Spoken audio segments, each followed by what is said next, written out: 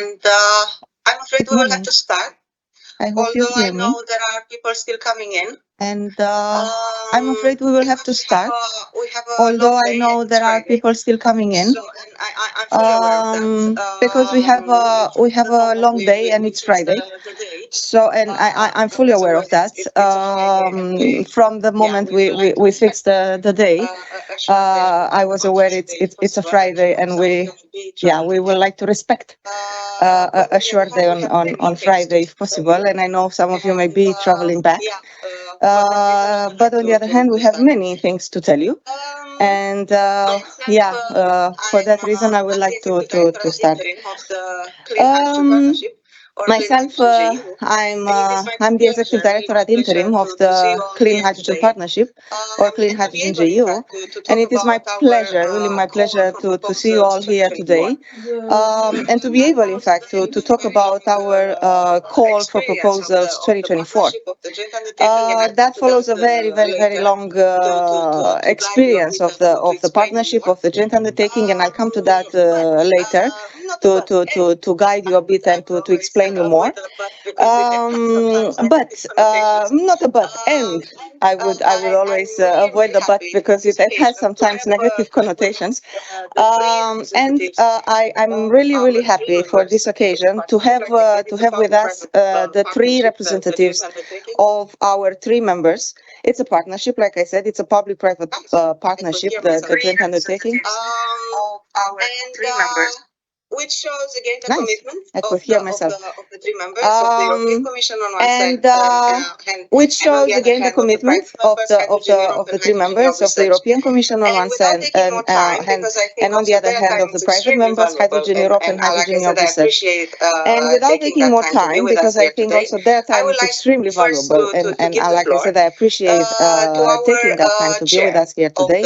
I would like first to give the floor to our chair of the governing board, and of course representing the industry, Hydrogen Europe Research, Ms. Melissa Verykios. Melissa, my pleasure. Thank you, Mirela. Welcome, everyone. I'm Melissa Verykios. I'm the president of the board of the partnership. Thank you, Mirela. Welcome, everyone. I'm Melissa Verykios. I'm the president of the board of the partnership. We're all here today. As Mirela just described, the partnership has shown strong commitment. We're all here today.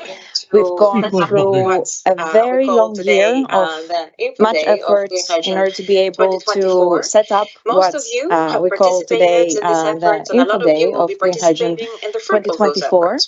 Most of you have participated in these efforts, and a lot of you will be participating in the fruit of those efforts, which is starting now. The calls were published just a few weeks back, just a few days back. I'm very pleased to see very many familiar faces.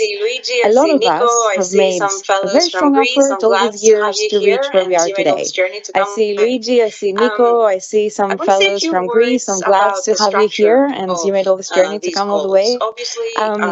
I want to say a few words about the structure of these calls. Obviously, what we do at the Clean Hydrogen Partnership and Hydrogen Europe and Hydrogen Europe Research is a very structured process that throughout the years, it's been now 16 years, almost 17, we've been structuring processes in order to make sure that we create transparency, transparent calls, all-inclusive calls.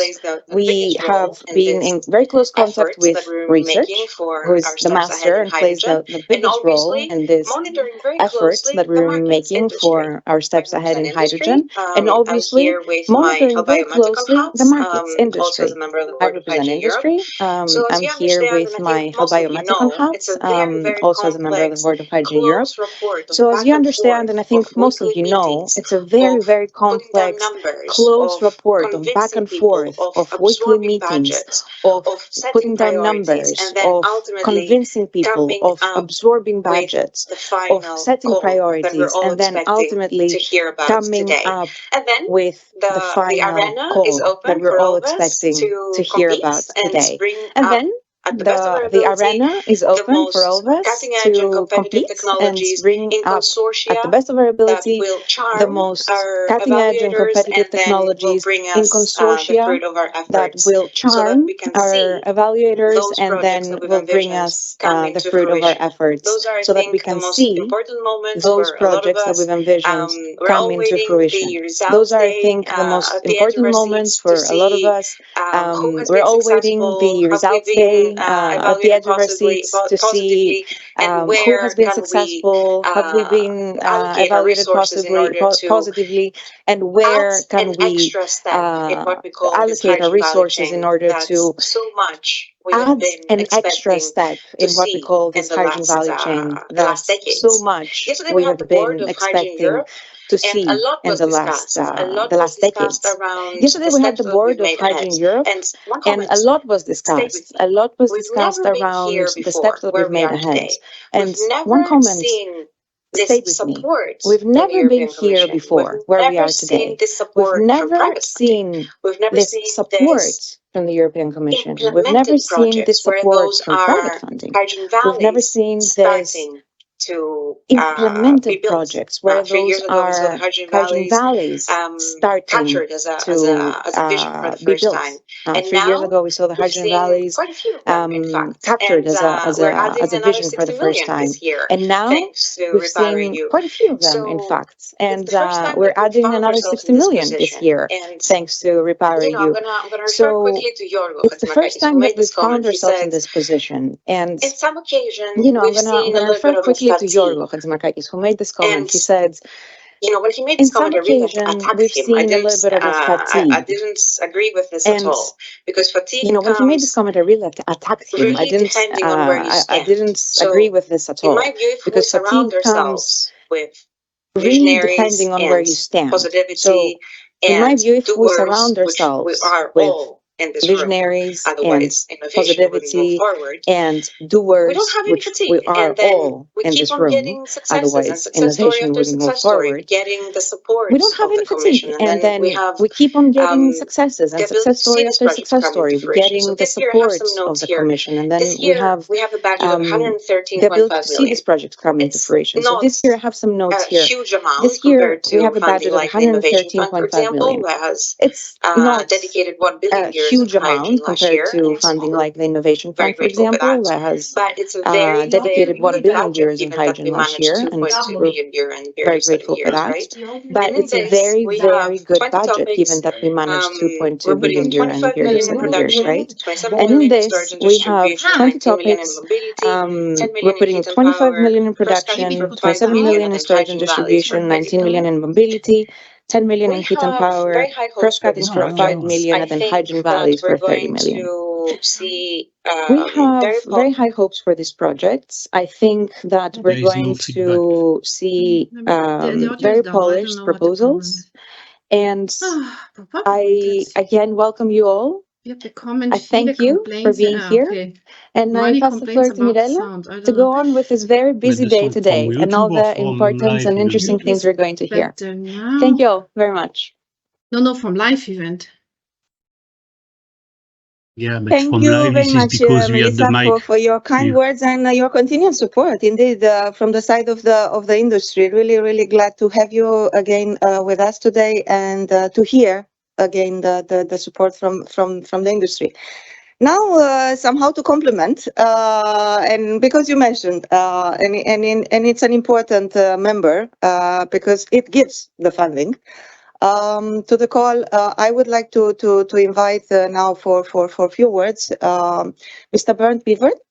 He's the head of unit in the Clean Planet Directorate of the European Commission, in charge of the joint undertaking and in charge of the R&I, if I can say, policy. Bernd, my pleasure. Dear Mirela, dear Melissa, dear Luigi, dear ladies and gentlemen, I'm a relatively new face to this crowd. It's really a crowd now, as I can see. So I started in November last year, replacing Helen Cray. I've been doing the Green Deal coordination before that in the Commission from the R&I perspective. Very happy to be with you here. basically passing the message from the Clean Planet, as my directorate is called. I had expected a clean sky this morning, but those of you who are familiar with the weather in Brussels, it's very difficult to have a clean sky. But we have clean hydrogen here, and I'm very thrilled to be with you here for the Info Day 24. I haven't been involved with the team in the 24 programming. I'm now involved in the 25 programming, but I have had a look also at the past activities, and what a year in 2023. We are now halfway through with the mandate. You have already spent more than half of the budget for fantastic projects. So we have kind of reached the peak with the budget. It's slightly going down, but as Melissa said, it's not only about numbers. Of course, it's about qualities, and it's still an important budget, the 113 million. And let me thank you, Mirela, and your team really for the excellent work of the JU, of the partnership, and together with the partners, with Hydrogen Europe Research, really doing groundbreaking research to deploy hydrogen technologies around Europe, because hydrogen is really one of the cornerstones of the green transition, but also of the competitiveness policies of the EU. And we have to see the link also in terms of jobs and growth. Melissa, you mentioned already the distribution according to the priorities in terms of production, distribution, storage, end users, but also cross-cutting issues, which is very important. Hydrogen valleys, and indeed great to see that thanks to Repower we can even top up the valleys. We are currently with my team working in the Commission on a hydrogen valley roadmap to identify a bit more in detail still what are the bottlenecks, what are the barriers, and what still needs to be done. Because we have ambitious goals in Europe, but also outside Europe. If you look at mission innovation with 100 valleys by 2025, we are almost there. So a lot has to be done in 24. I don't know if you know that 24 will be a special year because we have one day more to dedicate to hydrogen activities, thanks to the 29th of February. I don't know what you are planning for the 29th, but we have one day more. So it's really also a special year. We met Mirela and also with Melissa, Luigi at the Hydrogen Week. There was a panel session on the hydrogen valleys, and I was very happy to see some really of the flagship projects which were highlighted there, and great to see that we have again a lot of space in this program. It's also good to see that the focus is not only on conventional sources of production. We have included the topic also on seawater electrolysis. So I think it's important to look both at the conventional and the non-conventional sources, and that's indeed what research is also about, to be very flexible and open, because after all, I mean, if you look at the challenges which were also discussed in Dubai at COP, at the hard to abate sectors, we are far away from meeting net zero, and it's only R&I which can help us really as a compass to get to the 1.5 degree scenario from COP. I'm also glad to see that cross-cutting issues like skills are addressed. Mirela, we together with Yorgos last week, we launched the Hydrogen Academy event also to address these issues, because it's when you look at all the green transition challenges, it's a lot about skills to match our ambitions with skilled white, blue collar workers. It's about vocational training, and this has been also in the focus of our Net Zero Industry Act, which is still under trilogue discussions, but hopefully to be adopted in the coming weeks. I'm glad to see that the JU could fund also the skills event. So I would like to express, I mean, all potential beneficiaries a lot of success. I hope the program really attracts your interest. The budget is limited, so we don't have budget for everyone, but I'm sure that we will receive and the JU a lot of excellent proposals, and very curious to see then the outcome of the evaluation. I wish you a successful day, and now back to you, Mirela. Thank you very much.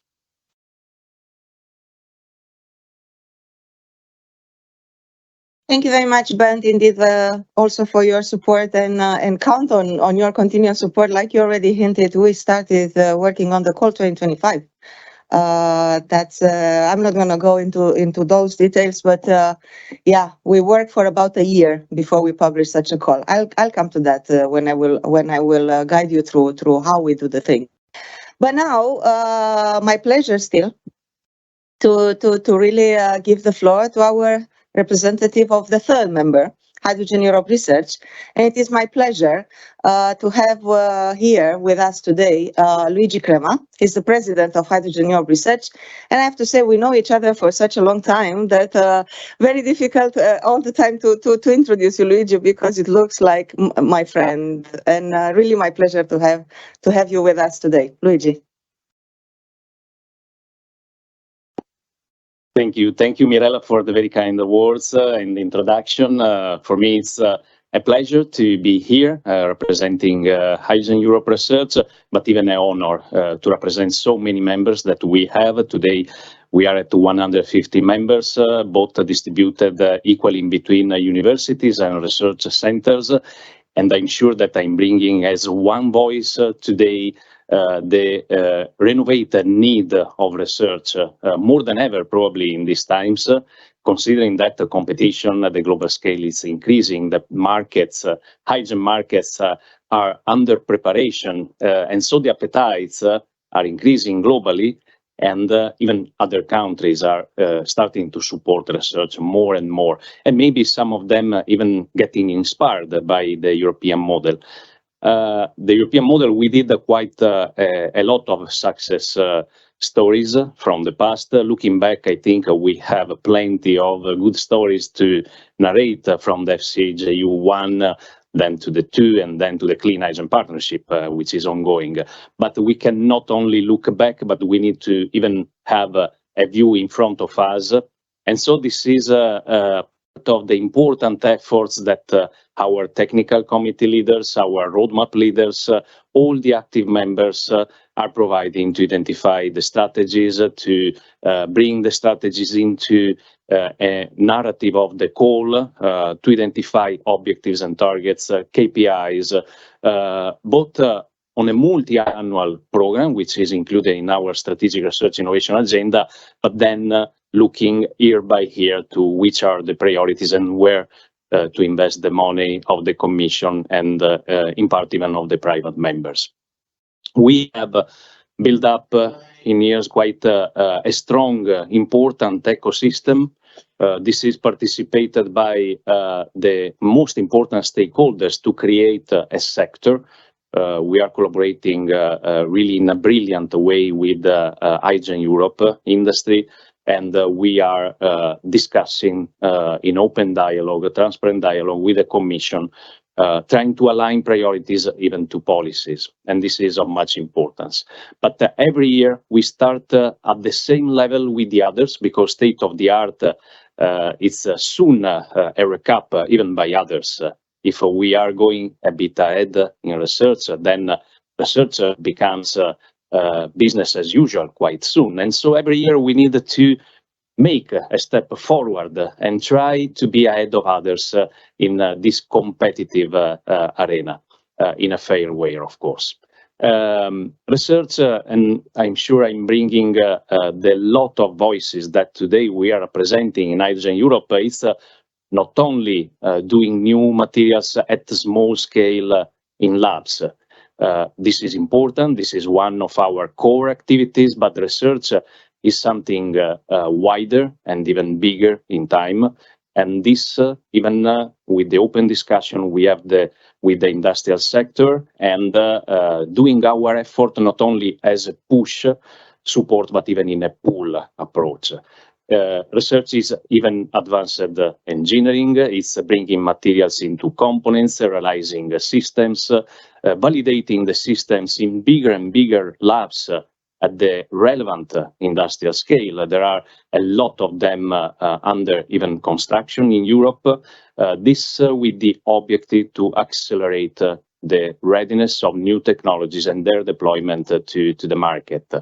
And we are convinced that we have even an important role in the so-called territorial initiatives, the hydrogen valleys, for example, in bringing lessons learned into new initiatives, in collecting data, in with a scientific approach, in saying where we have bottlenecks, where we have to improve in terms of technologies and implementation, and trying even to figure out readiness of the market and even bankability of the technology. This is one important aspect, and I'm sure we can give our contribution to reach this out.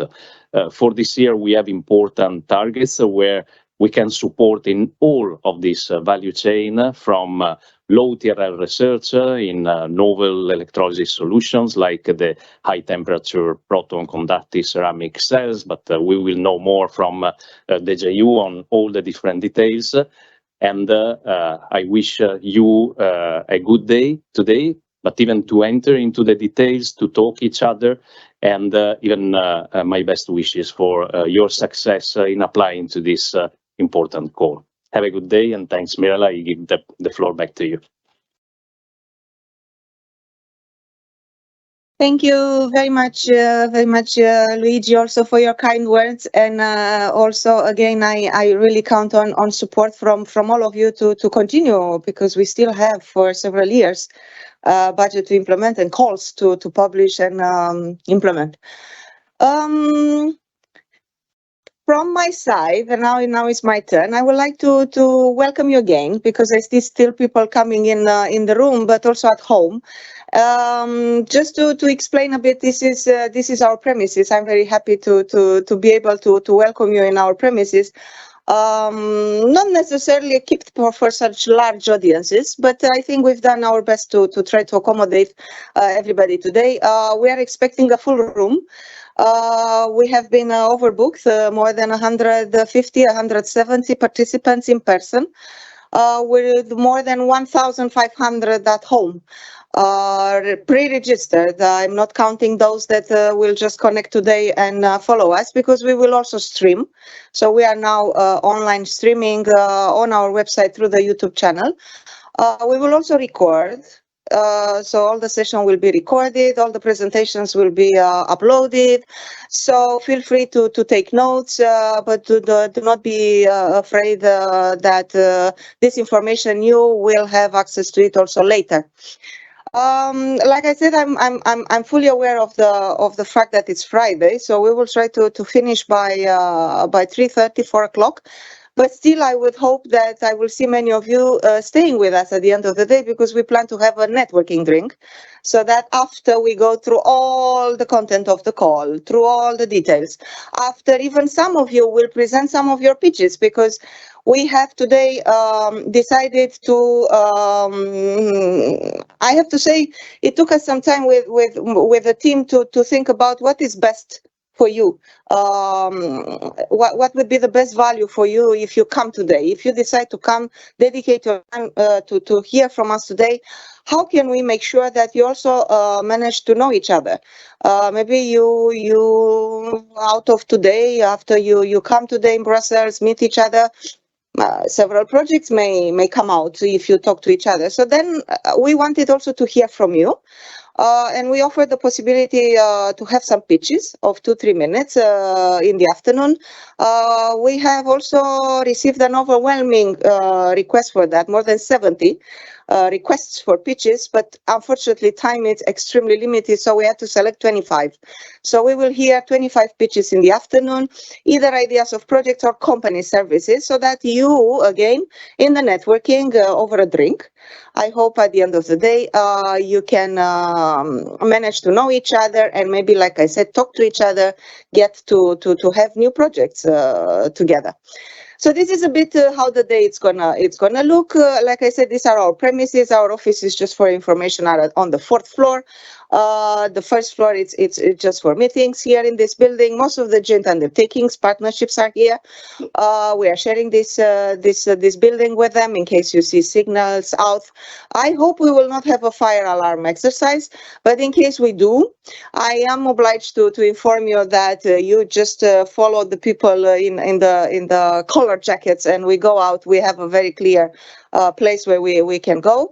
Then we will go, and I know I'm not following my presentation line, but I will go now into the further details on the agenda.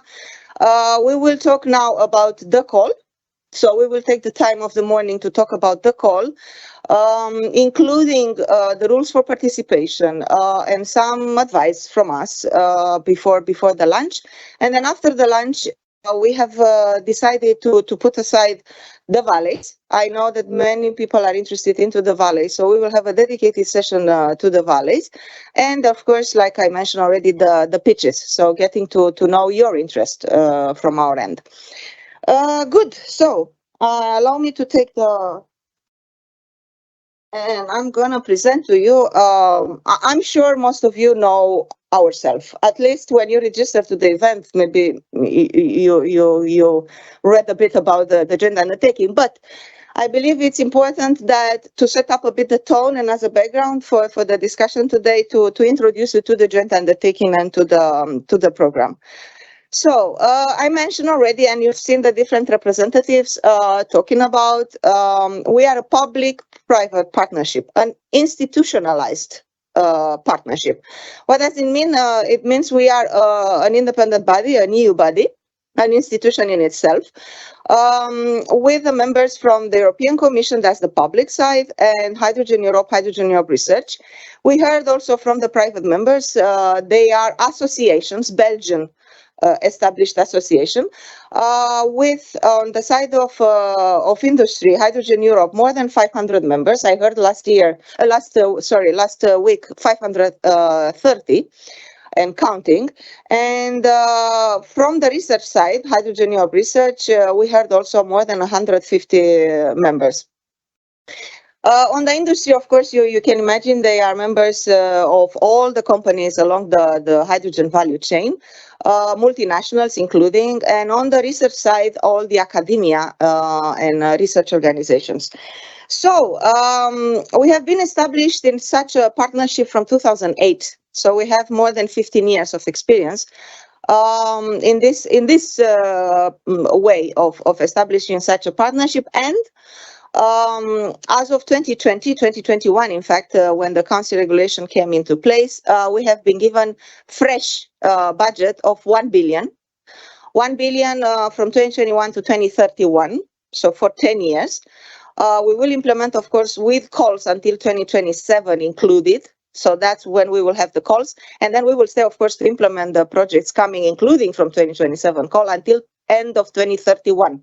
So just for you to understand. So we have the billion, and then the Russia-Ukraine war and crisis came in 2022, and the Commission decided with the Repower EU communication that hydrogen is an important solution to reduce our dependency from the Russian gas, and recognized hydrogen valleys as one of the tools to do that, and therefore, in that communication, decided to top up our budget with additional 200 million dedicated to hydrogen valleys, and we'll get to that in a moment when we will explain the budget.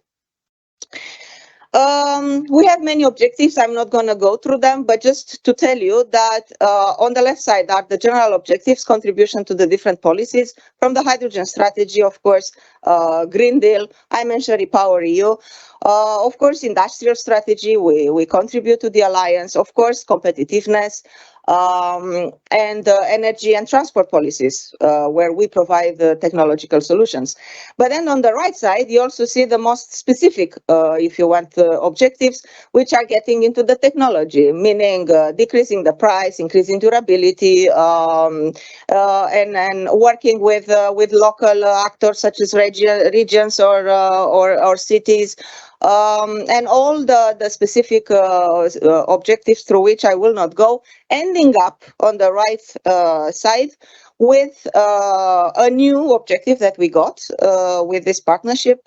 As the technologies are getting more and more into the field and close to the public, we really have to start working more with the public, increase public awareness, but not only awareness, but acceptance and even uptake. You will wonder what that's uptake. It's people ending buying these technologies. So this is a bit where we also have to complement, not only to support with research and innovation, but to do many other activities. And again, I'll come to that in a moment. Very nice pictograms here, but I'm coming with the wording. This is the chain, the supply chain, if you want, or the value chain, or the pillars, or we use many wordings. So that's how our strategic research and innovation agenda looks schematic. And these are this is where we try to put our funding for this until 2027 for these years. Starting from the production, and you will see some topics of the call of 2024 going across this chain. But this is where we will try to spend the billion plus 200 million, of course, for valleys. So on the production side, what we want to support across all these years is a renewable hydrogen production technologies. I say renewable. If you want, we can call it clean also, according to the hydrogen strategy. The taxonomy in the Commission is still developed according to the RED 2 or RED 3 directives. But we do not want to further develop technologies that are locking us into the fossil fuel solutions. So we look at solutions, of course, because it's research and innovation solutions that will produce clean or renewable hydrogen. Of course, the most funded and the most solutions are those based on electrolysis of all type of at all type of technologies, low temperature, high temperature, but also other routes of renewable or clean hydrogen production. And again, you will see through the calls the different technologies that we would like to develop and support. Then on the distribution, storage, we look at from the large-scale storage above ground and underground. So we need to develop technologies that will help Europe to really be able to store hydrogen. Again, like I said, underground, but also above ground in tanks in different forms, compressed, liquid, or even different hydrogen carriers. And I move to the liquid hydrogen carriers, such as ammonia or liquid organic. You will wonder why not methanol, because it contains carbon, of course. So I just said before that we do not want to lock ourselves into other fossil fuel-based or carbon-based technologies.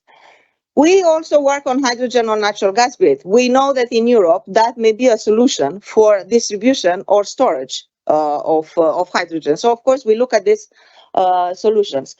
We look at hydrogen transport from point A to point B, of course, and again, all the different solutions, either compressed, liquid, or even in the form, like I mentioned before, of carriers in the form of ammonia. And then the last two points, compression, purification metering, not only for the hydrogen refueling station on the transport side, but also in case we want to use, for example, the hydrogen injected into the natural gas grid or for energy intensive industries.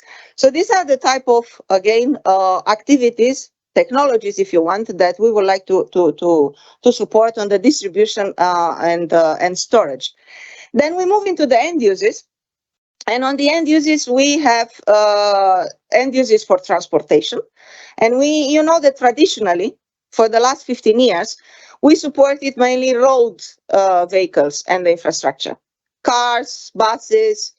But now, with this partnership, we decided with our members, of course, that we focus on technologies that will make a difference for hydrogen. We know that on the road, we have other solutions, such as the batteries, of course.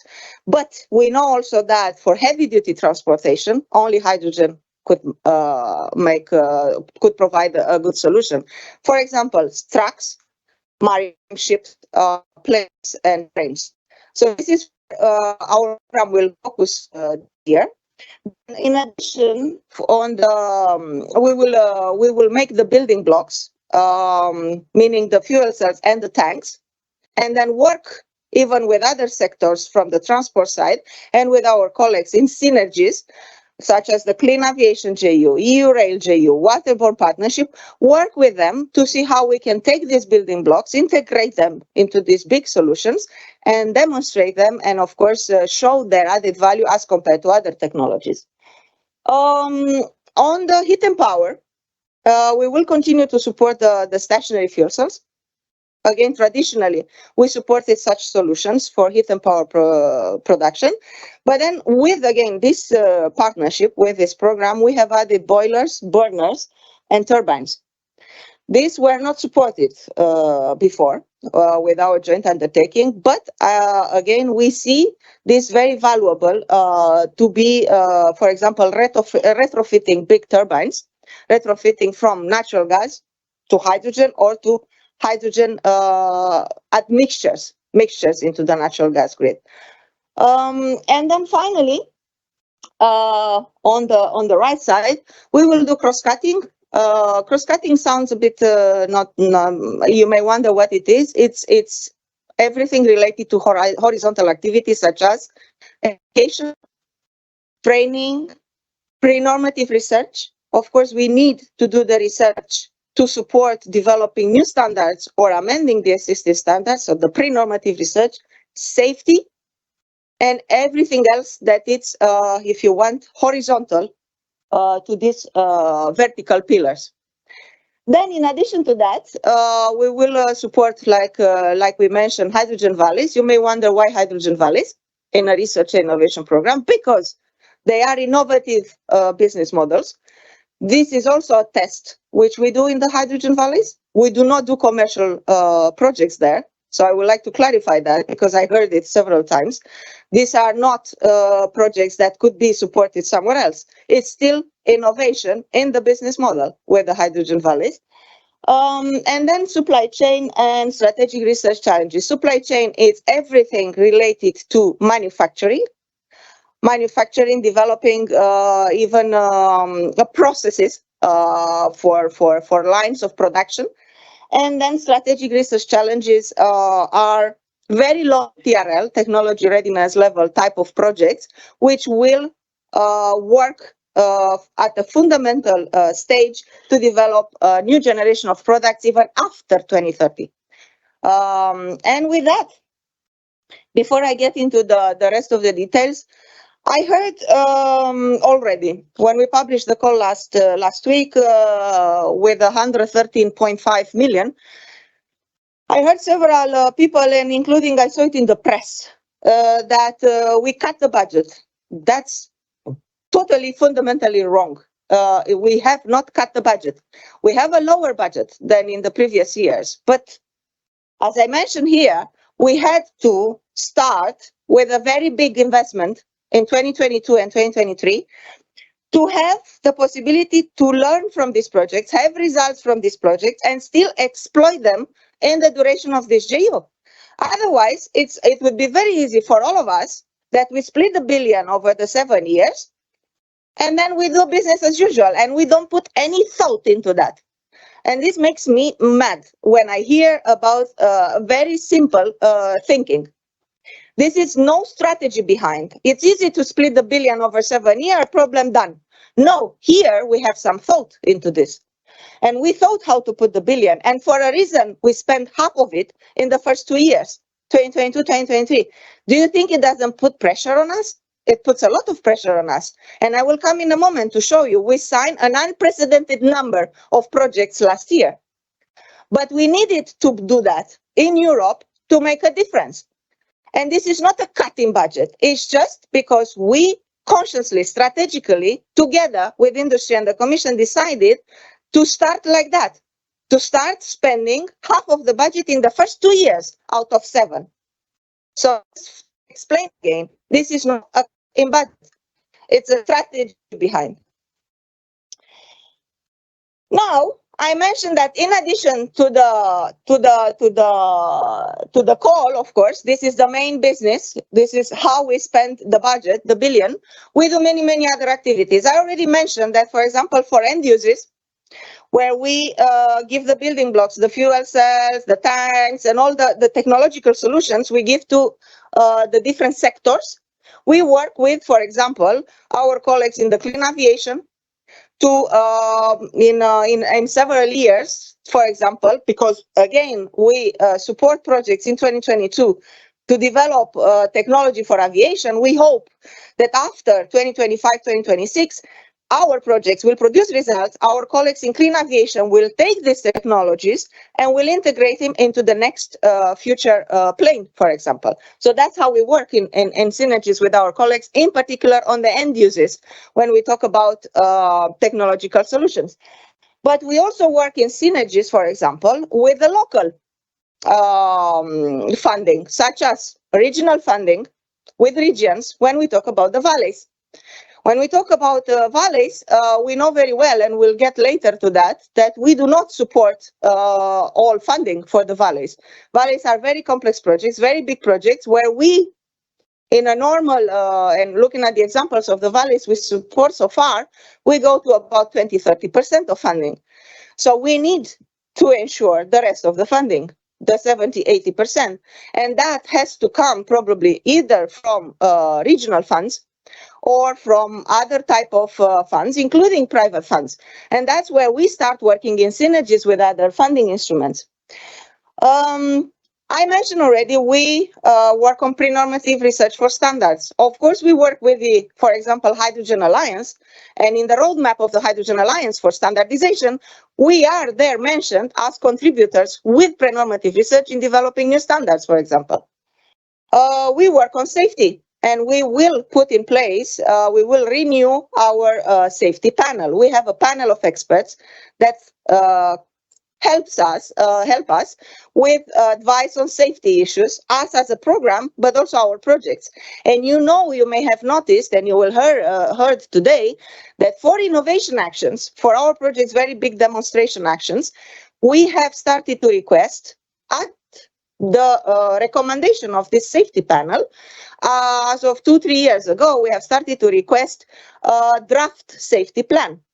We cannot afford to have incidents that will bring negative opinion, of course, on hydrogen. And again, it's linked to the public awareness and perception, of course. So we need to continue working on that.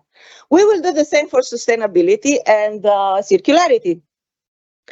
Again, you may wonder what is that? Why now? We don't have yet probably a problem of recycling, but we know in 10-15 years we will do that. So we need to think on a longer term and to have sustainability and circularity by design. From the moment we design a new product, we need to think about what do we do in 10 years when we will have to recycle that. So for that reason, again, we will have to put in place, and we will announce very soon, sustainability and circularity panel of experts. So we will also do that, and again, to advise us at program level, but also our projects on sustainability issues. Of course, we do knowledge management. We need to track how the technology progresses in order for us to be able, when we program, for example, for the call 2025, to be able to understand what is exactly the gap. Where is the technology? Are we far from reaching the targets of 2030? Do we have to put maybe more money in something than in something else? So we need to be able to do that on one hand. On the other hand, we need to be able to show to the citizens how did we spend the billion. Is it worth the work we are doing? How far are we from the target? So we need to be able to monitor our program against the targets, against the objectives I mentioned to you before, because again, this is a billion we give to the projects and we don't ask back. So we need to be able to show that. And for that, we have put in place a lot of knowledge management activities, and again, you will hear later. We continue to support the SMEs. We believe our program, it is a very good program to support SMEs, and we have several success stories, as you know, in the SMEs. Most of the electrolyzer companies that have been developed in Europe have benefited from our funding, and they are all SMEs. by the way. This is a success story, our program, our partnership for the SMEs for competitiveness. And of course, we support, in particular, our public member, European Commission, in the international cooperation efforts. We are not mandated to do international cooperation. Of course, this is the prerogative of the Commission, but we will always continue to support, and Bernd mentioned already our support to mission innovation by having this mission innovation Hydrogen Valley platform, where we try to track, map the hydrogen valleys around the globe. And of course, we do communication activities from our projects, but also at corporate level, without transforming ourselves, of course, into a lobby machine. We here do communication about the technologies, about R&I. We do not say hydrogen is the best. We believe hydrogen is the best. So, and not for a lobby reason. Now, I mentioned what we did, and the fact that we have not started 2 years ago. We started in 2008, in fact. That was when the council regulation came in place under FP7, 7th Framework Program. And we are counting. That's why we put that, including FCHGU 1 and 2 legacy.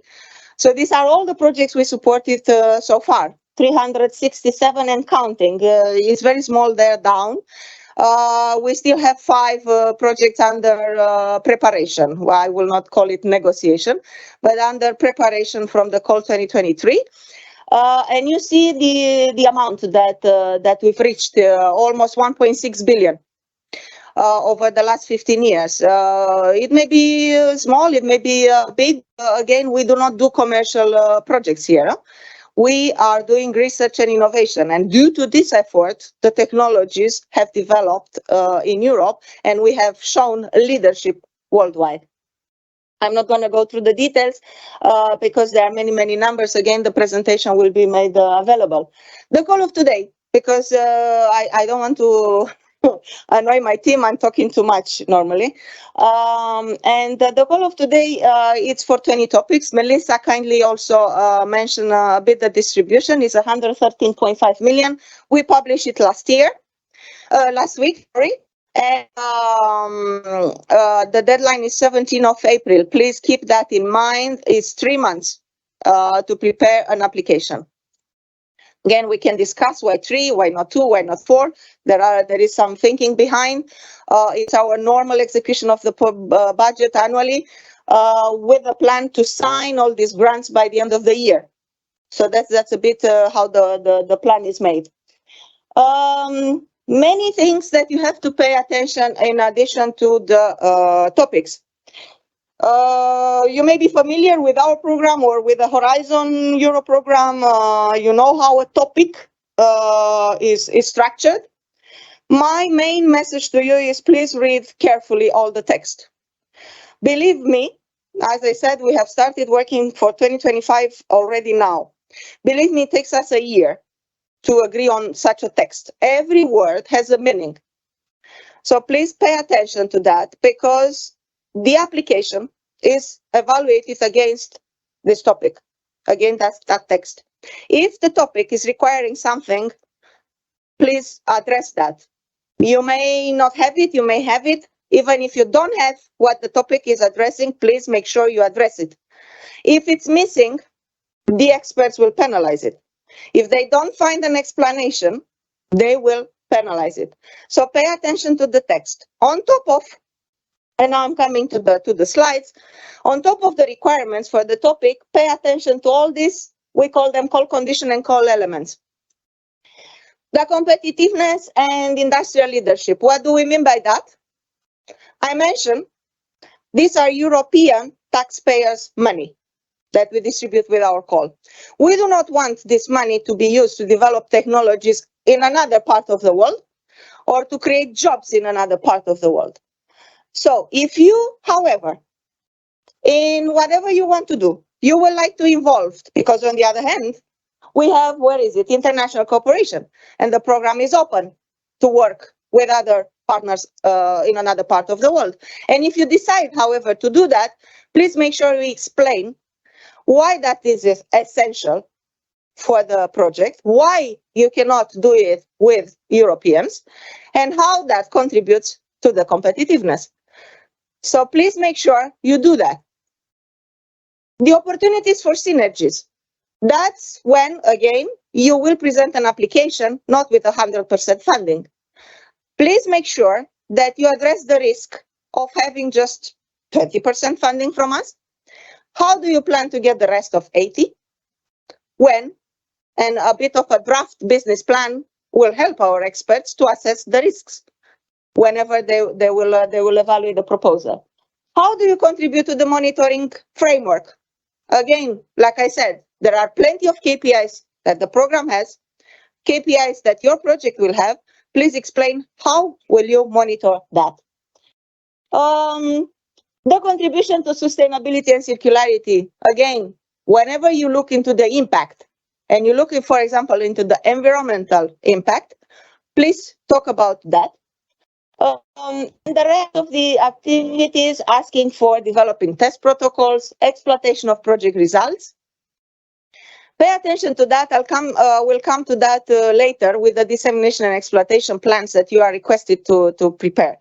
We have seen in our projects very often, in the applications, not in the projects, in the applications, in the proposals, a very good project, technically, proposal made, but with a very bad plan for communication or dissemination or exploitation of results. That it's not good, and it's penalized again by the experts under the impact criteria. So please pay attention to that. It doesn't exist a project in particular where we support or fund 100%, in which, for example, all deliverables are confidential, or they are not planned to be distributed or disseminated further. You really need to do that. 100% funding requires that the results are shared with the community. So please make sure, and if you don't want to do that because maybe you have an industrial partner that probably wants to take some of the results in a confidential manner and exploit them, then please explain that. So all these things are extremely important, and please pay attention to them.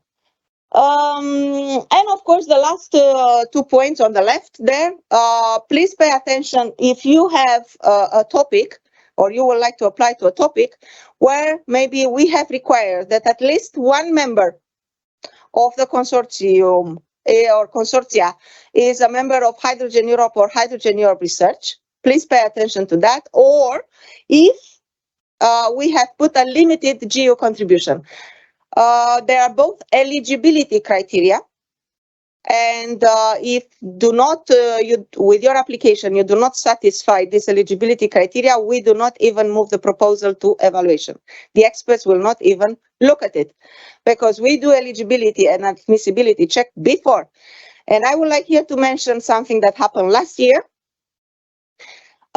We received 2 applications, one with few cents more than the limited contribution, and one with €300 more than the limited contribution. We have spent some time with the legal service of the European Commission. We have accepted the few cents as a clerical error, but as an exception. But the one with the €300 added to the 20 million, that we rejected as not eligible, and probably was a good proposal. That was not even read by the experts. We could not do anything. That's a very clear eligibility criteria. So please pay attention when you prepare your application. And please do not wait for the last moment, because maybe that's what happened there. The 300 probably came a bit on the top of the 20 million, maybe in the last, in the preparation of the last version of the application. Please take your time and submit the application at least the day before. The system for submitting, it's fully electronical, and again, it's going to be explained. The system allows you to overwrite with a new version. But please make sure that at least the day before, you have a pretty final version that is correct. Because then if something goes wrong, you have it. So please pay attention to all these requirements because they are extremely, extremely important. I think even the system blocked. Okay. One more thing I want to add on the valleys In addition to the two topics, and again, we will go in this afternoon in a dedicated session to explain the two topics. They are similar to those of last year or the year before. We have one topic on large valleys and one on small valleys. The difference is the quantity, the volume of hydrogen. And again, that will be explained later in this afternoon. We have 60 million topping up this 30. So we will have 20, in fact 29, 20 large valleys, 9 small valley, and then on top of we will have 60 to take even more than 1 and 1 in case we have successful applications. Even if we don't have sufficient funding and if we have so many successful valleys, we have put in place this seal of excellence. The seal of excellence is something that we will give to the proposals in case we do not have sufficient funding, so that they can go to their local authorities and get, if there is local funding, they can get funding based on our evaluation because it has the seal of excellence. And finally, on the right side there, this is a novelty of this year.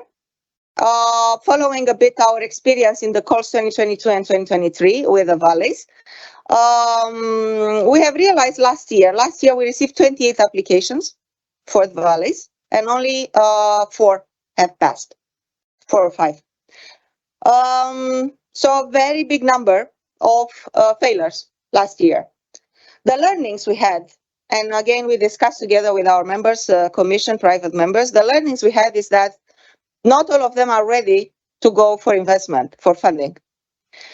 And they need a support before that, a support in developing the project. And that's, maybe you heard it in other places or even with our program, the so-called project development assistance type of support, which we would like to put in place with a Valley facility. So in addition to the call that we published last week, in addition to the funding, the grant support, which I put there on the left side, we will also put in place this year, hopefully by the summer at the latest September, we will put in place a Valley facility that will support either ideas to come into projects or further develop the projects to go to the stage where they are able to go to funding or investment. So please look at us on that side. If you are not ready to submit to the call, please look and follow us, because we will also put in place this facility and we will call for applications also to get that type of support later during the year. Okay.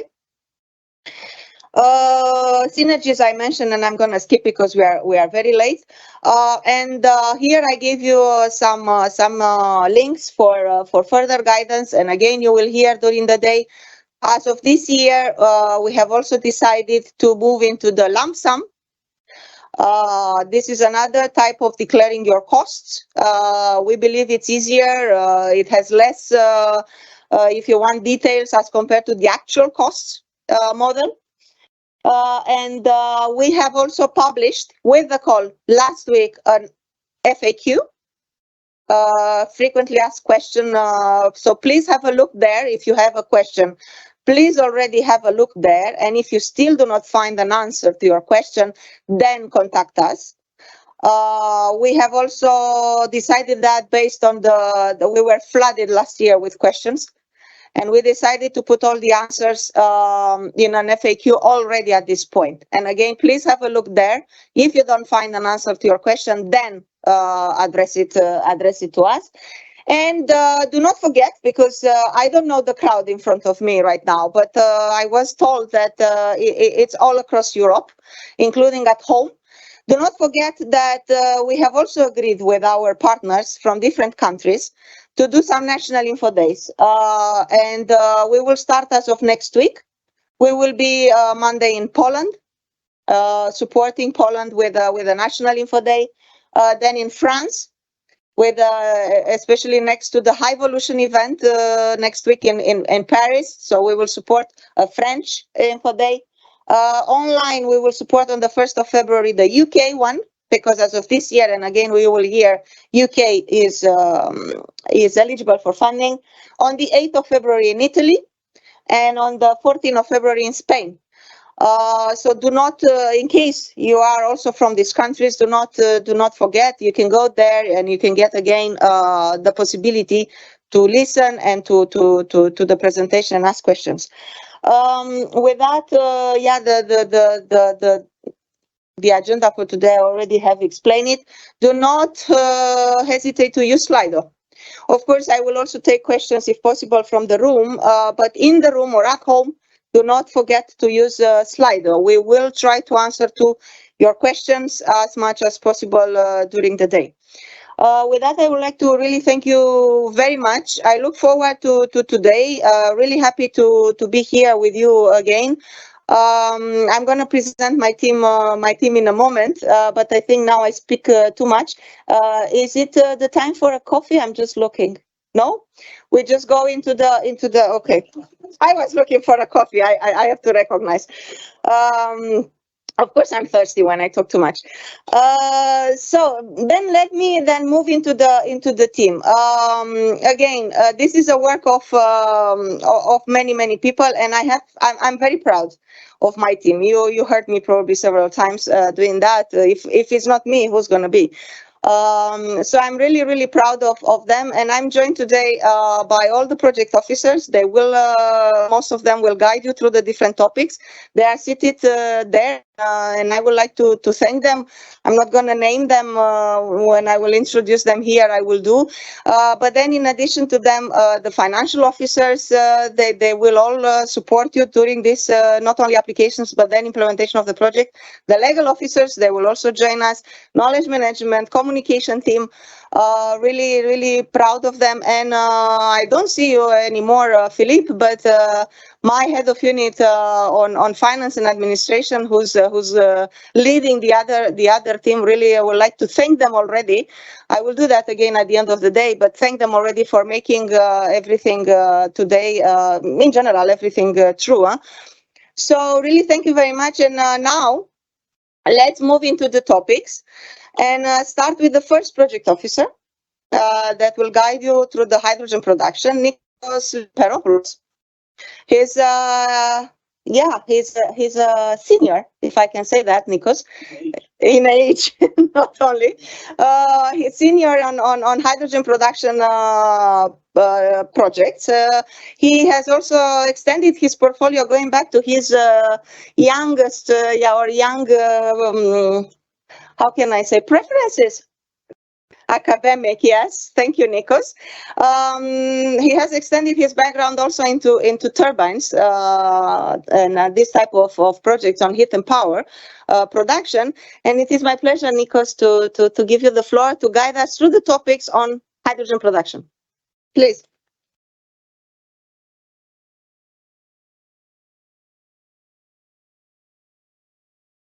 Thank you, Mirela. Good morning, ladies and gentlemen. Indeed, my name is Nikos Limperopoulos. I'm one of the project officers at the JU.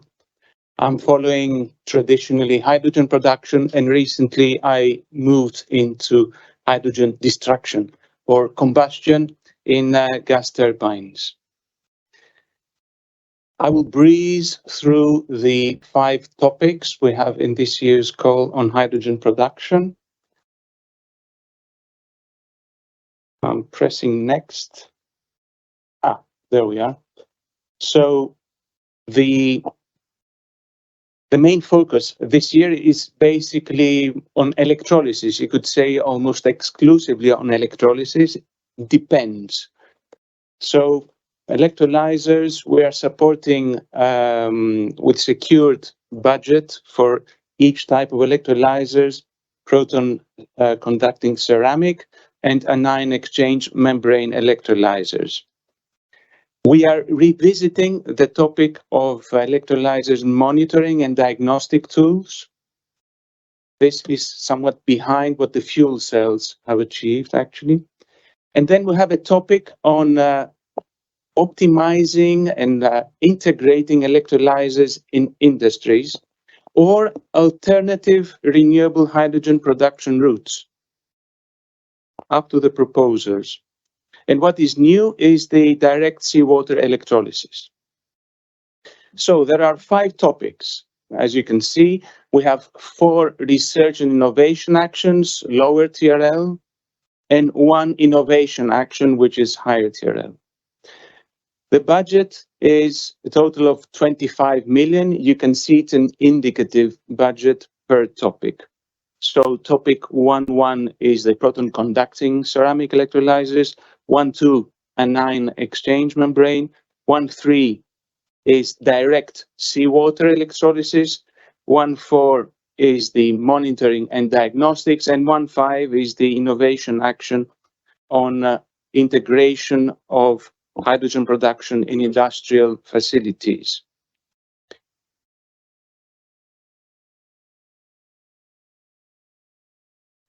Look, this is gonna work. Yeah, sorry, one too many. Right, so topic 1.1, the proton conducting ceramic. The aim here is basically to somewhat reduce the temperatures.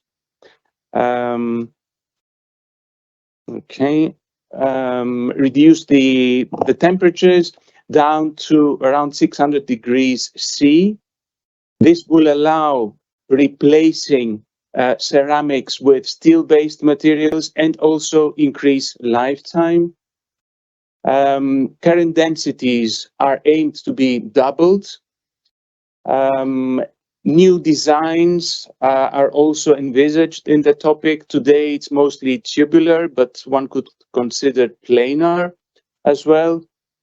The proposal should also address scalable manufacturing and should also work in developing testing protocols and accelerated stress tests.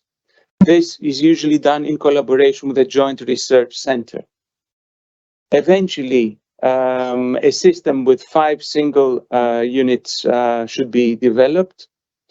A stack with more than 150 centimeters squared of active area, testing of more than 2,000 hours, and with some degradation targets mentioned there. Topic 1.2 is the advanced anion exchange membrane electrolyzers. We have supported projects in the past. They're clearly very low TRL, 2 kilowatts. Now there are projects like Hercules that are looking at larger powers. Here we're going to 50 kilowatts and 50 bar pressures that can feed directly industrial clients. 500 square centimeter active area cells, high current density, 1 amp per square centimeter, temperatures almost up to 90 degrees C. There are targets for the electricity consumption per kilogram produced, quite challenging, but allows one to go up to 1 mole potassium solution per liter of water. And still some critical raw material catalysts are allowed. The target is one day to go to 0 there. Testing of 3,000 hours, targets on degradation, and again using harmonized EU testing protocols of the JRC. Direct seawater electrolysis, the new subject.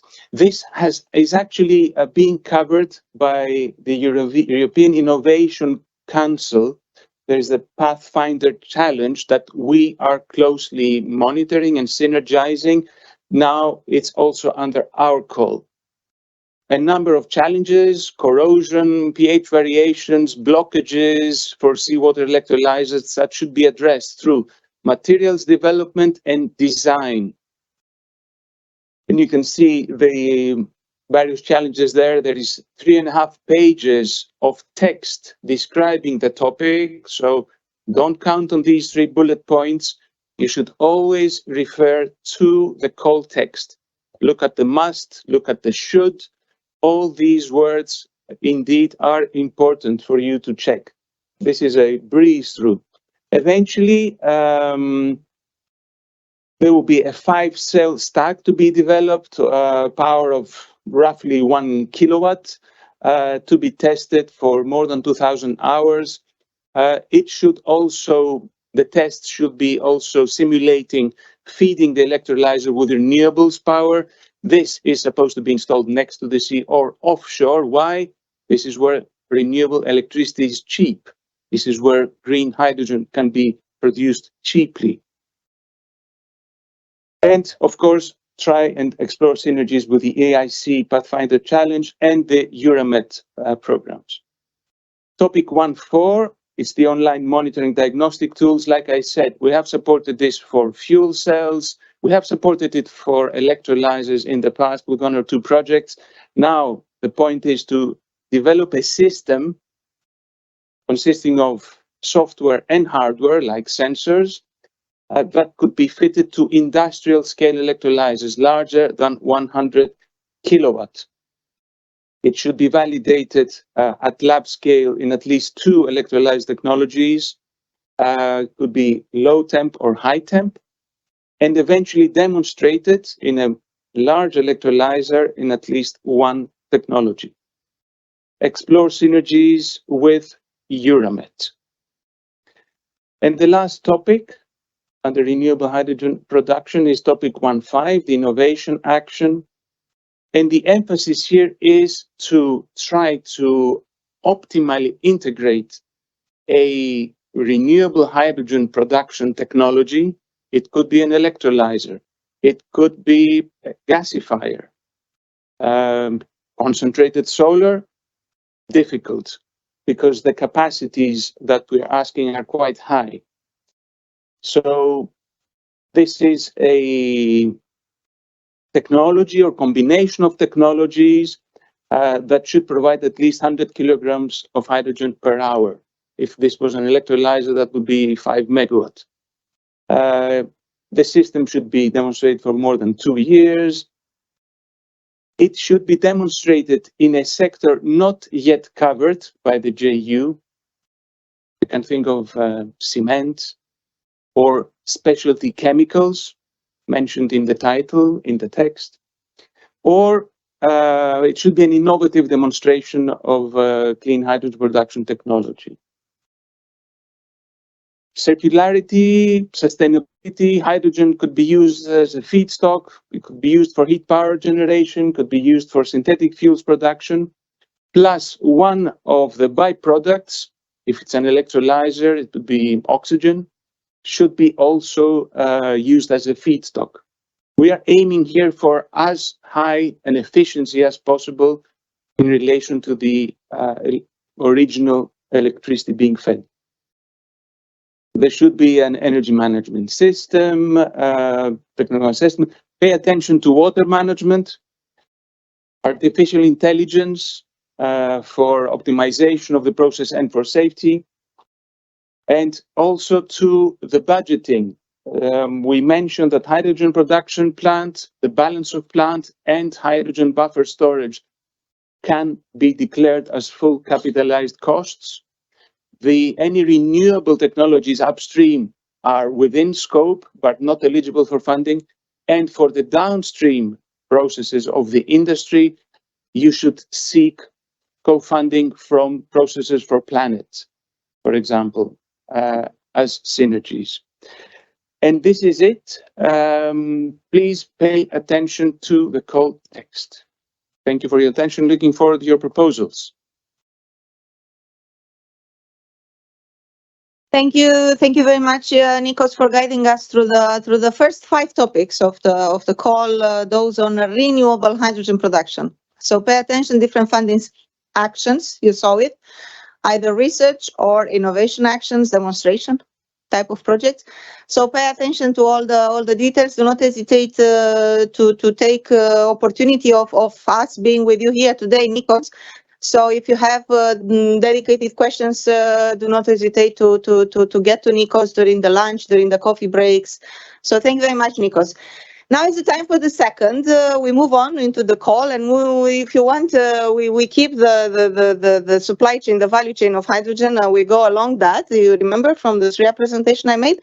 So we move into the distribution and storage of hydrogen, and I would like to give the floor to Dionysis Tsimis. He's another project officer of my team, and Dionysis also with a lot of experience, not only on production, but also on now distribution and storage. Really my pleasure, Dionysis, to introduce to these topics. Thank you. Thank you very much, Mirela. Good morning, everyone. I have the pleasure to walk through the 5 topics we have also on storage and distribution on this side of the program with you. So I'll give you a brief overview of the topics, of course, but first, just to look at the overall picture, we have quite a diverse set of activities in this sector. In the storage part, we're looking both at the underground storage topic, looking at microbiological activity and how we can de-risk that, and also on above ground, we're looking at novel above ground storage solutions. On the distribution side, we are looking at scaling up prototypes, both on compression and purification. And in terms of what's new in this chapter, it's really the scale up of hydrogen refueling stations to much higher capacities, up to 3,000 kilograms per day, and the ability to serve both non-road and road heavy-duty applications. And this is just an overview of the 5 topics with their budget as well. You can see we have 2 research and innovation actions on storage, and on the distribution side we have 3 innovation actions. Disclaimer here: the budget you see here, in some cases it's indicative, in other cases it's a maximum budget. So please pay attention to the topic descriptions. It is listed in the call conditions which ones have a cap. If you go above that, as Mirela mentioned, you will be not be evaluated. So on the first topic, on underground storage, last year we went to the macro scale. We looked at 1,000 tons storage flagship projects, and this time we're going to the micro scale. We're looking at the investigation of microbiological interactions in porous media. And the aim overall of this topic is to try to do a risk assessment of what kind of risks these microorganisms present in various sites across Europe. The topic should develop methodologies to allow cross-laboratory testing, and it should also provide with storage site operators with some clear guidelines and protocols in order to assess these risks presented by the presence of these microorganisms. And in order to maximize the impact of this topic, there is a requirement to have a wide coverage of storage site operators across Europe. Going above ground on the second topic, we're looking at novel storage solutions. Looking to advance the TRL from 3 to 5. The key message here is to try to reduce the footprint of the technology in terms of the density of the storage, going to 40 kilograms of hydrogen per meter cube, but also to lower the capex and demonstrate the scalability of the solution within the topic, so that this capex can be demonstrated at 20 tons. The minimum storage capacity of the demonstrator should be at least 100 kilograms. That's it from the storage side. Moving on to the distribution topics, where we have 3 topics. Here, the first one, topic 2.3 on the last 4 digits. The rest is all the same. Demonstration of hydrogen purification and separation systems for renewable hydrogen-containing streams in industrial applications. The key word here is renewable hydrogen-containing streams. Here we're looking at scaling up the prototype to at least 100 kilograms per day. We've had projects of this nature in our program before, but at much smaller scale. The key issue here is scaling up. The demonstrator should demonstrate a reduction of the energy consumption by 25% compared to the standard available technologies. Again, we're looking at a 100 kilogram per day system, which should be demonstrated at TRL 7 for a minimum 3,000 hours, and it should provide a levelized cost of hydrogen purification of €1 per kilogram. The next topic on compression. Here, the key, what we're looking for is really flexibility in terms of the compressor's ability to be integrated to renewable energy sources, and flexibility in operation in terms of being able to cope with difficult conditions. The aim is to look for the direct coupling of the compressor to renewables. Important thing to stress here is that the demo site of the compressor should be secured ahead of the proposal submission, and should show that it has real access to renewables. Flexibility is also required, both in terms of the inlet pressure, but also in its ability to cope with the fluctuating renewable energy system. And as I mentioned, the ability to cope with difficult climatic conditions. And the last topic, if the clicker allows.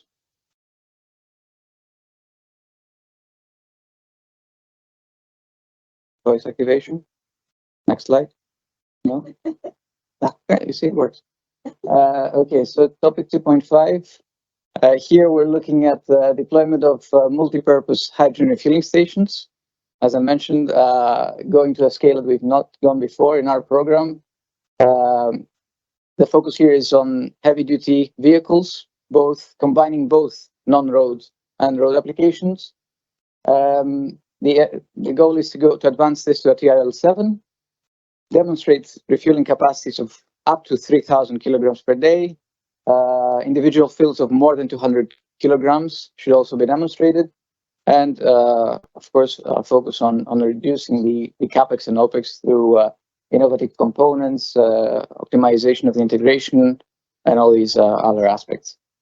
And last but not least, it should incorporate some standardization of the equipment to allow to provide the development of protocols for safe and reliable refueling. And that's the main let's say gist of it. I would like to thank you very much for your attention. As you see, I've gone very quickly through the topics, allowed to help us advance to the coffee break, which you're all eagerly awaiting. But before that, we will go to you, Mirela. Yeah. Thank you for your attention. Thank you. Thank you very much, Dionysis, also for guiding us through the following 5 topics of the call. So we'll get to the 20 in about half an hour, I hope, or maximum 45 minutes. I'm looking at the last speaker because he is always the one punished. He has to speed up. Anyway, thank you, Dionysis, very much. And again, do not hesitate. If you have questions on these 5 particular topics, do not hesitate again to get in touch with Dionysis in the breaks and get answers to your questions. Now, we move into the end users, and we start with transportation. And in that one, my pleasure is to invite this time Luca Feola. He's another member of the team, not a Greek this time, it's an Italian. We have a very European team, however. And it's my pleasure, Luca, to get you on stage to guide us through the topics for end user applications transportation. Luca is a more new member of the team, but I have to say it looks like he was with us forever. And really, really happy to have you, Luca, and to have you with us today to guide us through the topics. Thank you, Luca. Okay. Thank you for the kind introduction, and good morning to everyone. I will guide you indeed through 4 topics for the transport applications, which is always one of the most desirable application that we have, also in terms of budget in our JU. This year we have 4 topics, and the main focus of the topics is the maritime and heavy duty applications, which spill over to different type of application also aviation, road transport, and heavy duty in general. But the key focus of the four topics are the balance of plant, which is also a novelty of these topics. And in balance of plant, we have the upscale and the design of different operational strategies. And for the maritime, it focused most on the integration and the demonstration of the maritime applications. Indeed, what is new on our topics, balance of plant, in particular, the scale up of the balance of plant. For the maritime, the novelty stays in the new type of storage solutions. And also a novelty which is common for other type of calls as well is the synergy between topic of the same code. And so we will see in the transport application, but also with existing projects from the previous calls. Going more into the detail of the budget and the type of actions. So I already said we have 4 topics this year. So there are 2 on the balance of plant and 2 on maritime.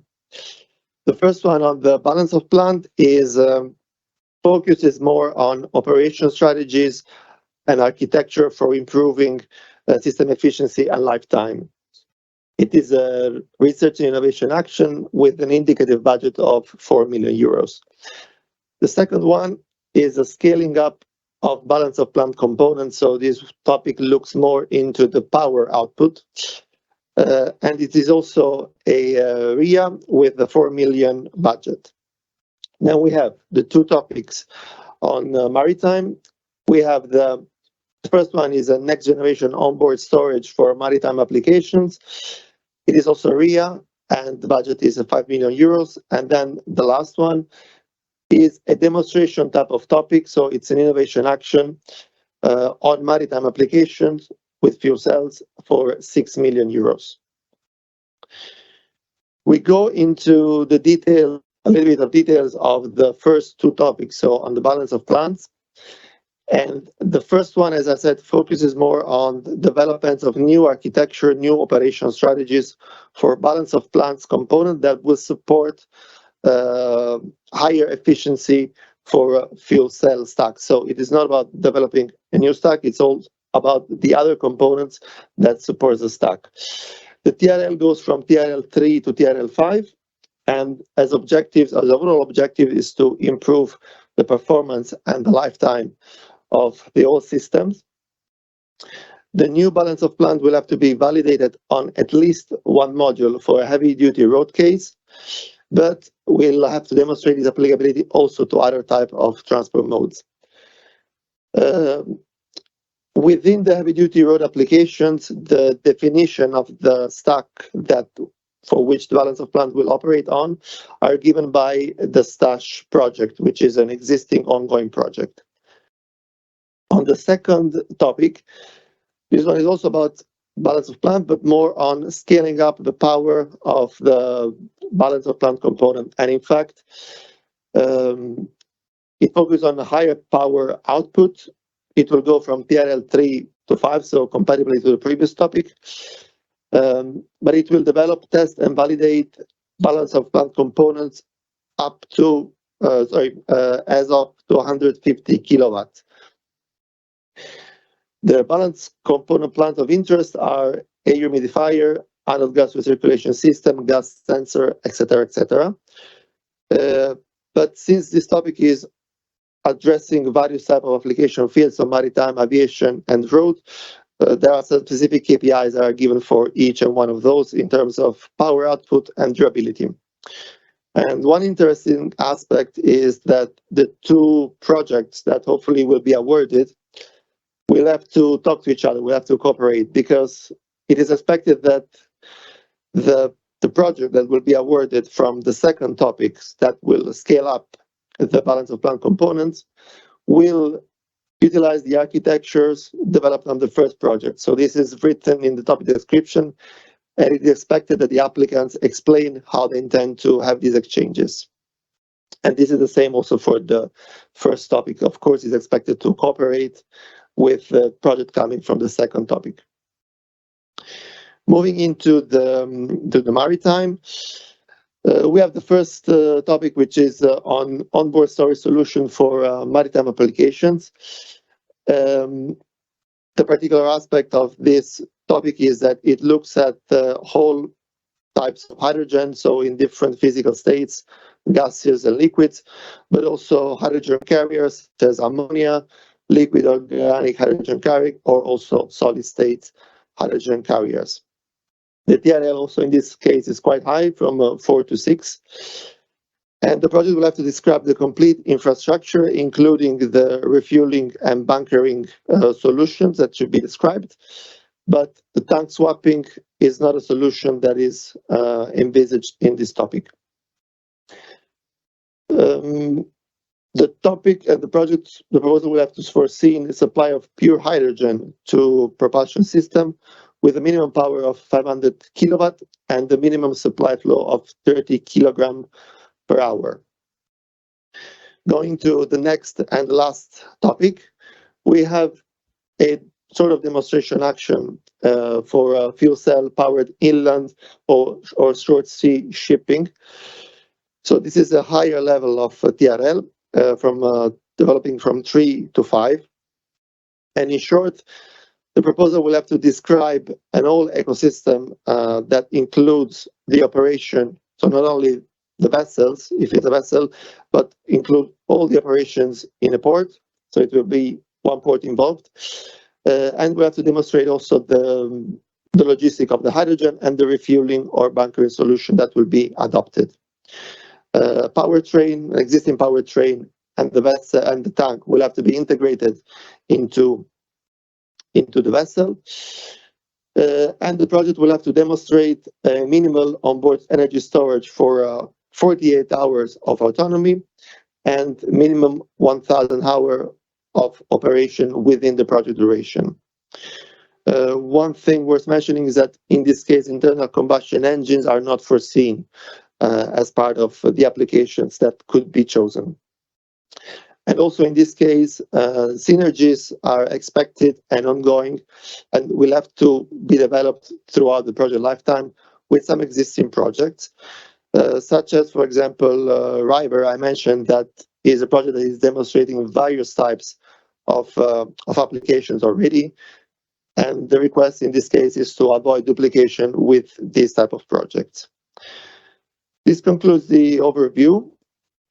Again, we will be available for questions later during the coffee break. And for the time being, I leave the floor to you, Mirela. Thank you. Talk to you later. Thank you. Thank you very much, Luca, for guiding us through the other 4 topics on the transport application. We move on. So we've reached what? 14? 5, 4. So we are getting there. 20 in total topics for the whole call. Now it's my pleasure to give the floor to Eleni. Eleni Zaferatou, yeah, Greek, but woman. So we still look at the diversification of the team from other type of criteria. But my pleasure, Eleni, to have you here also with us today to guide us through the topic on heat and power production. Eleni also has a vast experience, like all of the project officers, not only with us but with other institutions. And again, Eleni, happy to have you and to guide us through all the topics. Thank you.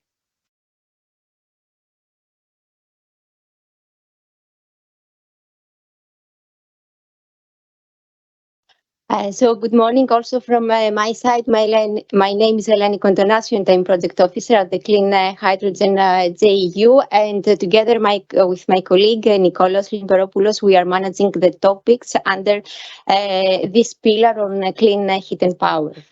I will contribute to the 20 topics with 2 topics under this pillar, one on fuel cells and one related to gas turbines, the 2 areas that we are covering in clean heat and power. The main focus is on developing and demonstrating the next generation fuel cells, and specifically we focus in 2024 on portable, robust, long-term autonomous fuel cell systems.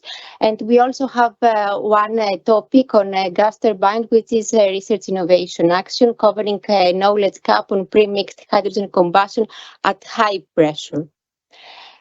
So we have two topics. The first one on fuel cells. It's an innovation action, a demonstration action with a budget of 5 million euros. As it was already highlighted, please pay attention to the eligibility condition, because also Mirela explained this morning. This also belongs to the topics which, if the if the requested JU contribution is above this 5 million, the proposal will not even reach to the experts. So you might have a very good proposal, which unfortunately would not be read even by the experts. The second topic is a research innovation action on gas turbines. It's with a total budget of 4 million euros. Taking a more closer look, topic 0401, named portable fuel cells for backup power during natural disaster to power critical infrastructure. With this topic, moving from TRL 5 to TRL 7, we want to see the development, but also the demonstration of a lightweight, robust, containerized and modular zero-emission portable fuel cell. We have seen in the past portable fuel cells. Thank you. Thank you very much. Any other question in the room? Yeah. A mic is coming to you. There you go. John Jordan, North Sea Hydrogen Ports Maritime Community. Although I'm representing a North Sea organisation, I'm resident in the United Kingdom, and I would just like to stress our new relationship, that we are back in the calls. UK government, like the EU taxpayer, has put money into our participation. We were participants right up to the end of the last programme, when the unwise decision of Brexit took hold. And I've worked on FCHJU projects very successfully. I mean, the projects are successful, not my work in them, but we are and have been very excellent and reliable partners, and we're looking forward to restating our role in the partnership. Hopefully one day as full partners, not as session members, but just to say we're here. Thank you. Thank you for that clarification. We were going anyway to add that later. But thank you for introducing that point. Also, indeed, as of this year, as of this call, UK is back as associated country to Horizon Europe, and of course, including to our partnership. So you are indeed eligible for funding. It didn't stop you to be part of our projects before in 2022 and 2023. It's just that we didn't give the money. But you are still in the project, and your government indeed, and we appreciate that, your government supported that part of beneficiaries, yeah. It was more difficult in the first 3 years, and I think a number of UK partners worried about this relationship. We were always told we were going to join, UK government told us we were going to join, and we wanted to see the colour of their money, really, before a lot of UK partners join. Happy to have you back. We have many successes in UK, and happy to have you back. Good. Any other question in the room? No? Okay, let me try to. I'm very aware of the time, otherwise you make me a sign if we go beyond the time. So I'm looking at the question from home. Or maybe from the room, but in Slido. Let me see. I'm going to take on topic 2.1, Dionysus. How many storages should approximately be included? Is there a requirement concerning the coverage of specific geological preconditions? So I believe it's the first topic on microbiological. Yes, thank you, Mirela.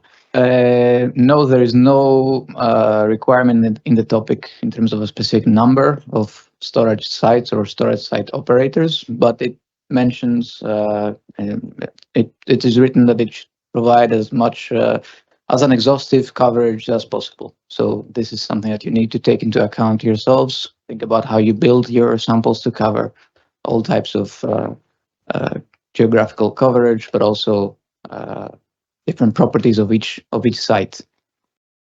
Yeah, thank you, Dionysi. Another question from home, several in fact for you, Nico, so that's why I grouped them for the production side. So first on the topic 1.5, somebody is asking if only one sector demonstrator is considered for this topic, or it's encouraged to include a variety of sectors.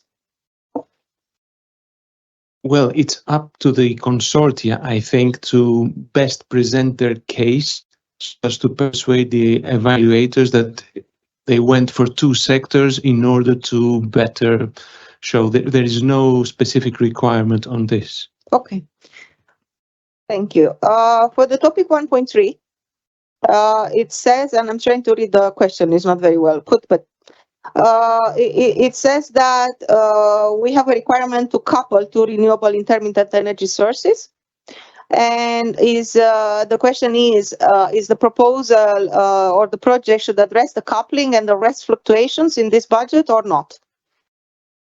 Well, we're talking of a small system here. I think it's a tabletop kind of experiment.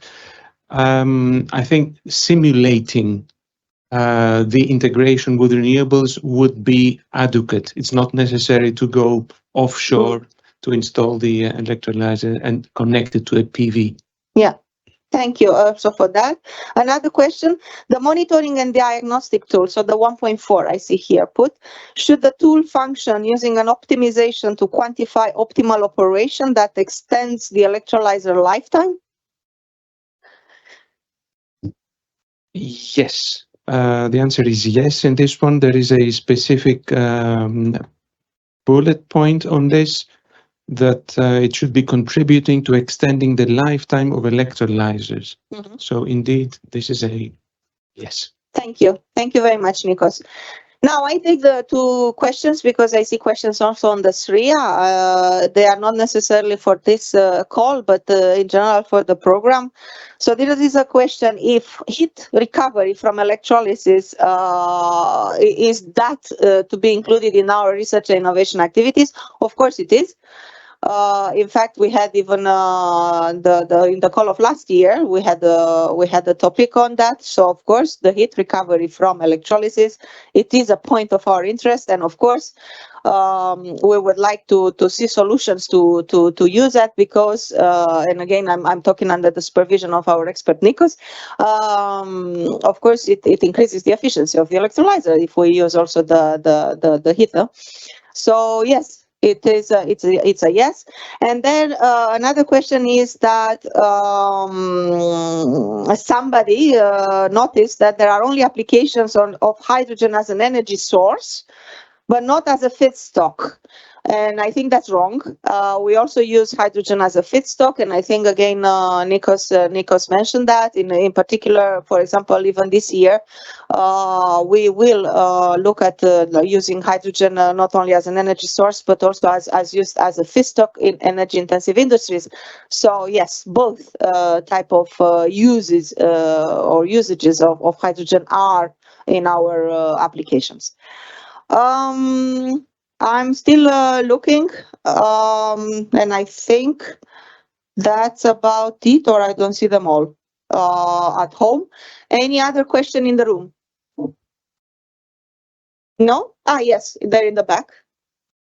Wait a bit for a mic.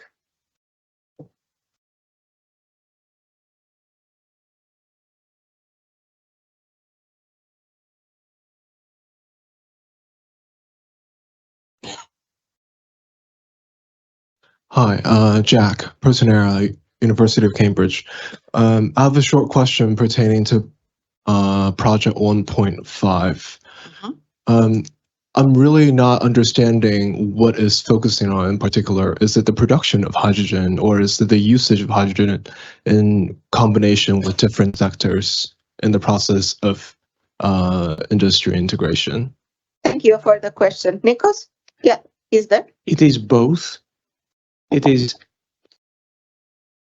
closely integrating a hydrogen production facility in an industrial process. So it's the production and the use, and trying to increasing the efficiency of the process. It could be an electrolyzer, it could be other processes. There was a question actually, Mirela, on whether it could be pyrolysis. And this is a delicate one. Sorry, I'm going to another point, but under our SRIA, pyrolysis is to be covered by the processes for planet. But we are currently in the process of amending our SRIA, and thermolysis is going to be included. So maybe currently we can't, and it's a bit unfortunate this, but pyrolysis, I think, is not part of it. So the idea is the optimal integration of the production and the use in an industrial facility. So the quick answer to your question is both. Good. Any other question in the room? No? I'm very happy that to see no other questions. That means we are pretty clear in what we present to you. And in any case, like I said, I mean, we have an FAQ that we published last week already, in anticipating and looking at the questions we received last year. We still have the opportunity during the day to have more question and answers. Now, this gives us a bit more time for coffee. The coffee that I was looking for, although Lionel, thank you. He already made for me a coffee. I really appreciate it. Just to say, this is the first part where we try to focus on technology, on topics. So we guide you through the topics. Now we will move on, and we will take a break now for a coffee. But then before the lunch, we would like to go still through the other aspects. So when you prepare an application, and again, some of you may be used to do that, but when you prepare an application, the application is not only about the technological concept and the solution technology-wise that you will make. The application requires many other things. I hinted a bit on my introduction, but we will have also to go through all the financial aspects. When you prepare, for example, you make the work plan and you look at the budget. All the financial aspects you should be aware. How do you declare them? How you construct the so-called implementation of the project? And we will go through that. Then everything related to the impact. Again, I mentioned to you, the project has to have a good dissemination exploitation plan, a communication plan, a monitoring plan, a safety plan. So all this application has to be integrated with all the aspects, not only with the technological solutions that we just discussed. So just to say, I really hope you will stay with us. You will look at the rest of the presentations because they are really important. I have seen excellent projects technically that they failed for low impact or bad implementation plan. So do not, how can I say, underestimate the value of the rest of the application. So it's not only technological solution, it's a fully big application with a very good implementation plan and a good impact. So please stay with us, please follow us. Now take the time to have a coffee, and we will be back at 11:45, so in half an hour. So really thank you very much, and I hope to see you back in half an hour.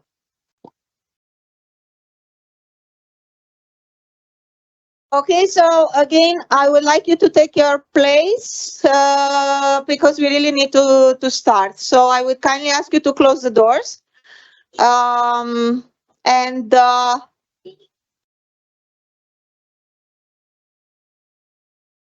Yeah, so close the.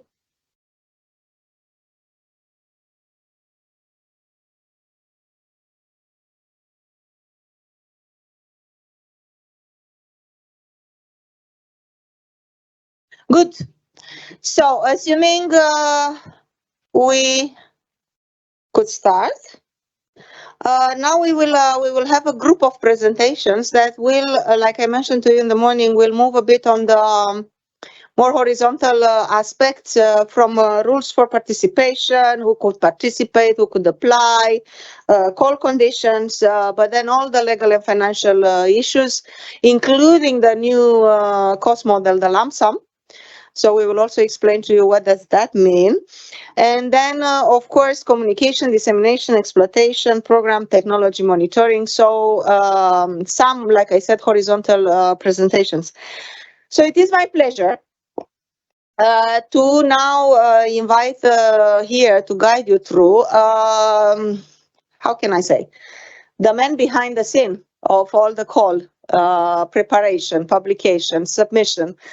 He's one of the project officers, but he has offered us his knowledge in also managing, coordinating the whole call, the call coordination. And the call coordinator, Lionel Boyo, is a French in the team.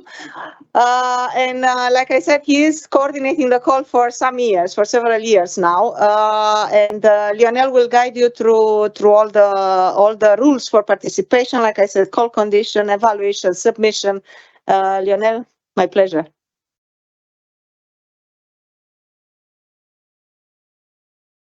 Thank you, Mirela.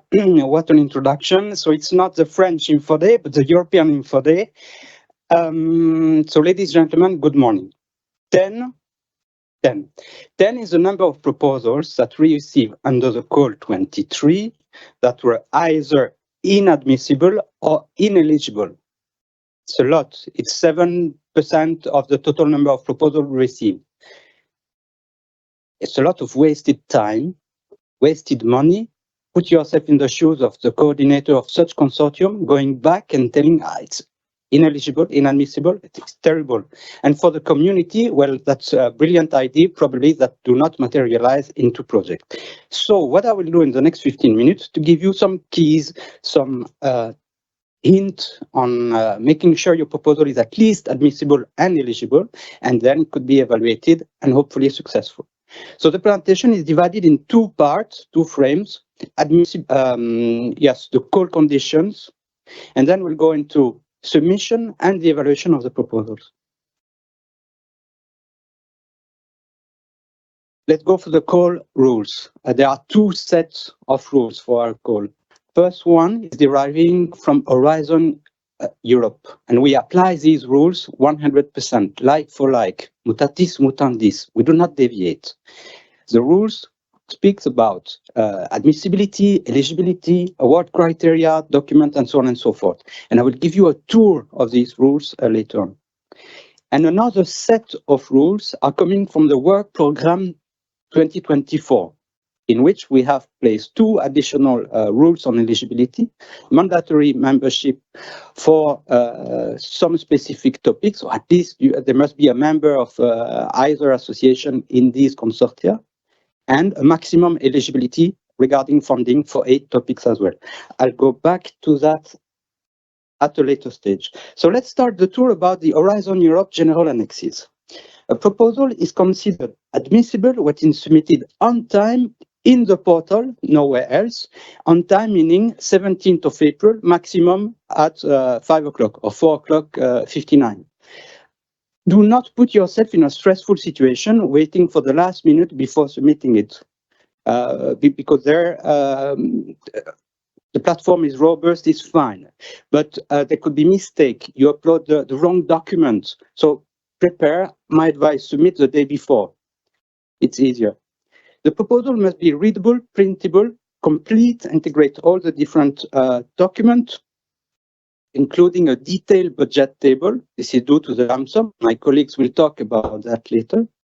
And it must include a plan for the dissemination and exploitation of the project, of the results. Just to give you an idea, 1 year received a proposal only with the odd pages. It was ticking the admissibility because it was submitted on time. It was readable, printable. It included, let's say, a fraction of a plan for dissemination and exploitation, but you can imagine that at the evaluation you receive a low mark, a low score, when you have only 1 out of only the odd pages of a proposal. And your proposal must consist of 3 parts. Part A, administrative data, info about the partners, budget, a bit of the budget. Part B, which is where you explain the technical work of your proposal with graph, illustration, pictures, technically really what is your project about, and the detailed budget table. lump sum. Colleagues will explain that later. There are some limitations on the number of pages that are allowed. So for RIA, it's 33 pages, IA 70 pages, and CSA, no, I said something wrong. CSA is 33 pages, RIA 50 pages, and IA 70 pages. I'll explain the acronym later on. The pages that are in excess, imagine you put Innovation Action Hydrogen Valley, you put 80 pages. Well, first, the system will give you a warning. Hey, you have 10 pages more. You're sure? If you click yes, then the extra pages from 71 to 80 will be made blank. So the evaluator will not see anything in there. So there's no point to put longer documents. A proposal is considered eligible when it is in line with the topic and it has an exclusive focus on civil application and it complies with the consortium composition. And there you have two streams for innovation action, IA, and research and innovation action, RIA. The requirements are the following: at least one independent legal entity established in a member state, and at least two other independent legal entities established in different member states or associated country. For the CSA, it's lighter. One entity established in a member state or associated country can be itself an eligible proposal. There are some additional conditions in the annual work plan, and I'll go back to that later.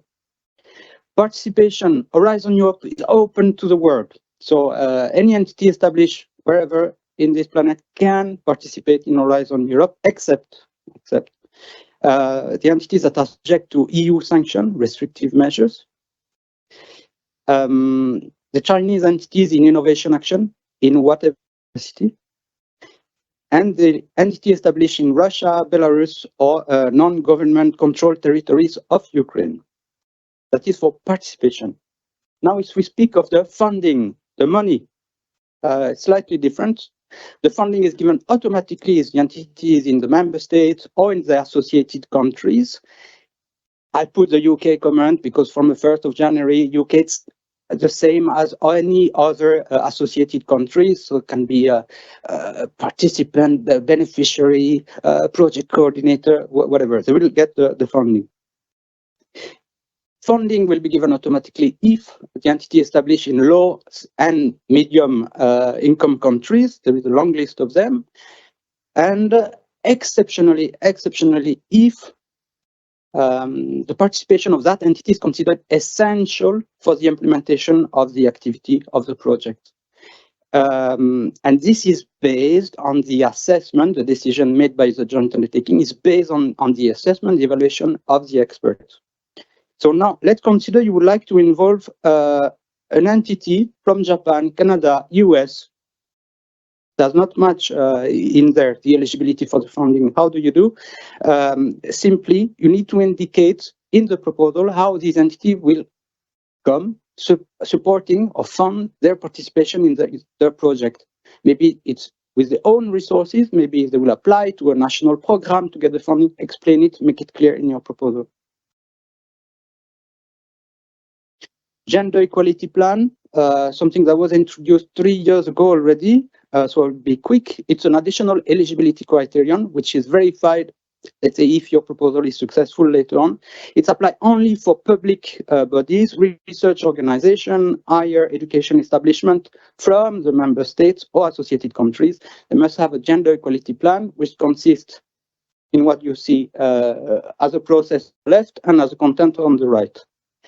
It is self-declared in the proposal. Later is verified if your project is successful. Additional eligibility requirement, civil application, no military action, no EU classified information. It's civil focus in the clean hydrogen goal of the 2024. No human cloning and compliance with the EU policy interests on social rights, environment, industrial policy, etc. I've talked about some acronym RIA, IA, CSA. Now it's time to explain them. RIA stands for Research and Innovation Action. These are the basic and applied technology or science. So it's development of a new idea, new product that could be tested up till the small scale environment or a lab environment. Funding given for the entities participating in RIA, we have 11 RIA in our call, is 100%. Move closer to the market, innovation action. So it's the same development of plan, design, product, and so on, but tested, prototyped in a larger scale environment, directly in the industry, for example. Funding rate given 70%, except for non-profit entities where the funding given is 100%. We have 8 topics that are innovation action. And we have 1 coordination and support action. And what do the CSA does? Well, everything which is not research and innovation. And so for the topic 5.1 this year, applicant in this topic will get 100% of funding rate. I mentioned close to market, close to lab. So there is an exact definition. It's called technology readiness level. And for each topic, you have a TRL at start and a TRL at the end. What I represent here is to show you that the RIA research are close to the technology concept and innovation action, closer to the bottom, full system, which is complete and qualified. So look carefully in your topic from which TRL it starts up until which TRL it goes. I represented here the full magnitude of the 11 RIA. It's in there between TRL 2 and TRL 6. We go to Annex C, financial and operational capacity on the exclusion. Financial capacity. The applicant must have stable and sufficient resources for the projects, depending on how many they are involved, how many proposals. And above all, it's important for the coordinator to be financially robust. Why? Because for some Hydrogen Valley proposal, for example, is 20 million of euros that will be transferred to the coordinator. So we'll verify the solidity, robustness on the finance of the coordinating entity, and as well from the partners, the other beneficiary in the project. Why? Well, if there is a bankruptcy case, if there is a warning case, then the consortium will have to readapt, reshuffle. So already now, when you will discuss or meet or exchange with entities, make sure you team up with a strong one, financially and in the operation, so that they have the staff, the know-how, the infrastructure to do the work. Why? Because you will have to explain it in the part A of your proposal. Which publication, which project are they involved that are relevant for the topic? Which staff will be involved into the project? What is the know-how? This is assessed by the evaluator. So team with good entities. And to use sanctions or that misrepresent information or that are in exclusion situation will be taken out from the consortium. They cannot participate, they are excluded. How do we score the proposal? All of them according to 3 criterion that are excellence, impact, quality and efficiency of the implementation. The score goes from 0 to 5 for each of them, and the threshold per criterion is 3 points. You need to be at least good in all of them, plus something more, because there is a quality threshold of 10 points. So it has to be 3, and a 4 somewhere. That will give you a bare 10.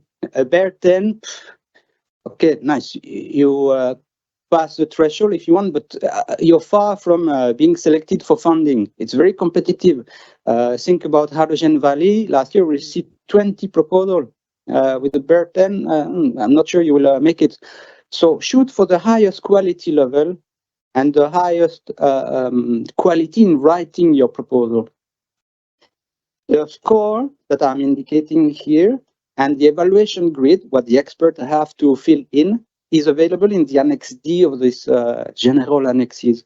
So make sure when you put your proposal, you answer the question that the expert will have to write. So put in bold, put large frame, illustration, make it easy for the expert to find what they need to reply to. Second set of rules It's the work program 2024. I revealed that a bit earlier. We have 8 topics for which there are 2 additional eligibility criterion. One is the maximum contribution per topic.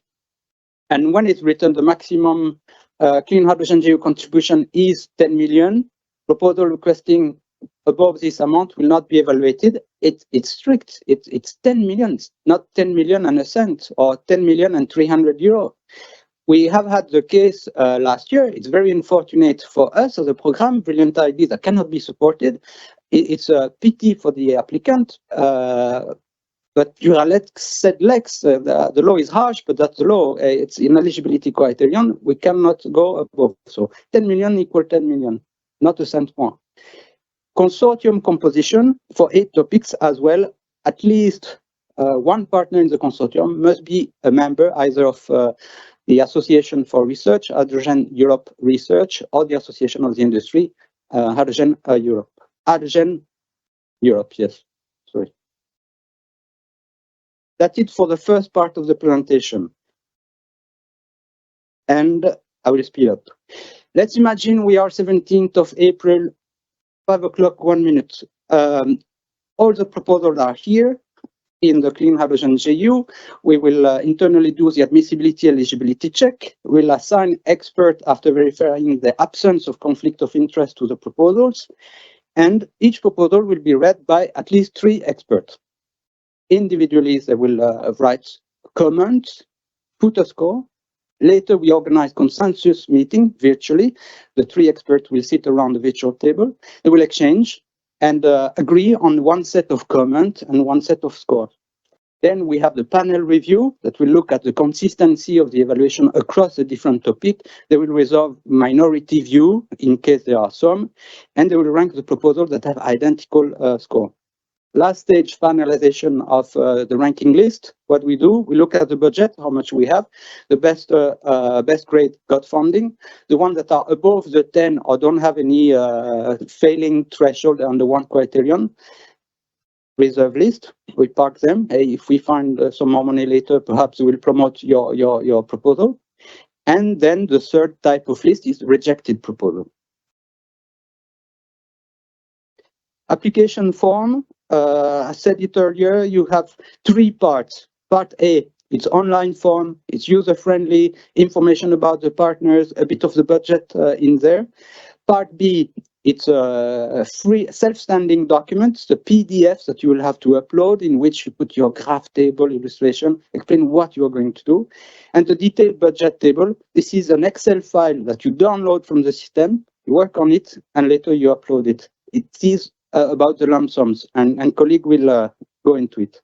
Now for 2 topics, 6.1, 6.2, Hydrogen Valley, there is an additional box where you can upload the evidence of the commitment. So the letter of the intent from, I don't know, the regional authorities that will contribute in your project. Shoot for the highest quality level. Why? Because what you submit will be your project. We don't touch internally. There is no moment at which you could add a new task, a new work package, do reshuffle of the budget. No, the proposal we select are project ready. And in fact, we have a accounting that will start on the 17th of April. We have 8 months, so 17th of December, to transform what was a proposal into a grant agreement. So you submit on the 17th of April this year, your project will be a reality on the 1st of January 2025. The best way to learn things is by doing them. So I kindly invite you to apply. And in case you decided not to apply, register and become an expert. Every year recruit 70 experts that are independent, verify the absence of conflict of interest. They come from different geography, different expertise, different gender. And this allows us to make transparent, fair evaluation. Everything is observed by an independent observer as well. So I encourage you to apply or register as an expert in case you do not submit an application. Few links, and that's it for me. Thank you.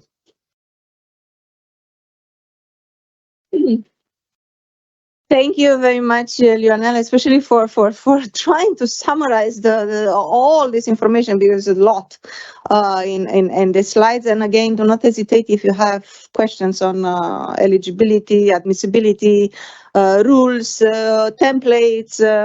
Do not hesitate to put questions or to try to get hold of Lionel. Now, we continue with the legal and financial, because Lionel didn't get into that. And I would like to give the floor first to our lawyer, one of the legal officers, who will guide us through the mostly the legal issues. And it is my pleasure to introduce Georgiana Buzno. So she's a Romanian, like myself. And she is with us for some time. Yeah, well, we always look at her whenever we try to do something good or bad. And Georgiana, it's my pleasure to give you the floor. Thank you.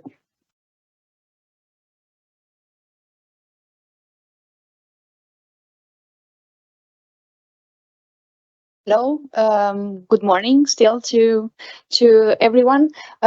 This is the first part of a 3-part presentation introducing to you the legal framework of the grant, and then further insights into the lump sum grant agreement, lump sum proposal, and then financial building of the project as it was slightly introduced by Lionel.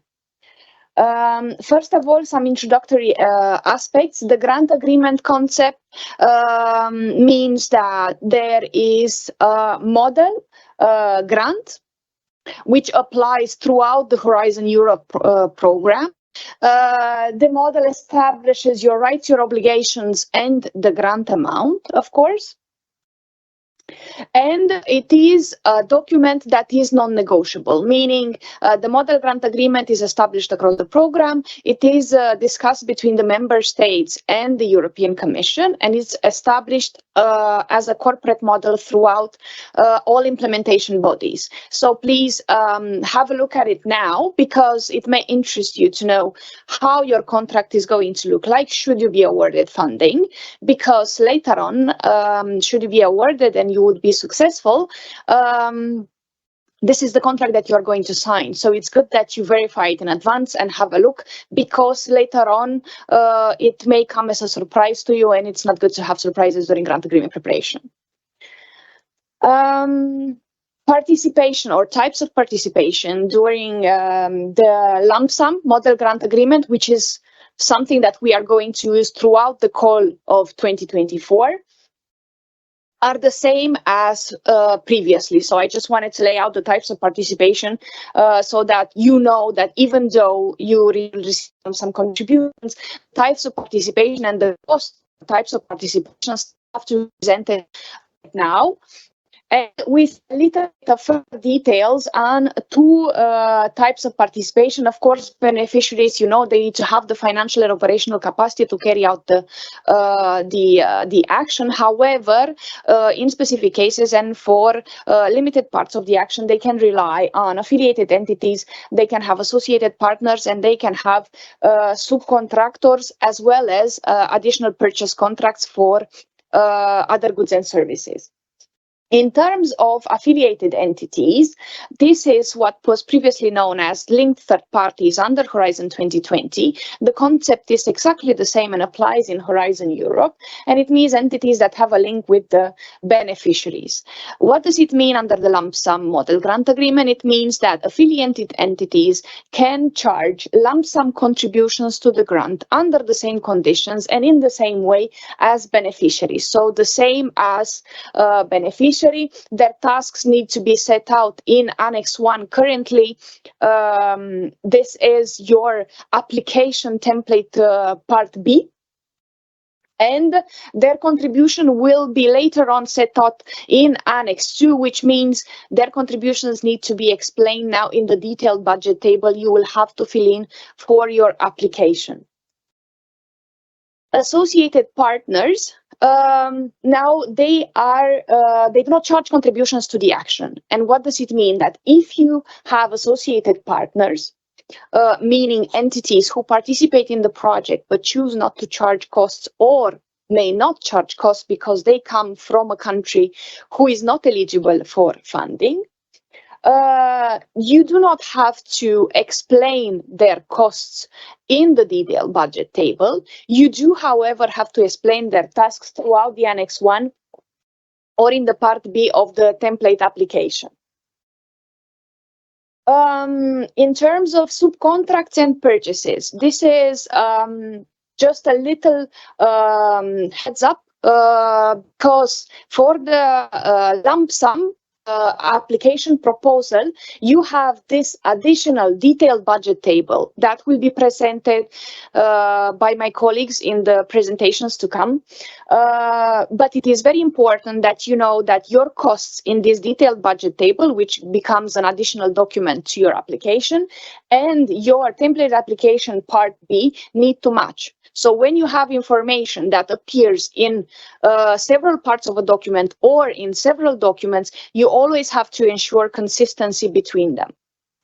This applies for subcontracts, where you will have here exactly the table in the Part B and the detailed budget table where they are referenced and where you need to ensure this consistency, as well as for purchases, yes, purchase cost items, travel, equipment, and other goods, works, and services, which will be covered by my colleague Nora later on in relation to the detailed budget table.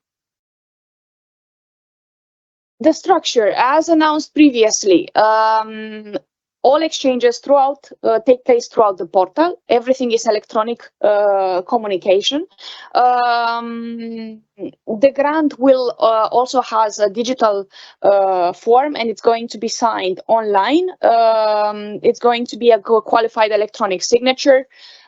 So there is no additional means of communication. Your proposal has to be submitted throughout the portal, and only those means of communication can be used. I would like to turn your attention to the specific Annex 5 that applies to the joint undertaking, where you will find additional provisions with regard to ethics, values, intellectual property rights, but especially communication and dissemination, in the sense that you will see the JU logo and everything that is to be followed in this specific Annex 5. Now the structure of the grant, because I've turned to Annex 5, is a data sheet, which is exactly the same like the model grant for actual costs, where you will have all the details of the grant, the body of the grant grouped in article, and the annexes numbered 1 to 5, out of which, again, we turn to the Annex 5 because there are additional special rules to be followed.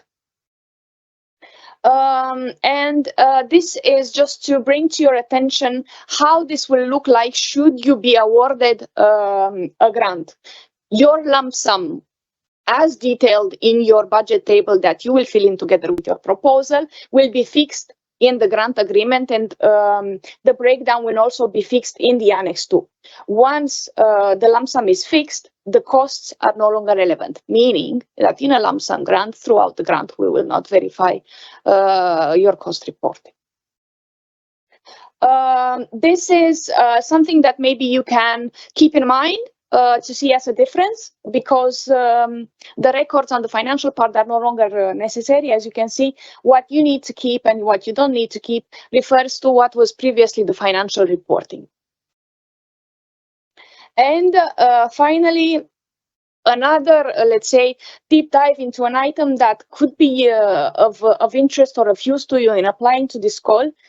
It relates to synergies between forms of funding, because you know that some topics may require additional funding than the JU, and it's important to see what would be the restrictions, if any, to such topics. For example, for valleys, co-funding would be absolutely needed. Not only that synergies are allowed, but they are also encouraged.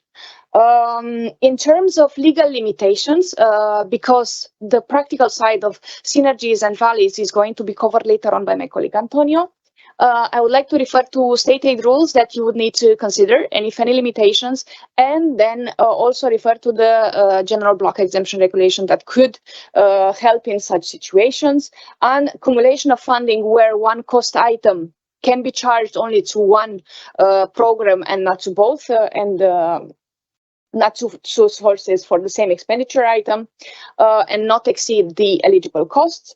And as possible mechanisms that we would like to lay out already is the seal of excellence that we have foreseen already for this call that was presented earlier on today by Mirela, and cumulative funding where several sources of between EU funds, but as well as regional, structural, and national funds could be used as well.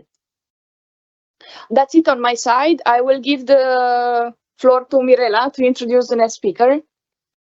Thank you. Thank you very much.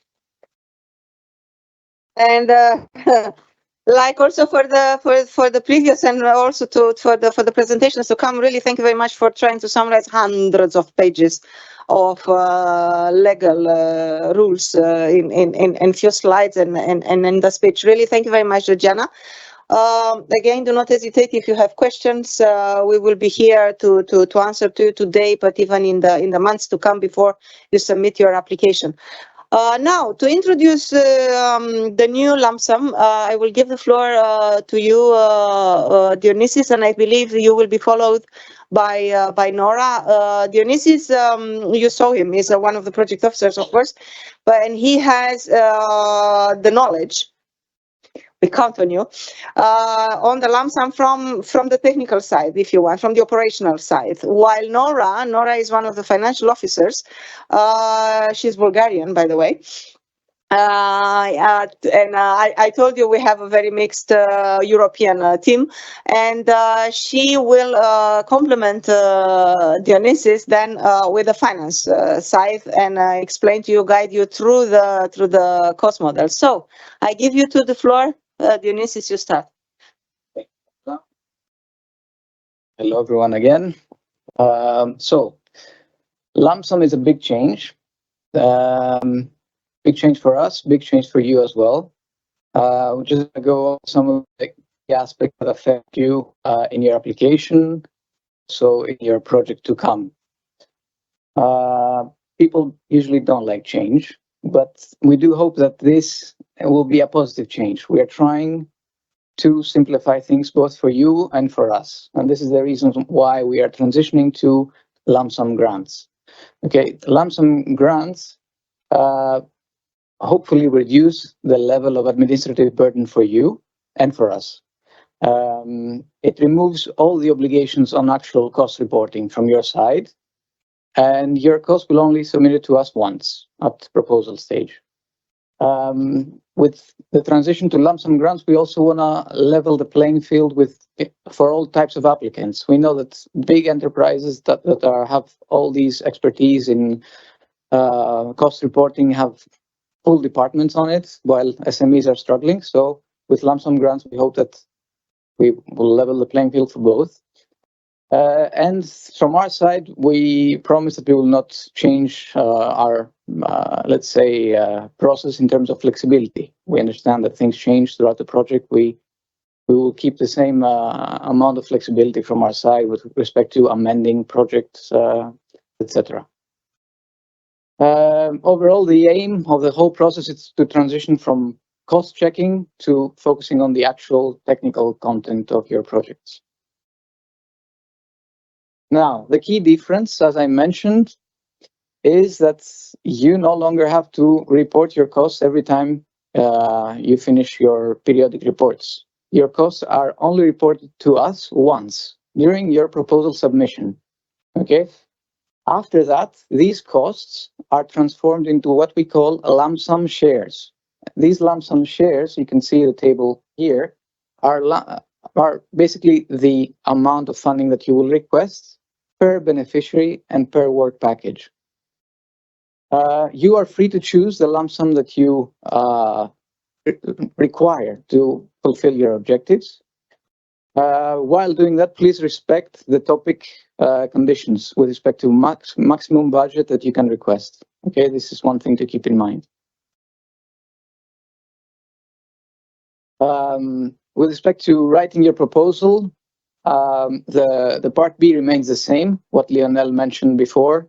The narrative part is the same, the PDF. What is different is the Excel detailed budget table. You must use that to define, in a bottom-up approach, the cost that will be necessary for your project. It is an Excel file that you will find in the submission system, and you download it directly from there. You can see here, you go to the submission system, you download part B templates, and that will open up the Word document that you will use for your part B and the Excel file that you will use for your budget table. It is a macros enabled Excel file. Do not tamper with it. It has locked cells. Please use it as it is supposed to be used. Follow the instructions. Do not use a different Excel file. If you do so, you will be considered inadmissible, ineligible. We will not evaluate your proposal. Okay, be very careful. Use the Excel file that is in the submission system. Once you're done, you can click on the button that says ready for submission. Double click the button ready for submission, and it will change from a macros enabled Excel file to a normal Excel file. And then you'll be able to submit it in the system on the bottom there. Okay. I think I mentioned most of these things. But once you've done collecting all the project costs and you have entered them into the Excel budget table, you will see a very nice summary with a breakdown of lump sum per participant and per work package. And it will look like this. Now, there you will see the amounts that already include and take into account your funding rates. You can request up to that amount. But if you wish to request less, you can also do that, of course. If you're limited by the topic conditions and you can only request a certain amount of euros, then you can request less and contribute your own resources, as you can see. This is what will be available for you in the online submission tool. And you will transfer what you have as a summary from your Excel file into the submission tool. And this is what we call part A. Most of the times, the requested amount that you see will be equal to the Excel file, with exceptions of where you provide your own resources or where you have income generated by the action. If you expect that your project will have income, what we call receipts, then you must reduce the grant amount that you request from us. Still, the non-profit principle remains at proposal level. The financial contributions column, you don't have to use it for our call. It's not applicable. And it is very important that you're consistent between the two. This will also be checked at admissibility, eligibility check from our side. With respect to the evaluation, there's no significant change. What Lionel mentioned, the three criteria still apply to lump sum funding, excellence, impact, and implementation. But the budget table you will enter will be evaluated under the implementation criteria. The experts will look at the budget table, assess it. They will make their own assessment whether it is reasonable or not. If you are overestimating your costs, they might make recommendations that your budget is excessive, and they might either reduce your grant amount, your lump sum shares, or even if you have a very flawed budget, penalize you and fail you in that criterion.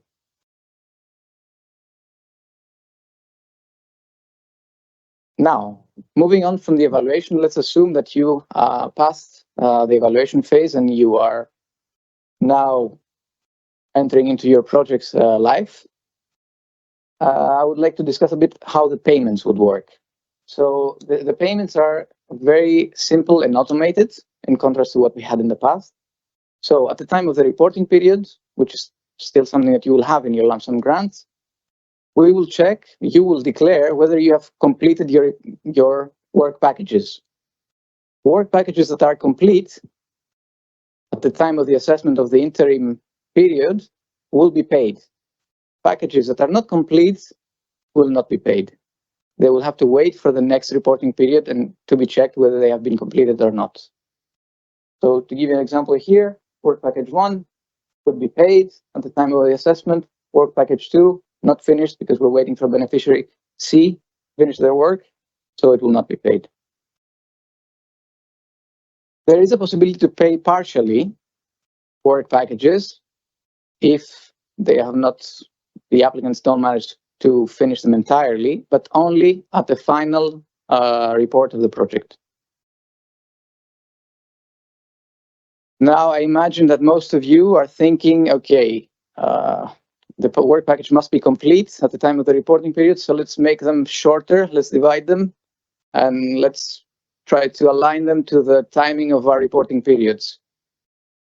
Okay, timing them and aligning them to the reporting period makes sense, but dividing them just for the sake of dividing them is not something that we recommend. It will create chaos. The experts will not see it in a positive way.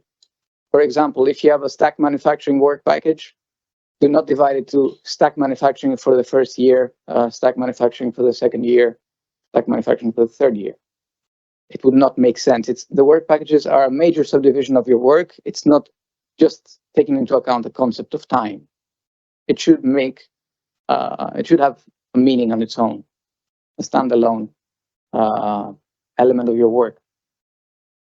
The only possibility that we can see work packages being divided is when we have the same work package running along the entire duration of the project and it has the same activities throughout.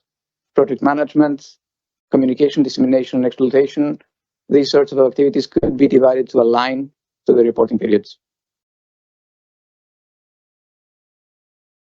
And finally, with respect to the grant preparation, if your proposal passes the evaluation, we follow the standard process as we follow with actual cost grants. The only difference is that your Excel is now converted into what is called Annex 2, and it will becomes, and I'm out of time, it becomes Annex 2, and the Excel file no longer exists in your grant agreement. So it was only for the purpose of the evaluation. After it has been transformed into Annex 2, we forget it. We still might go into some minor corrections when we are looking at your Excel file during the gap phase if we find obvious clerical errors or, let's say, major inconsistencies that were not spotted by the experts. But we do not intend to reevaluate your Excel file and reassess it. Okay, thank you very much for your attention. This is the end of my part. I hope it was clear, but if you have any questions, we'll be happy to answer later on. And I pass on to my colleague, Nora, to guide you through more details on the Excel budget table. We have a question, but I think we will take it later on. Okay.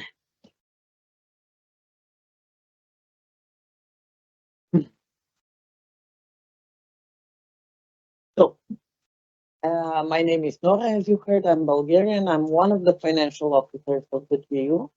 Because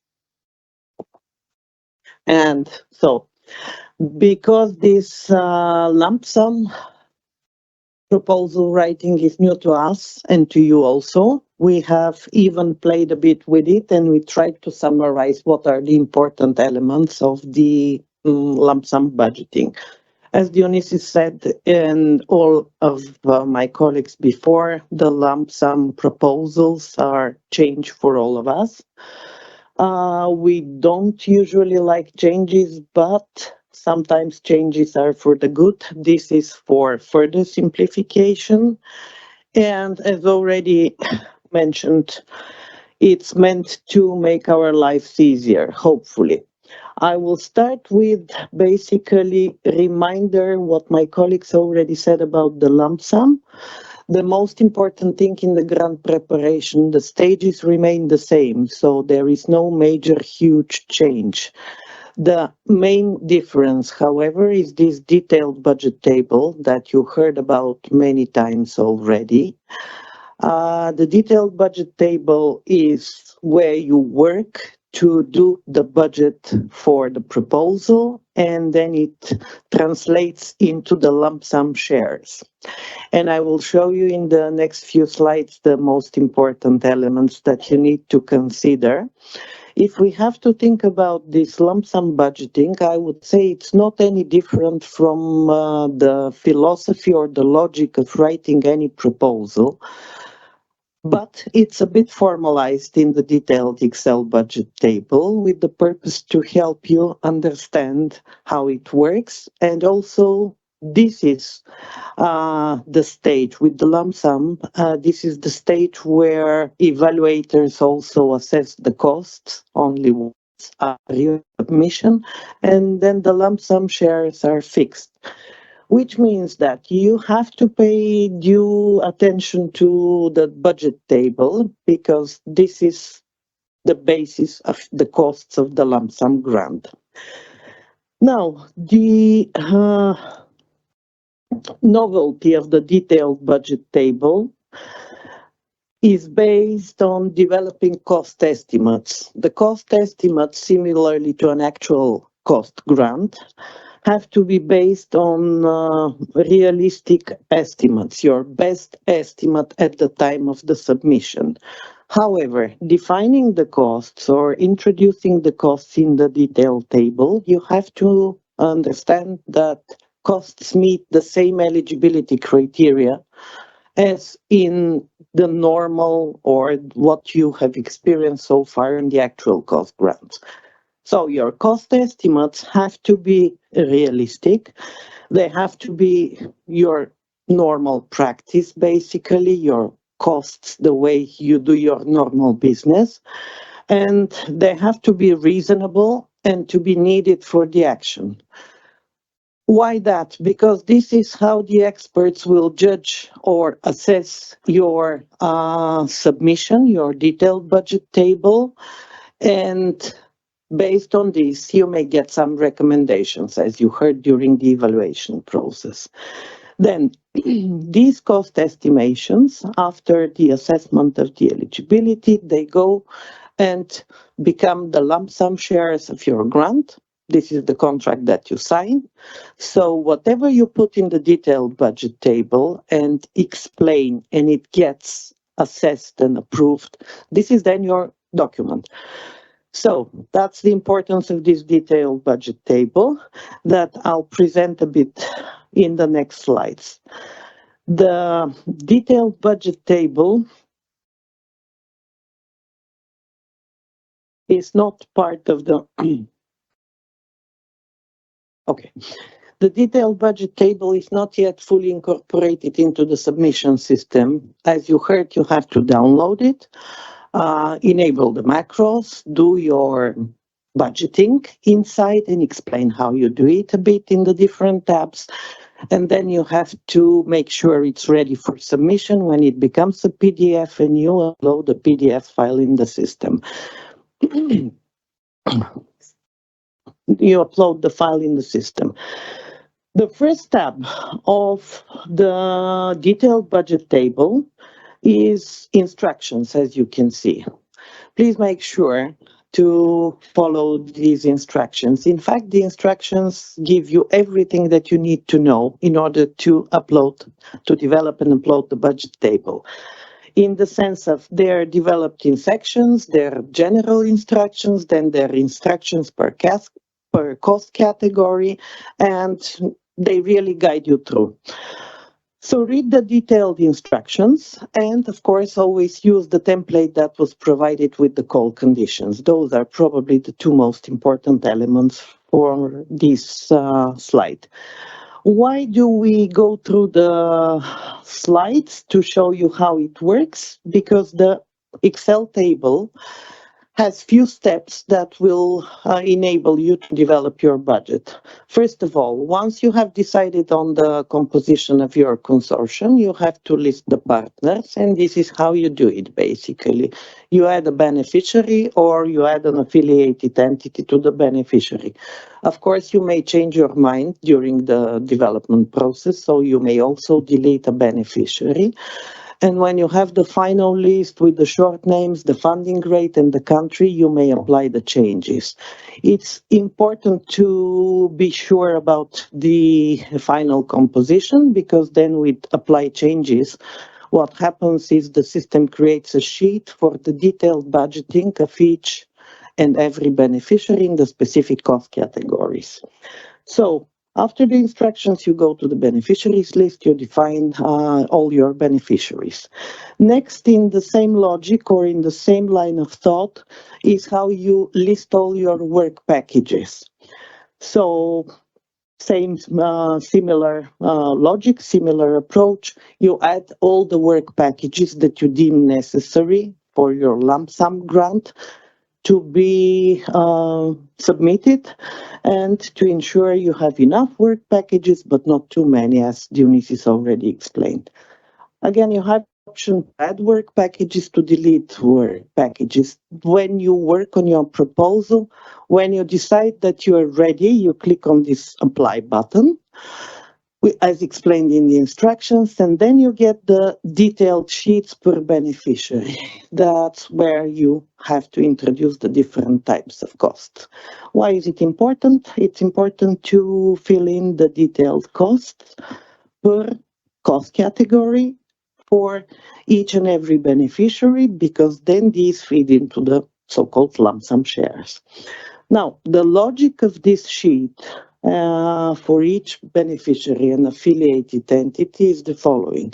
It works with unit costs, units and unit costs, which means number of units and then average cost for the number of units.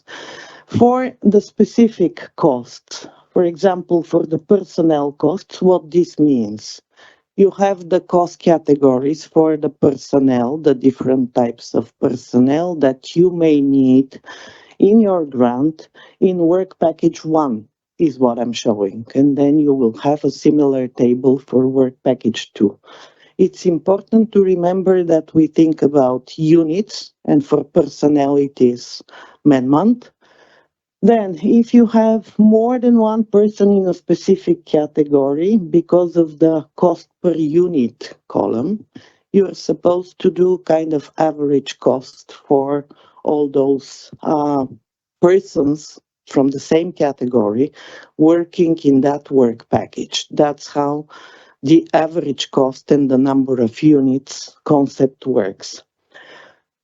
Then the costs, of course, all types of costs have to be based on your usual practices, on how you do your normal business. To help you with the personnel costs, the Commission, and especially DG Budget in the lead, have developed also a personnel dashboard, which is basically a summary of what are the costs, the usual costs per cost categories for the different countries in the research program. It's based on data from the year 2021. For some countries, it may go to 2020 or 2019, where there were not enough proposals.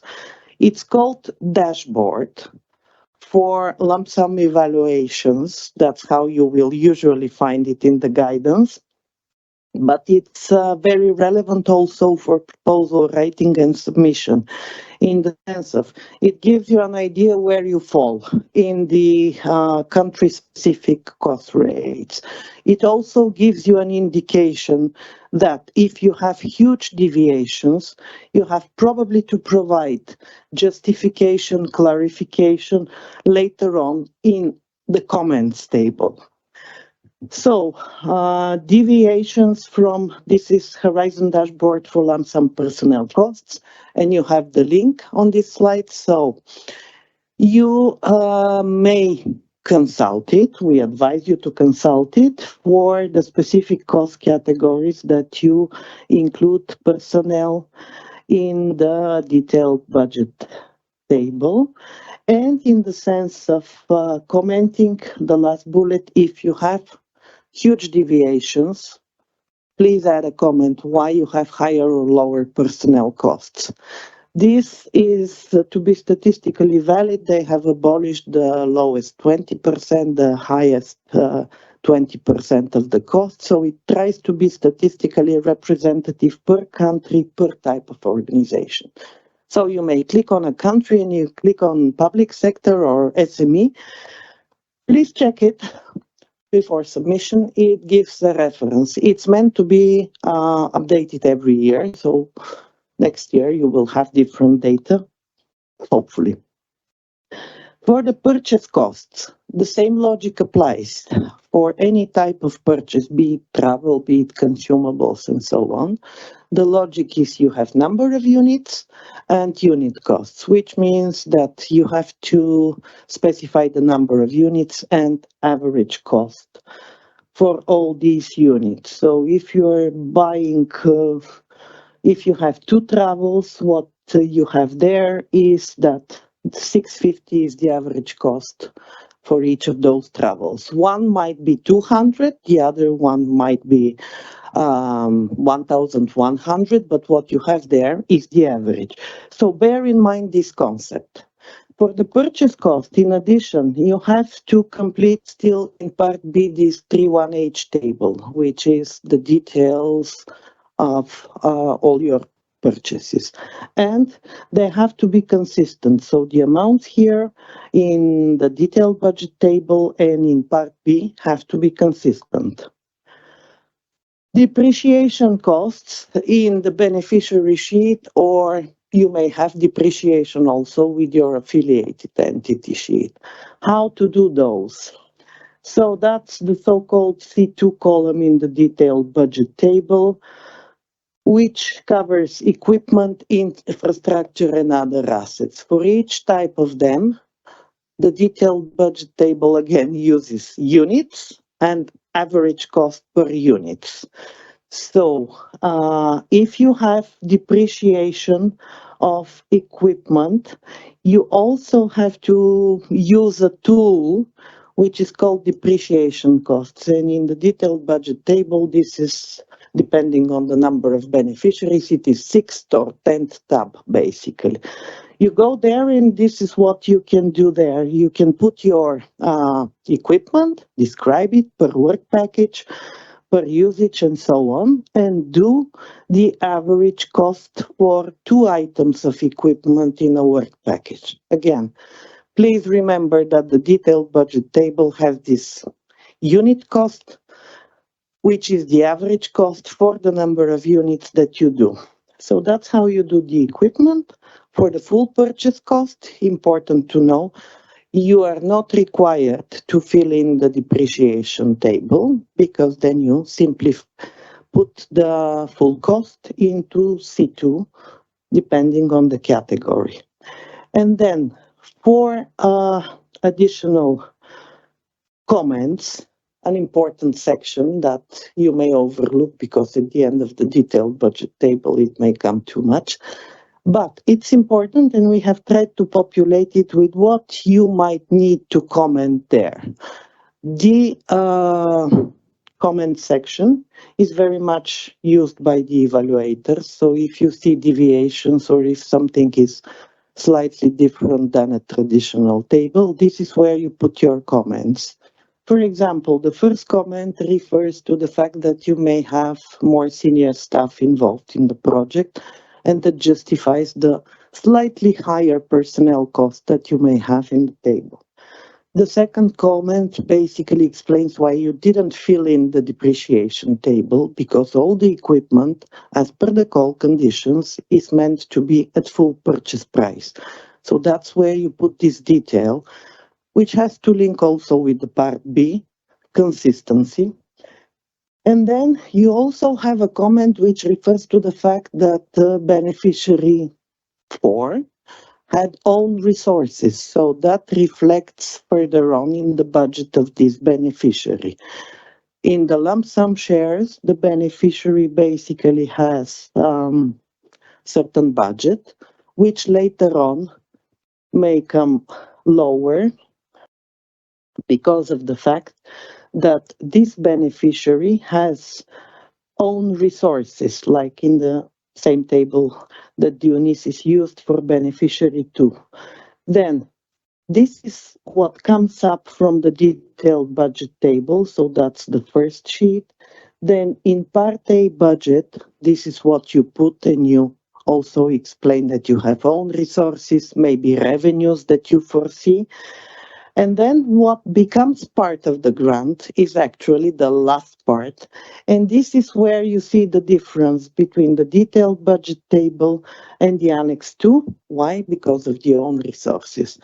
The message is read the instructions of the budget table. They're really very detailed and specific. Make sure the elements are consistent. Make sure you do correctly the lump sum table, because this is what becomes part of the grant, the final table. Then all the details disappear. The details are assessed during the assessment, but make your budgeting correctly, because then this is the grant that you sign to implement. And the last slide is resources that you may use.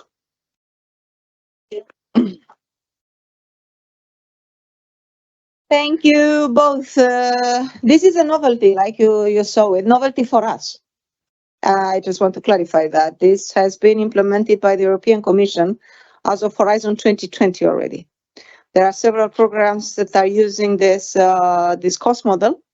We have, it has taken us some time, and I have to say, at least here in the office, for at least 2 years. 2 years we are discussing if we move into this direction or not. And for the last year, we discussed with our private members also if this is a good choice. So believe me, this is not a decision we have taken overnight. I know it's a change. It's a change a bit in mindset, if you want, and it's a simplification ultimately. And I hope we will all appreciate it even more as we go into it. And we see the advantages. I know now it may look like, oh my God, but such a table you were doing anyway. It's just that now you have to do it up front. We will ask the evaluators to evaluate it. We fix the shares, and then we go and implement and pay whenever you finish our package. And we don't ask you later to every single time justify and go and look at timesheets and ta. We don't do that anymore. You just do it now. So it's a bit of a change into the mindset. It's not a lot changing. It's just the way we will approach the declarations. And again, like I said, you will also, I hope, in time, appreciate its value. In any case, again, a lot of information is available.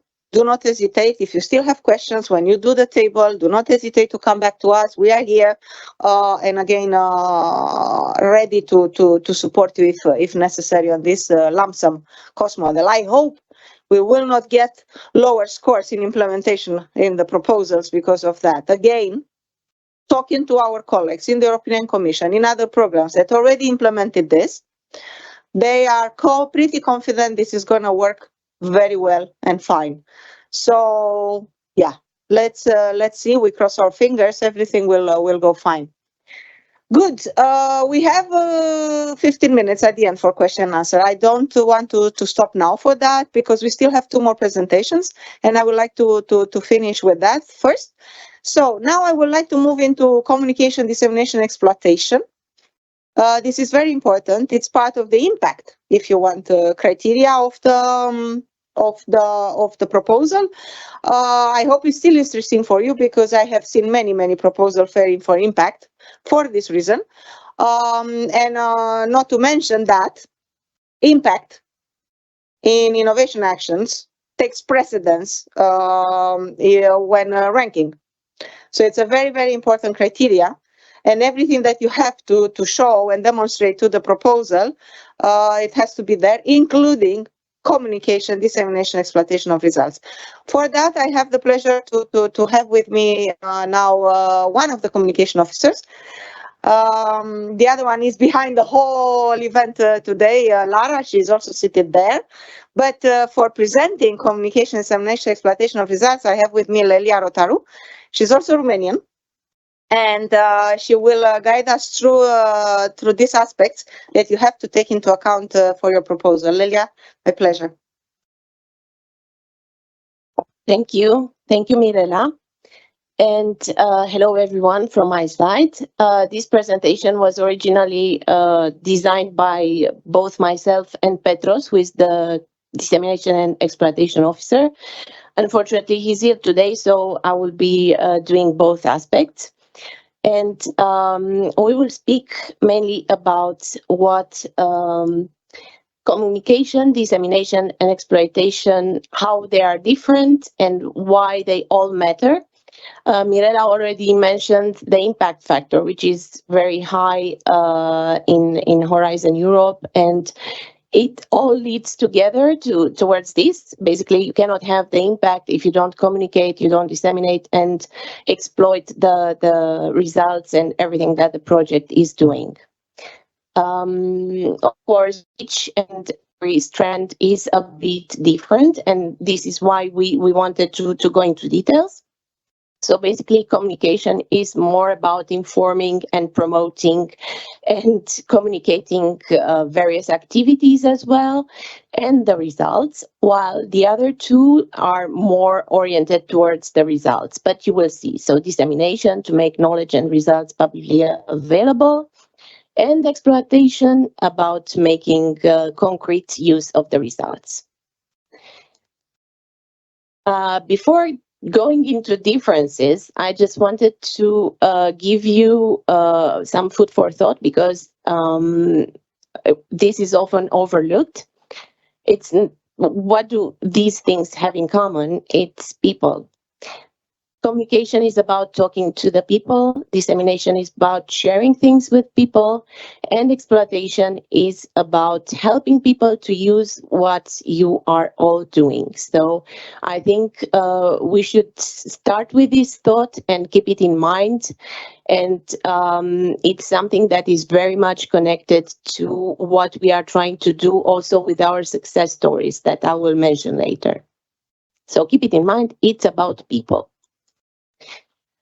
What does communication do more precisely? So it informs, it promotes, it communicates about the activities and the results. To whom?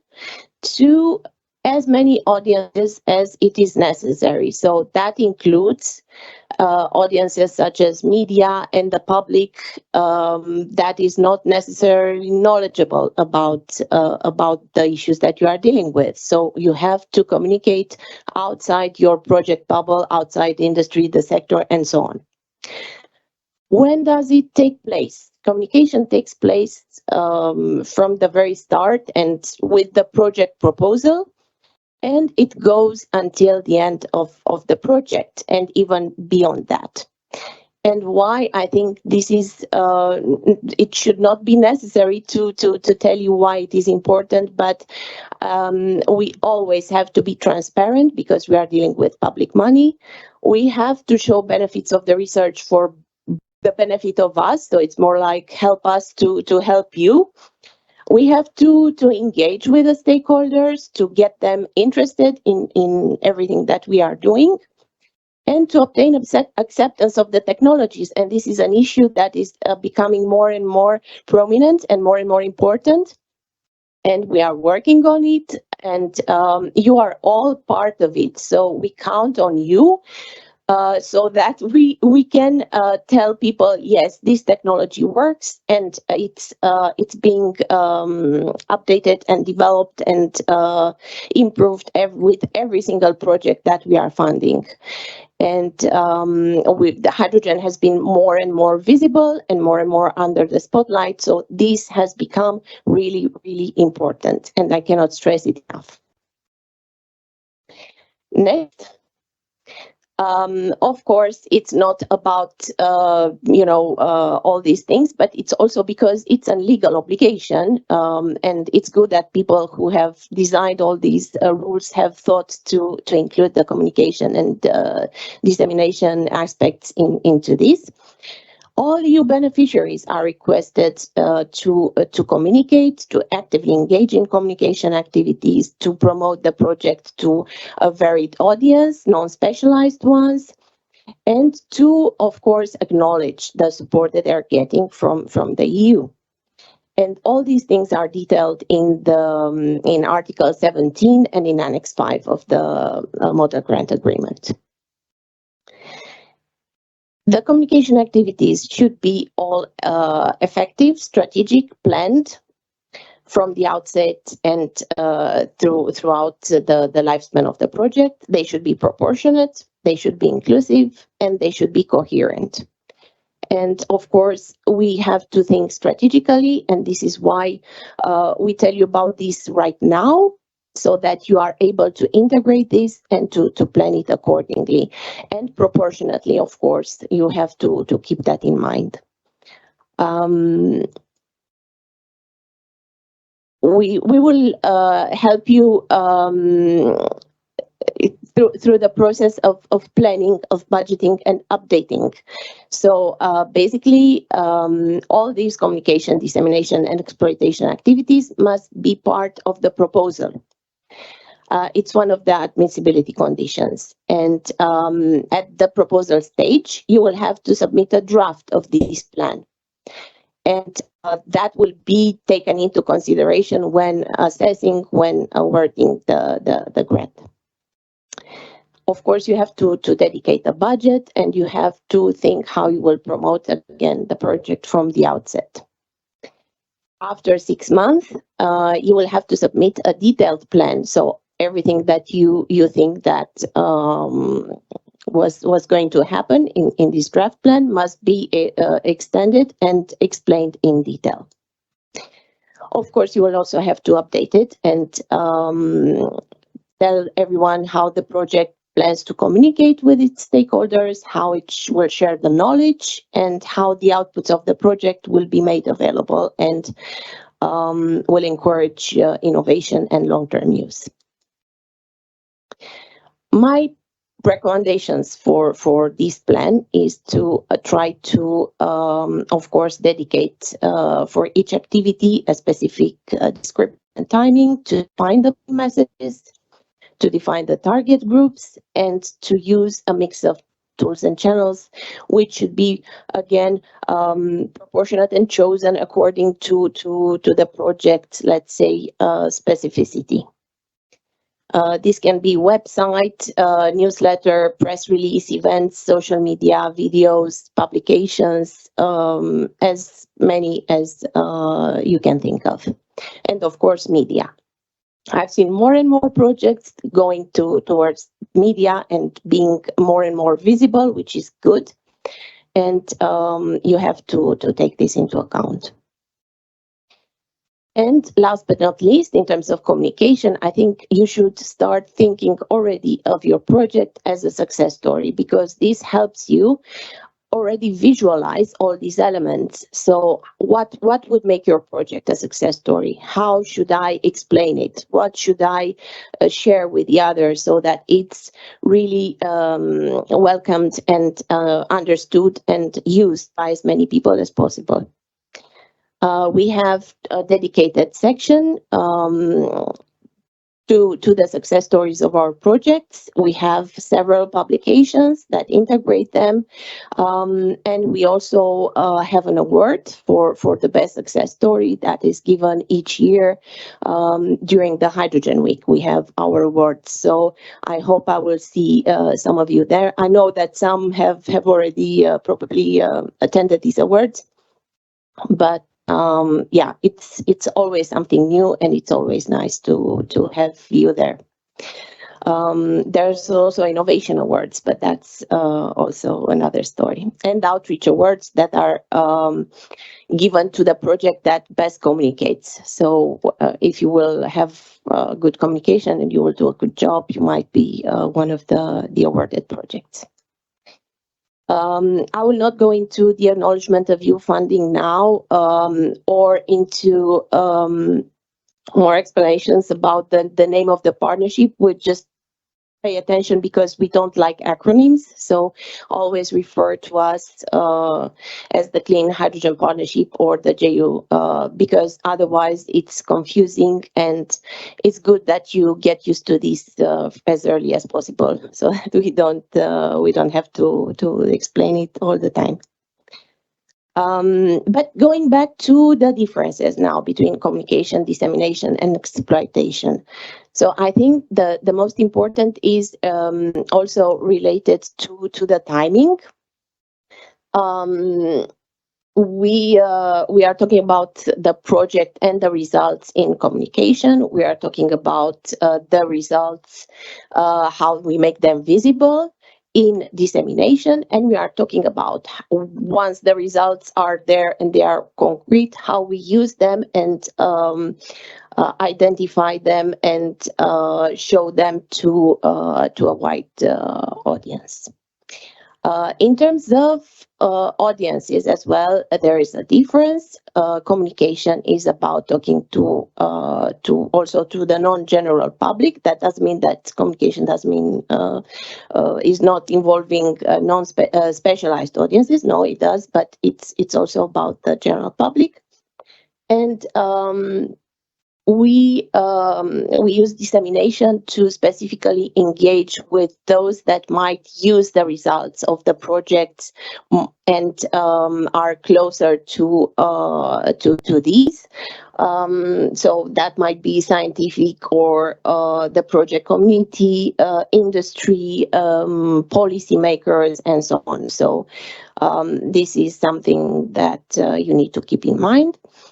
And exploitation, of course, it means that you have already identified the results that are exploitable, and they will have an actual impact. So we've been talking about impact a lot, and this is how it comes out throughout the three main strands.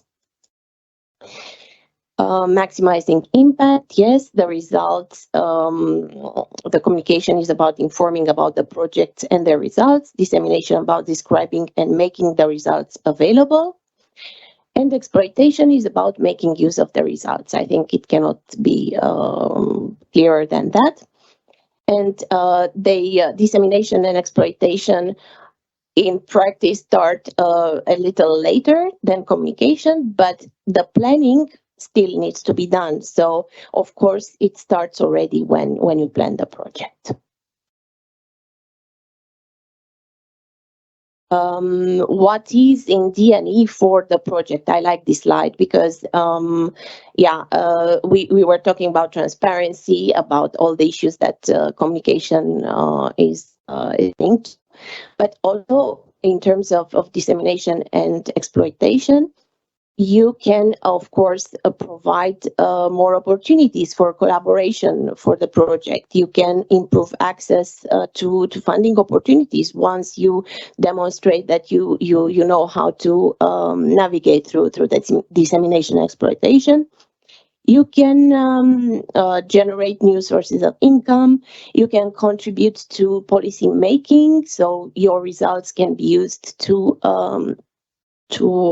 build up new policies, and of course you contribute to the societal goals. So as we said, the societal and socioeconomic impact of the project. The legal basis is Article 17 and Annex 5, and they clearly state how the beneficiaries must disseminate their results as soon as possible, and that they must take measures to ensure the exploitation of the results. So keep in mind, better dissemination and exploitation, you have greater impact, and of course that translates into higher value of the funding. The stages I've already explained a bit in the communication, but they are similar because it's one the dissemination, communication, and exploitation plan. So first, you have to include a draft plan in the proposal. It's an admissibility condition. Then you have to submit the plan within 6 months of the signature of the grant. Periodically updated. Publish the key results, and for this you have a dedicated platform which is called Horizon Results Platform, and it's obligatory to basically include these results there. of course, you will have to go next to list the owners of the results. It's something that you will have to do once you clarify this, that you will submit with the final report, so towards the end of the project. And of course, you will still have to go and implement some of the measures, some of the dissemination exploitation measures up to 4 years after the life of the project. So don't think that it's all ending once the project is closed. It will still continue, and it's good that it's like that because it gives you visibility and possibility to disseminate after that. This is the proposal, which is your canvas, and you will have to include here in the dissemination, exploitation, and communication measures all the activities and the measures that are applicable to the results that you envisage.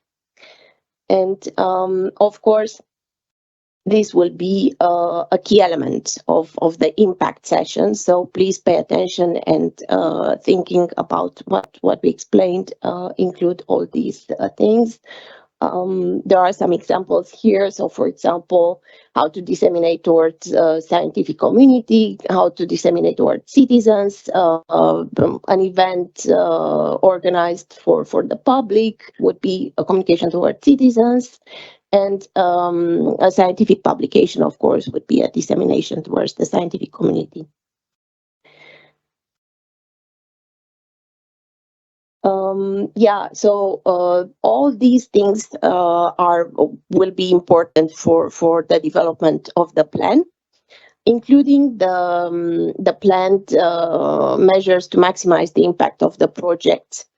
That need to be just like the communication activities need to be proportionate, must be concrete, and must be planned accordingly. So don't do things ad hoc. Try to have a good flow and a good planning for that.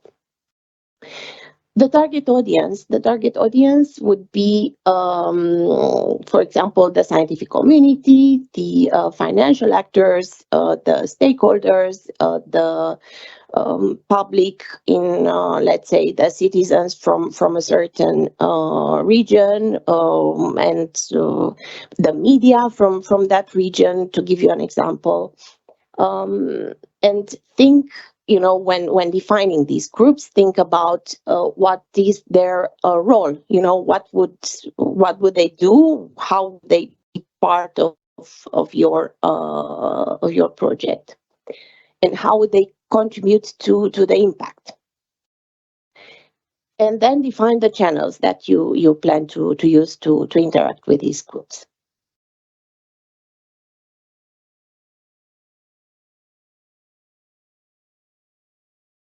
It's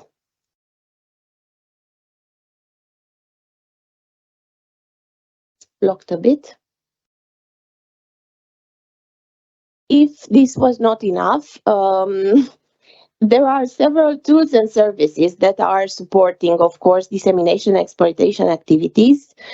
You have tools for competitiveness, targeting more the competitiveness and growth aspects of the projects, tools for the market, and tools that deal with the impact on the climate and the environment.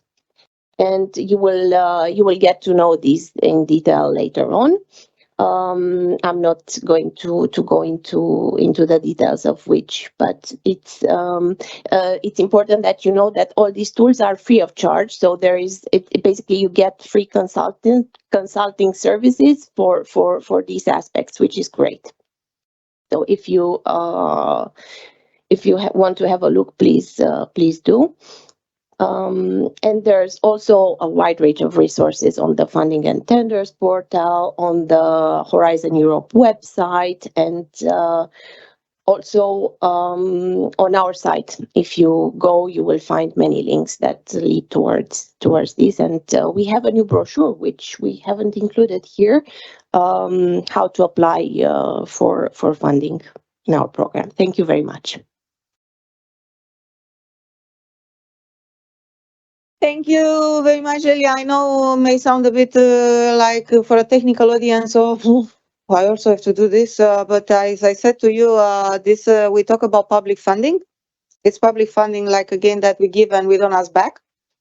And I think on one hand, we would like to see its impact, and why not maximize its impact through measures like Lelia presented on one hand, and on the other hand, I think we need to make sure that we show to the citizens how this money have been spent. So please pay attention to that. It is an important part of the award. It shows how your project, why your project has a bigger impact than another one, similar. For example, we may have the same technical idea, and if we have to choose, we will choose the one with a better impact, of course. So pay attention to all this. And again, thank you very much, Lelia. Last presentation on the call, because we still have another one before the question. I know I am aware of the time. We are a bit behind, but I think you see also the value of this presentation, and yeah, you can stay with us.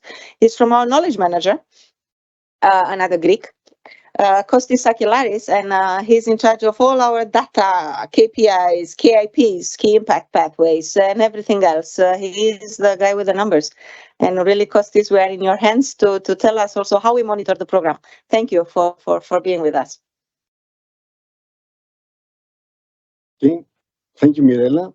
And I can start with a happy news, which is we only have one obligation for you from this slide set, which is good. Okay, I can follow this.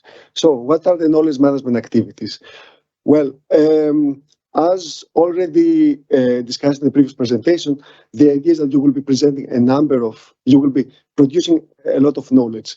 And through the communication, dissemination, exploitation, of course, you will be try to presenting to different people and the stakeholders in the industry what you are doing, but somehow we have to be monitoring also.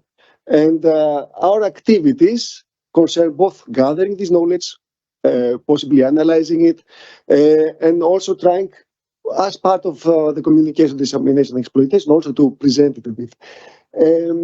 We have a different set of activities through which we do them. I would say that the major one is our annual program review. This is an exercise we've been having since 2011. You can go on our website. You can see reports since then. It's an annual activity. And there we try to present what our projects doing, what is the progress of our projects, and report in relation to our KPIs, and mainly the technology KPIs, because this is the effort. The exercise is very closely linked also to our what used to be in the past program review days, and now it's the EU research days, where our project officers present the advancements, and is also a very good opportunity for you to learn about our program. You can find all our links on our website with a lot of information. This is then linked with a number of other activities. Obviously, as Mirela said, one of our major activities is the program monitoring and technology monitoring. This is also an obligation for us, but we also support platforms where we want also to share the knowledge we're gathering with you. One main platform is the European Hydrogen Observatory. In the past, it was the Fuel Cell and Hydrogen Observatory. There you can find a lot of information related to the market. For example, how many megawatts of electrolyzers we have, what is going on with transport, HRSs, but also there are parts on the trainings, materials, and we're trying to continuously enrich it. Similarly, we have other tools that we're developing and supporting. For example, now it falls a bit on us, it's not directly us, it's the Hydrogen Valley platform, where we can learn about hydrogen valleys. We have the EHRS platform, where you can find about the HRSs. So again, this is knowledge. But through there, you can find out how the market is doing. We also perform activities like feedback to policy to inform the policymakers on these developments. We collaborate a lot with GRC, which supports us in research activities and publications, and maintain other tools. the goal is that we collect this knowledge, we analyze it, and we both use it to justify our existence, as Mirela said, and to continue the program, but also for you to learn out of this. And this is a very important part. This brings me to one of the main activities and basically your only obligation coming from this presentation, which is the data collection. On an annual basis, we try to collect technology data from you. We have this process. We continuously try to improve it. We have, for the moment and for this year again, we have the Trust platform, where we collect technology data. We also have what was done before in the past through EU survey, now through what we call the project fees. It's like a template where we try to collect more qualitative data.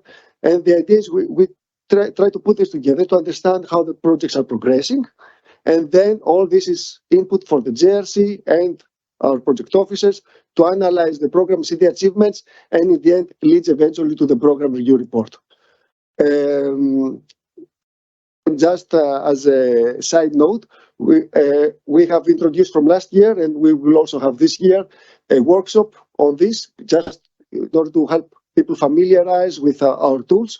And especially this year, because we introduced a new tool for the project fees, a new platform, because we're trying to make this easier also for you.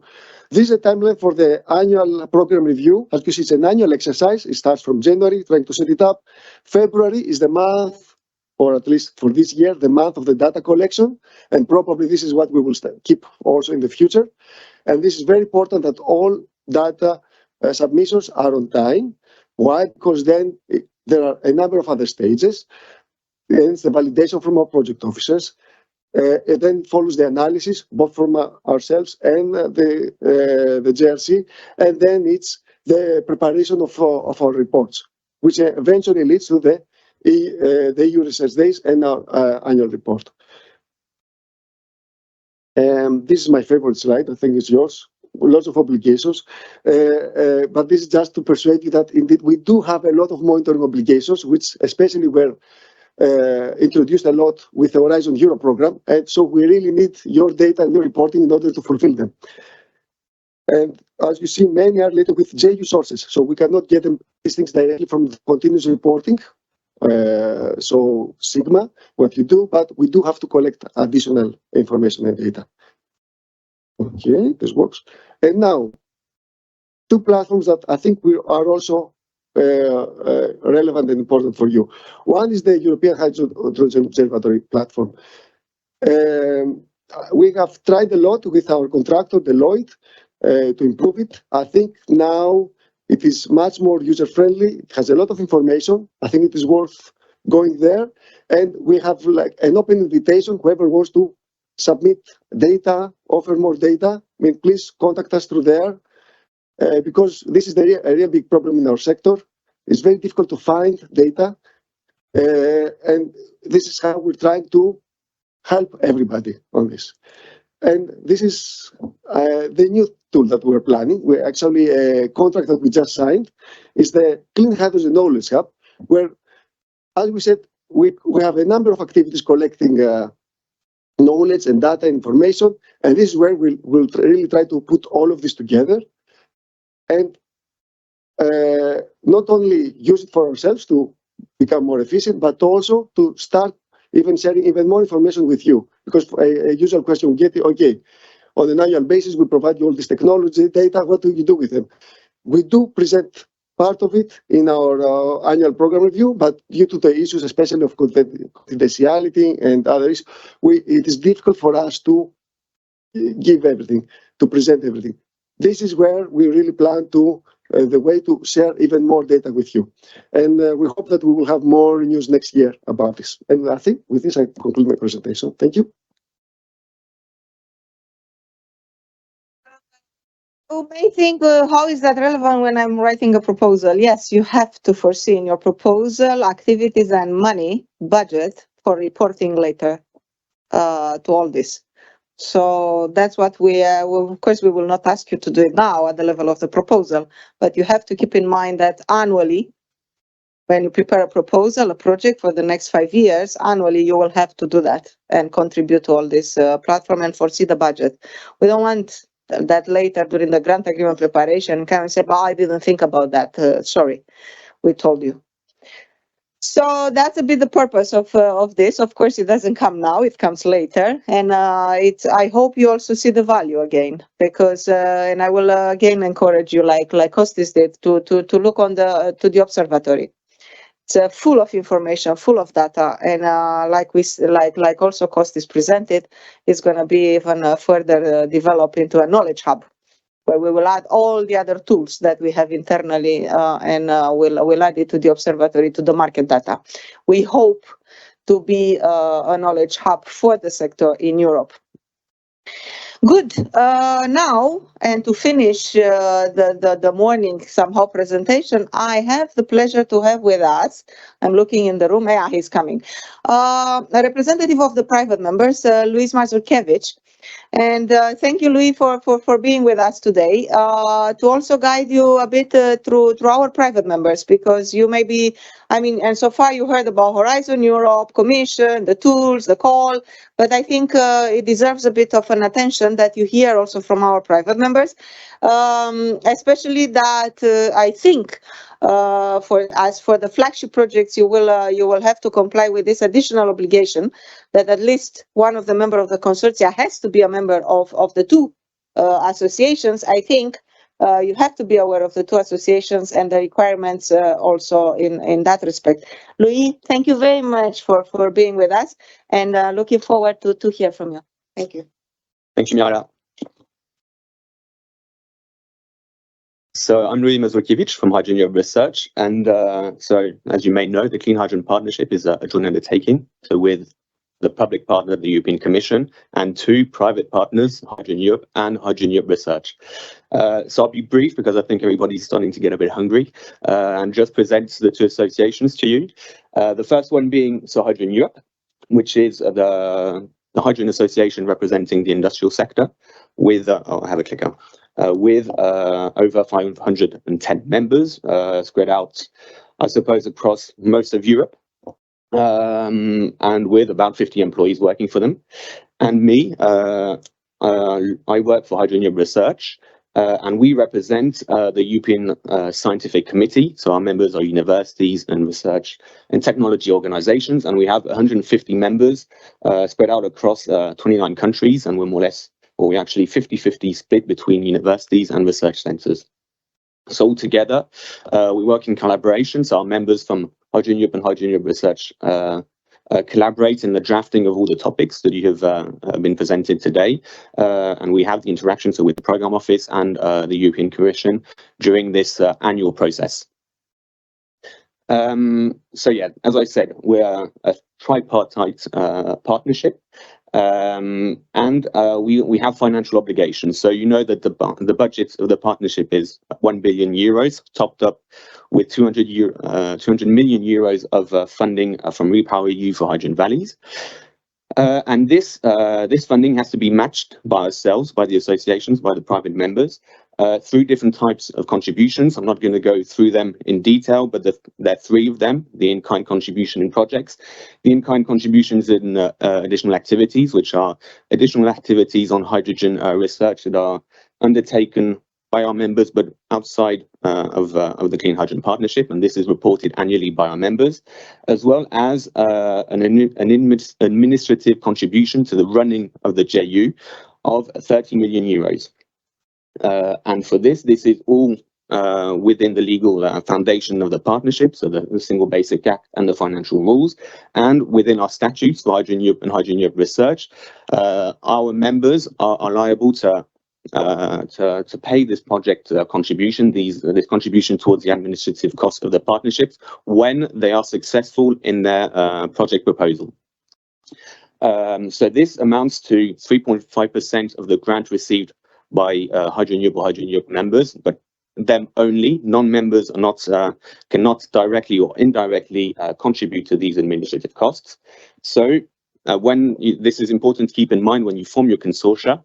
As a Hydrogen Europe or Hydrogen Europe Research member, you will have this obligation to participate in this administrative costs, whereas non-members don't. But there are different options that you therefore have. If you're in a consortium with only members, then this is pretty straightforward. Everybody will contribute. If you're in a consortium with non-members and members, then there are different solutions. The non-members can decide to become members of Hydrogen Europe or Hydrogen Europe Research, either as full members or as project members, which is a special category that was created by Hydrogen Europe, or the non-members also freely can decide to not join the associations, and therefore the members of Hydrogen Europe or Hydrogen Europe Research would have to pay or contribute on their behalf to these administrative costs. So this is recapped here on this slide. Of course, you can combine the three options, and if ever this is not clear, feel free to contact us. So the contact points at Hydrogen Europe or Hydrogen Europe Research, and we're more than happy to explain this mechanism in more detail. But now, what is there when you're a Hydrogen Europe or Hydrogen Europe Research member? So there are different types of categories at Hydrogen Europe that you can see here, and you can see also the benefits of being part of the association. So Hydrogen Europe are active within the partnership, but not only, they're also active at policy level, at skills level, and you get access to all these services. Project members, this new category that was created, have less access, but they do have some nice services. But this is to, they wish to participate to the running costs of the partnership. That is a category for Hydrogen Europe members. On the research side, so we are mainly active on the partnership, but not only. We've expanded our activities over the past years. We also have now activities on skills, also activities related to policy. So representing the research community at EU level in all the different legislations that are discussed and being developed. And we also active in different projects from the JU, such as the Green Skills. Oh no, not this one. Where different EU projects on hydrogen, more specifically on the research side. So how to become a Hydrogen Europe Research member? If you're a research entity, so you have to be located in an EU member state or in an associated country, or in Switzerland. There's and at the time the UK, but now the UK's back as an associated country, so this is no longer an issue, which is a special. So for the Switzerland, it's a special exception that we have because we had many Swiss entities. And then you have to be a university, a non-profit organization, or a research center, and then you'd be eligible for membership and then approved by our board. You can see the membership fees on the screen here. So yeah, 3,500 euros a year, and you get access to all our services. And we're a small team, but very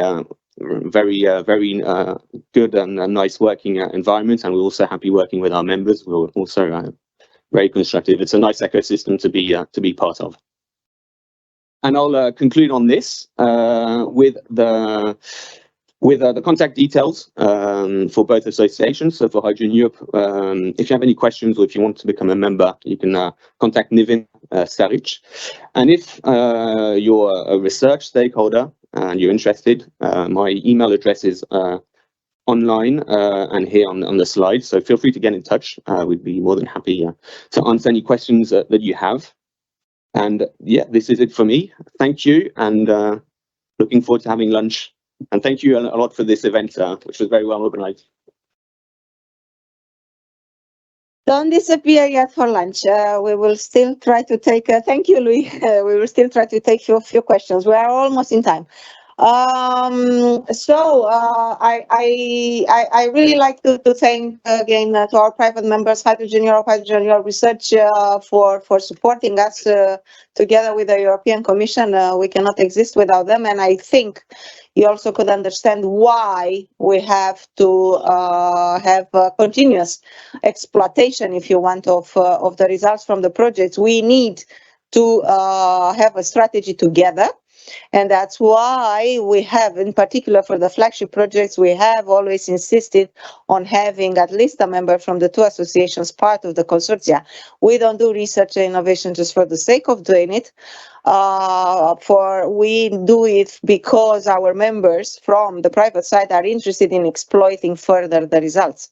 So if you look at our projects, most of them, if not all of them, have been exploited so far. Good. So I hope with that we completed a bit the picture of what we published last week. It's a lot of information, I know. I heard there are only 3 questions on Slido. Any questions from the room? Yeah, there's a question there. Thanks. Yeah, so Luke Tan, we're supercritical. We're developing an electrolyzer out of the UK, operating at high pressure. Question about funding, really. So what amount of funding with the lump sum setup can be paid in advance, if at all, to support cash flow? And the second is, with respect to budgeting everything so far in advance, how much proof around that budget do you need? So, for example, do you need quotes from subcontractors or suppliers to attach to the application? Yeah, I think I could answer, but Dionysius, yeah.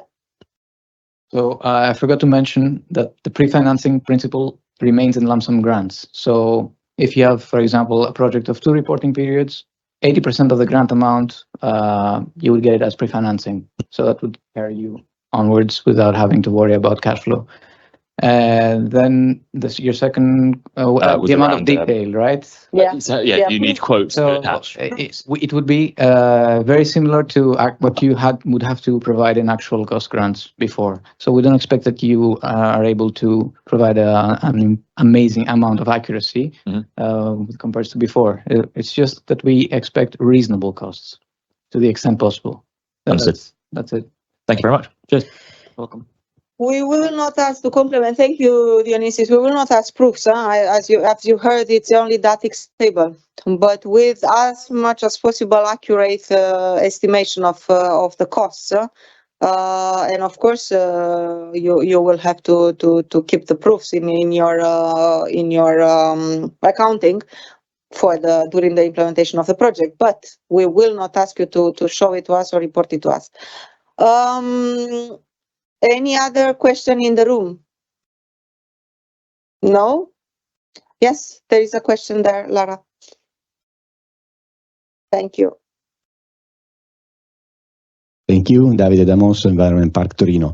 Just a clarification on the private partner that was discussing before. I think maybe for me it would be useful to clarify a little bit better the matter of the project fee. And is it a responsibility of the consortium? Is it a responsibility of the members? And I saw the schemes, but I would thank you in advance for a few words about this. Yeah, I'm sure if you, Luigi, would like to comment on your presentation. Yeah, Luigi is there. Thank you.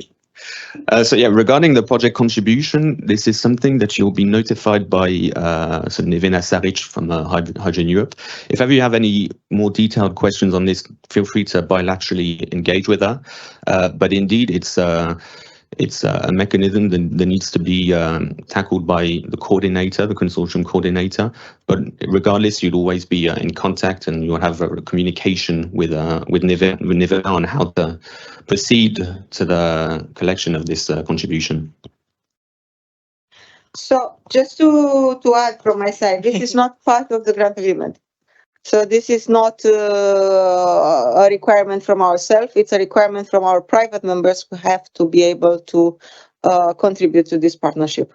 And they count on their members, the members of Hydrogen Europe and the Hydrogen Europe Research in the projects. They have to help to this partnership. So this is a requirement coming from the private members. It is normally implemented through the consortium agreement, not through the grant agreement.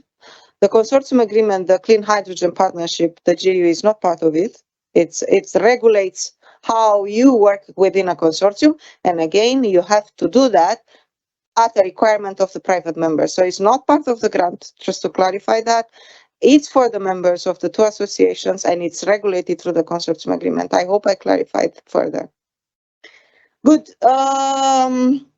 If there are no further questions, yes, Luigi, you would like to add? Yes, please. Yeah. Just to add just a brief point on the project contribution, because sometimes there's a bit of an uncertainty on this. The project contribution is not an eligible cost, so it's not included in the breakdown for each member of the consortium. Okay, thank you for that clarification, Lee, indeed. So I see the questions at home are all on lump sum, so let's try to see how we can answer to them, Dionysi, Nora.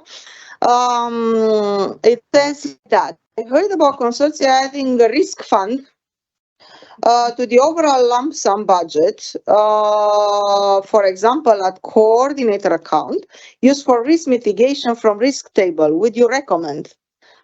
So yeah, there is already the mutual insurance mechanism, which exists also for actual cost grants, which means that 5% of your grant amount will be taken from you, from your pre-financing, and it will be kept safely in case there is any beneficiaries going bankrupt or something like that, to maintain the integrity of your project.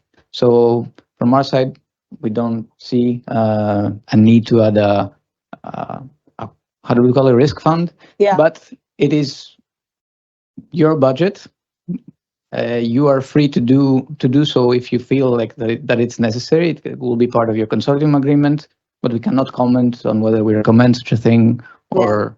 Thank you for saying that. So the mutual insurance mechanism, MIM, or I'm saying it slow so that, or like it was previously called guarantee fund in Horizon 2020. This is a mechanism of the Commission in which at the level of payment of the advance, the pre-financing, 5% it's taken, put in the EIB, European Investment Bank of the Commission, to guarantee things that may go wrong during the project implementation. And that mechanism steps in case something is lost. It may happen, something bad with the company during the implementation of the project. That company already took the advance. There is no way we can recover it, for example. I just give a bad example, of course. And then that mechanism from the 5% of that project, because imagine it's for a Horizon, it takes that for all the projects. So it's for that mechanism to step in and fill that gap so that the project goes and fulfills the results.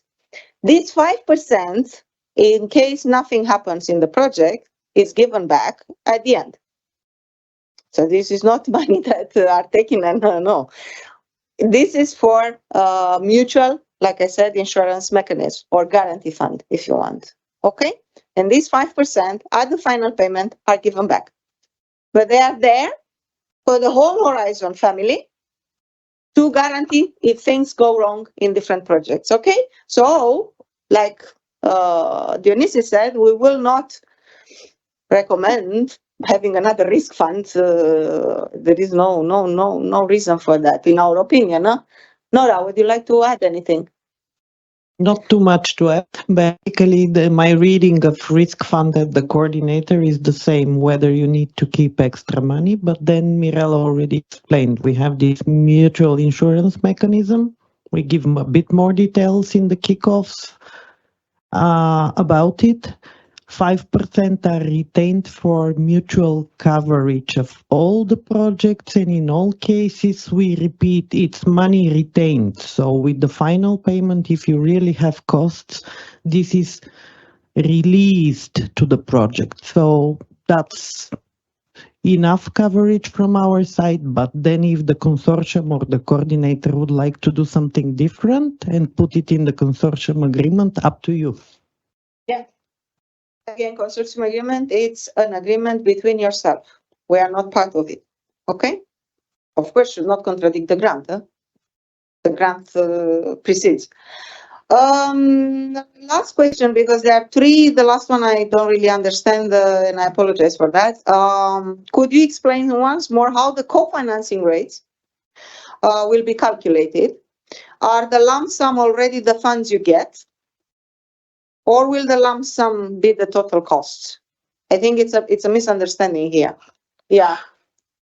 I can try to answer the second and the third question in that chain. Basically, I more or less understand correctly. The first one is maybe unclear to me too. So in the lump sum grant, you have the lump sum shares. In case of successful completion of all the work packages, at the stage of completion of each work package, you get the lump sum for this work package, as Dionysis explained. In case of final payment, you may have this interim, you may have this review of incomplete work packages and decision on what is paid on those. So the lump sum shares are what is really paid. However, we touched on the fact that you may have own resources, which you also include in the specific parts, and those are not part of the lump sum that you get from us. So if co-funding refers to the own resources or contributions from other local or national entities, for example, these are outside of the lump sum. The lump sum is really what you get per work package if you complete that work package. Yeah, I believe it's a confusion, as I'm hearing. I believe it's a confusion between funding rates and partial payment of lump sum. I think this is the confusion, because it doesn't mean that if you have completed 70%, or let me take another example, 60, so that we don't get further confused with the rates. If you have completed a work package 60%, doesn't mean you will get the funding rate of 60%. You get the 70 of the 60. Okay? So that's where the confusion comes. Yes, Dionysus, tell me, am I wrong? So the lump sums have already been created, taking into account your funding rates. So there should be no discussion about funding rates post signature. Yeah. This is what you get if you complete the work package. Yeah. Now, if you want to invent another rate of financing based on how much of your own resources are you putting on top, that's another discussion, but it's not relevant to the grant. Exactly. So please pay attention. The lump sum, it's a way of not asking you again all the timesheets of everything when you ask. We just say at the beginning, you do 5 cars, we give you 100 euro. You have done the 5 cars, we give you the 100 euro. Okay? That's the lump sum concept. It's nothing about funding rates, co-financing, or anything else. That was the same in the actual cost. It's just, again, the concept of reporting costs. Okay? It's based on completion of activity and is not based on invoices. Okay? I hope, again, it's a change of mind. It will take some time. But again, the rules are very clear. Take your time also to read them and do not hesitate if you still have questions. Okay, good. So let's try to take a break because it's true. We are going very Latin on this one. It's 1:45. This is not normal for Brussels. Normally by this time we already had our lunch. But okay, because like I said, we had many information to present. We had to make the agenda this way. We have 45 minutes, unfortunately, but normally should be fine for a lunch. The lunch is waiting for you outside. Do not hesitate already to network. And I would really like to start back 2:30 with the valleys and the pitches. So enjoy your lunch. Bon appetit.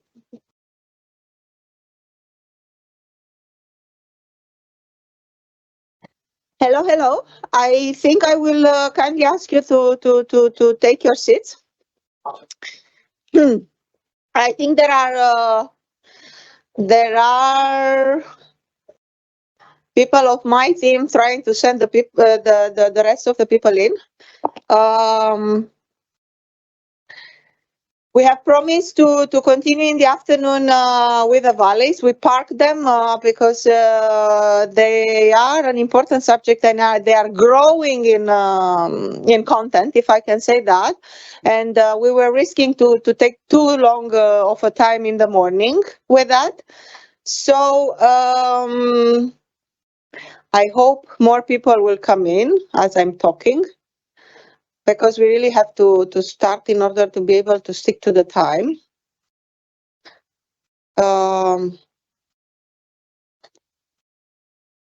Okay. So please take your seat. Good. Let me then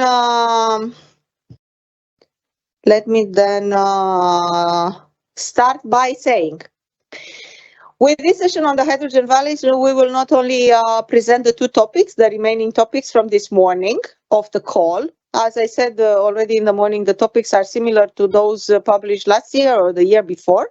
We talk about a topic of a large valley and a topic of a small valley.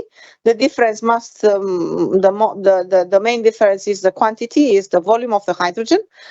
And we will complement this presentation also by the other measures that we will put in place. I already mentioned and hit it in the morning about the facility, but in particular, what my team has thought of sharing with you now, it's some lesson learned already. As you can imagine, we started learning from the valleys. We started working back in 2019, 2020, but especially with the previous 2 years calls, we started learning on how to make a better application, if you want, a better proposal for hydrogen valleys. So for that reason, I have two other members of my team on the project officer side, following mainly the valleys, and I will have Antonio Aguilo.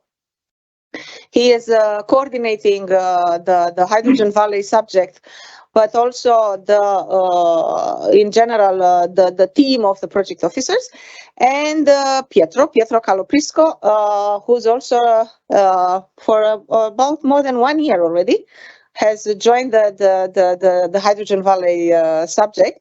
He is also doing transport applications.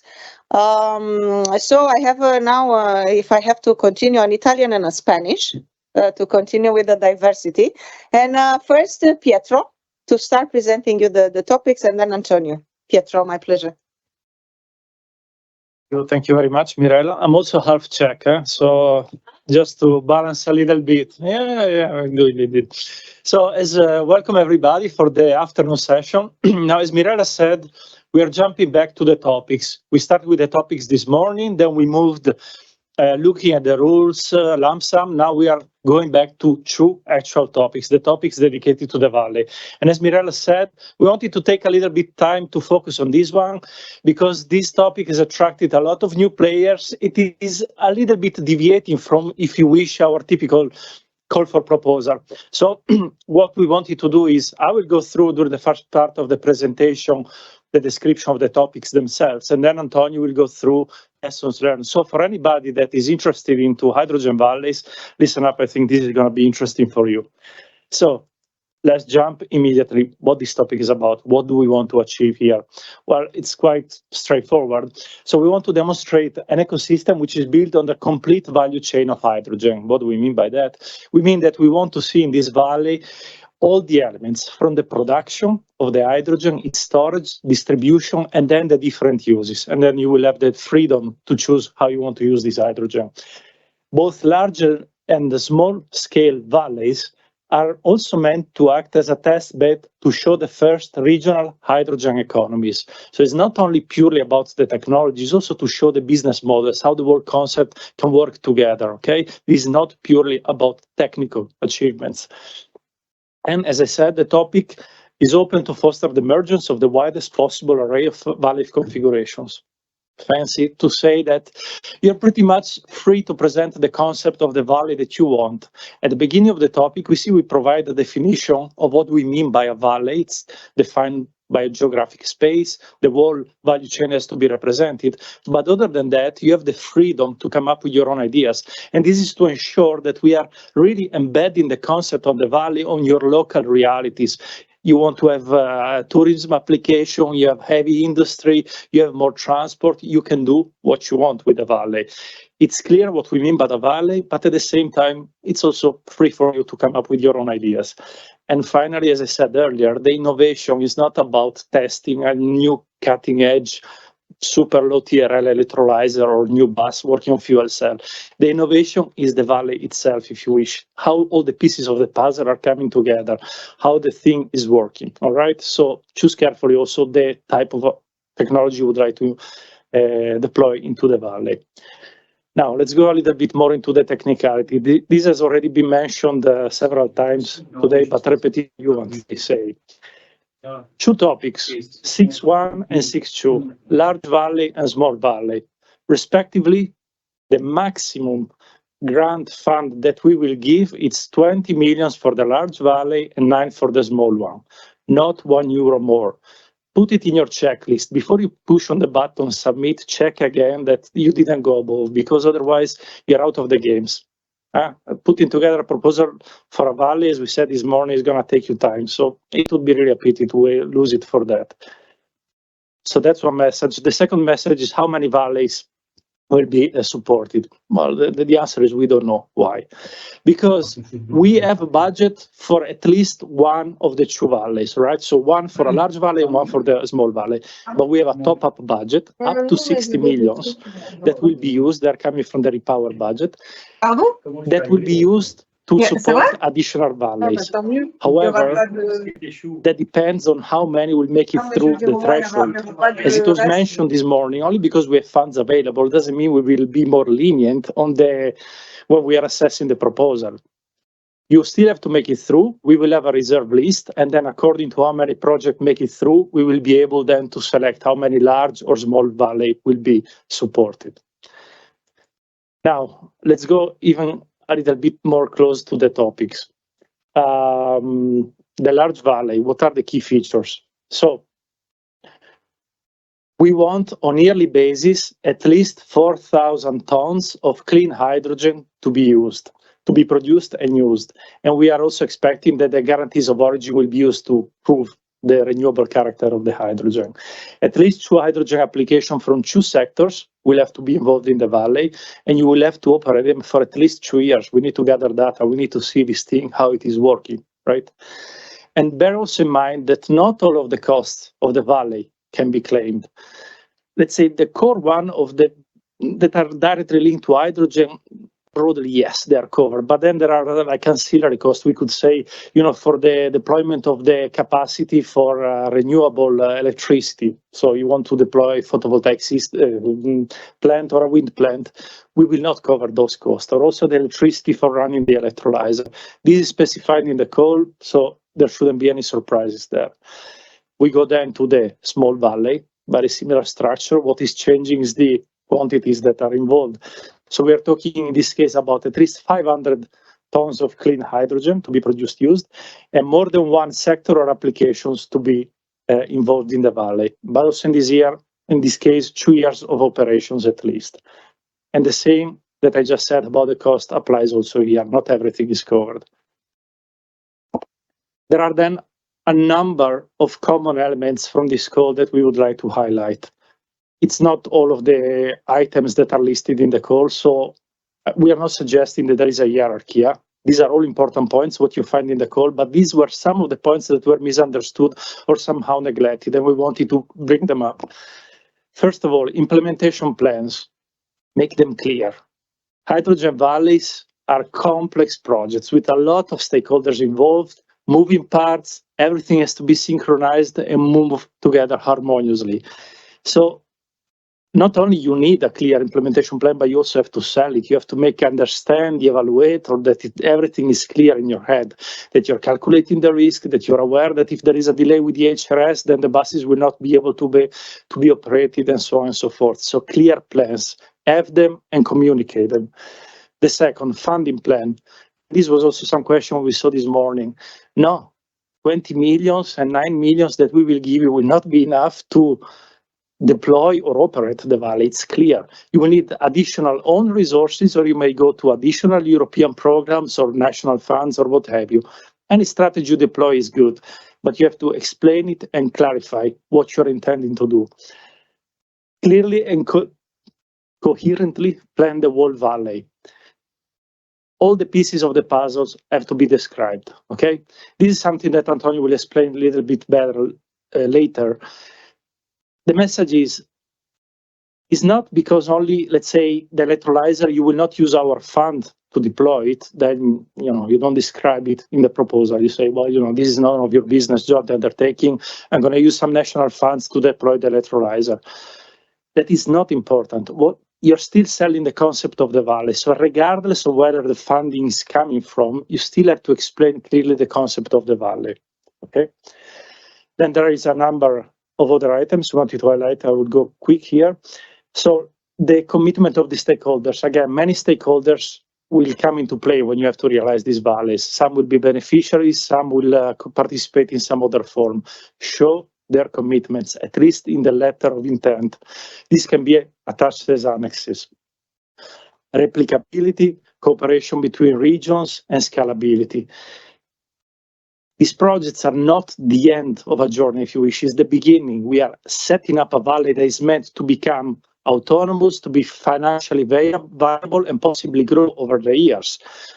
So you have to show how this is, what is the long-term plan for the valley, and also you have to show what is the replicability potential. Okay, it's not cathedral in the deserts. We want to see, okay, we did this valley, and these are the concepts that you can take and you can transpose them in some other regions in Europe. And finally, EU competitiveness. Okay, we are doing this in Europe with the European taxpayer money, so we would like also to see that the European supply chain is supported. Again, these are not all the points, some that we wanted to highlight. Everything is written clearly in the topic. And back. And with this, I've completed the overview of the two topics. Okay, we will have time also for some question and answers. Now I'm moving to something else, something that will run in parallel. What was mentioned already by Mirela this morning, the Hydrogen Valley facility. Okay, this is not a call for proposal. This is a tender. Now, in the joint undertaking, we have been working with the cities, local authorities for a very long time, since 2017 already, right? And in the framework of these activities, we have done many type of activities in order to help the regions to understand the technology, to see how to create business models around it, how to integrate it in their decarbonization plans. And in the last years, there are two that we wanted to mention, is the PDA, the Project Development Assistance. Without going too much into the details, in a nutshell, the idea was that we're helping local authorities that have a vague idea what they want to do. We help you to mature this idea and to transform it into a viable project, a solid project, okay? So we are building with that experience where we have interacted with, I believe, around 30 regions, and we are building the Hydrogen Valley facility, which we say it's like a PDA on steroid, because we have a very significant budget. It's 12.5 million euros. Not all the details are clear yet. So, for example, we know we're going to start in 2024, but we don't know how long it's going to last. We are hoping until 2030 to be seen. The idea is, again, to help to support hydrogen valleys at different level of maturity to reach the investment decision, possibly the famous FID, final or financial investment decisions, remains to be seen. And on top of this direct assistance that we'll provide, there are also other types of horizontal activities. We will gather the knowledge, share lessons learned, paper, workshops, and also we will support the maintenance of the Mission Innovation Hydrogen Valley platform. Okay, so stay tuned. More will come during the year about this hydrogen facility. And that's all I wanted to share with you. Now I would like to invite Antonio. They will come up with the second very interesting part of the presentation. Thank you. Okay, thank you very much, and good afternoon, everyone. There are two main questions I would like to address, or if you want, two main things that you may want to have into account when you apply. First of all, you may have a good idea, you may have even a good valley, but you have to present it. You have to convince the evaluation experts that will help us. They will do the evaluations themselves. So it's about presenting it, and I think that's very important because otherwise proposals fall short of what is needed. And the second one is about what happened in maybe good proposals that didn't make it, or why proposals did not make it if they were not good in the first instance. So that's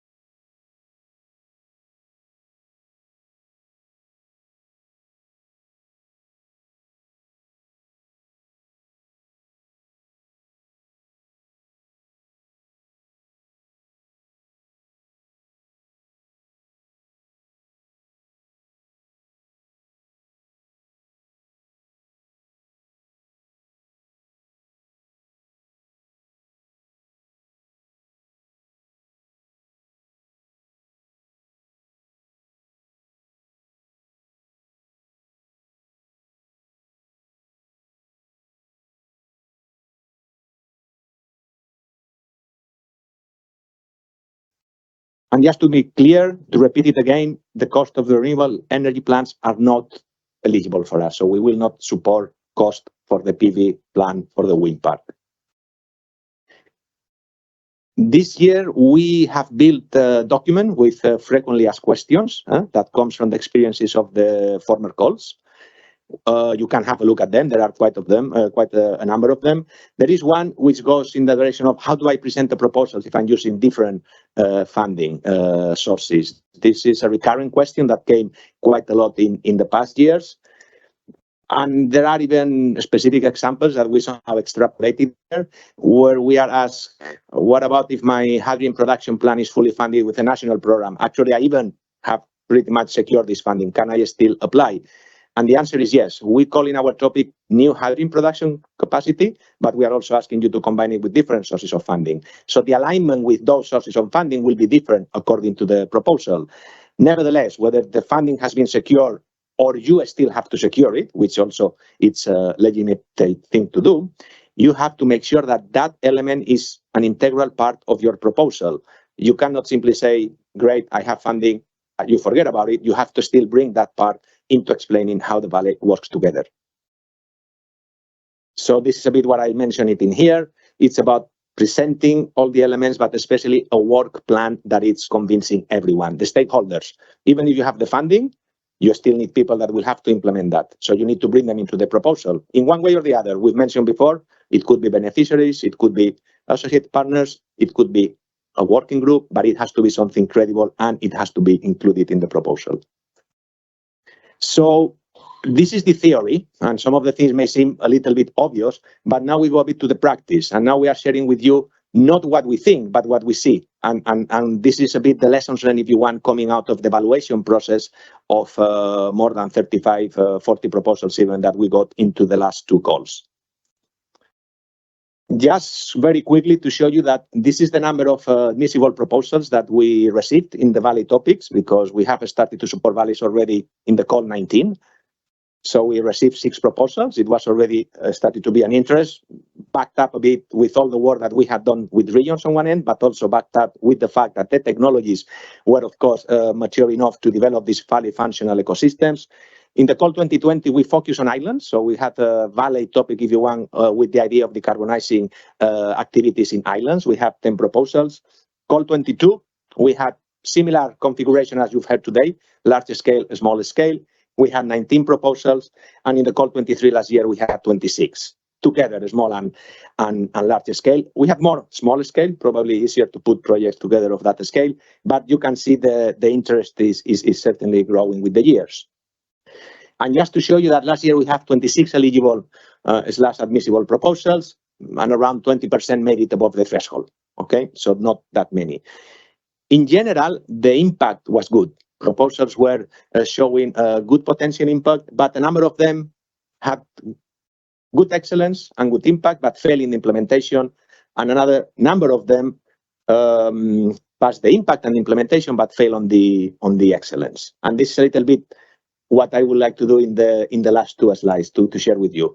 So the excellence is about what are your objectives. Of course, it has to be relevant to the call, but it's also about the methodology. And do you have a sound methodology in your project? Are you convincing the expert?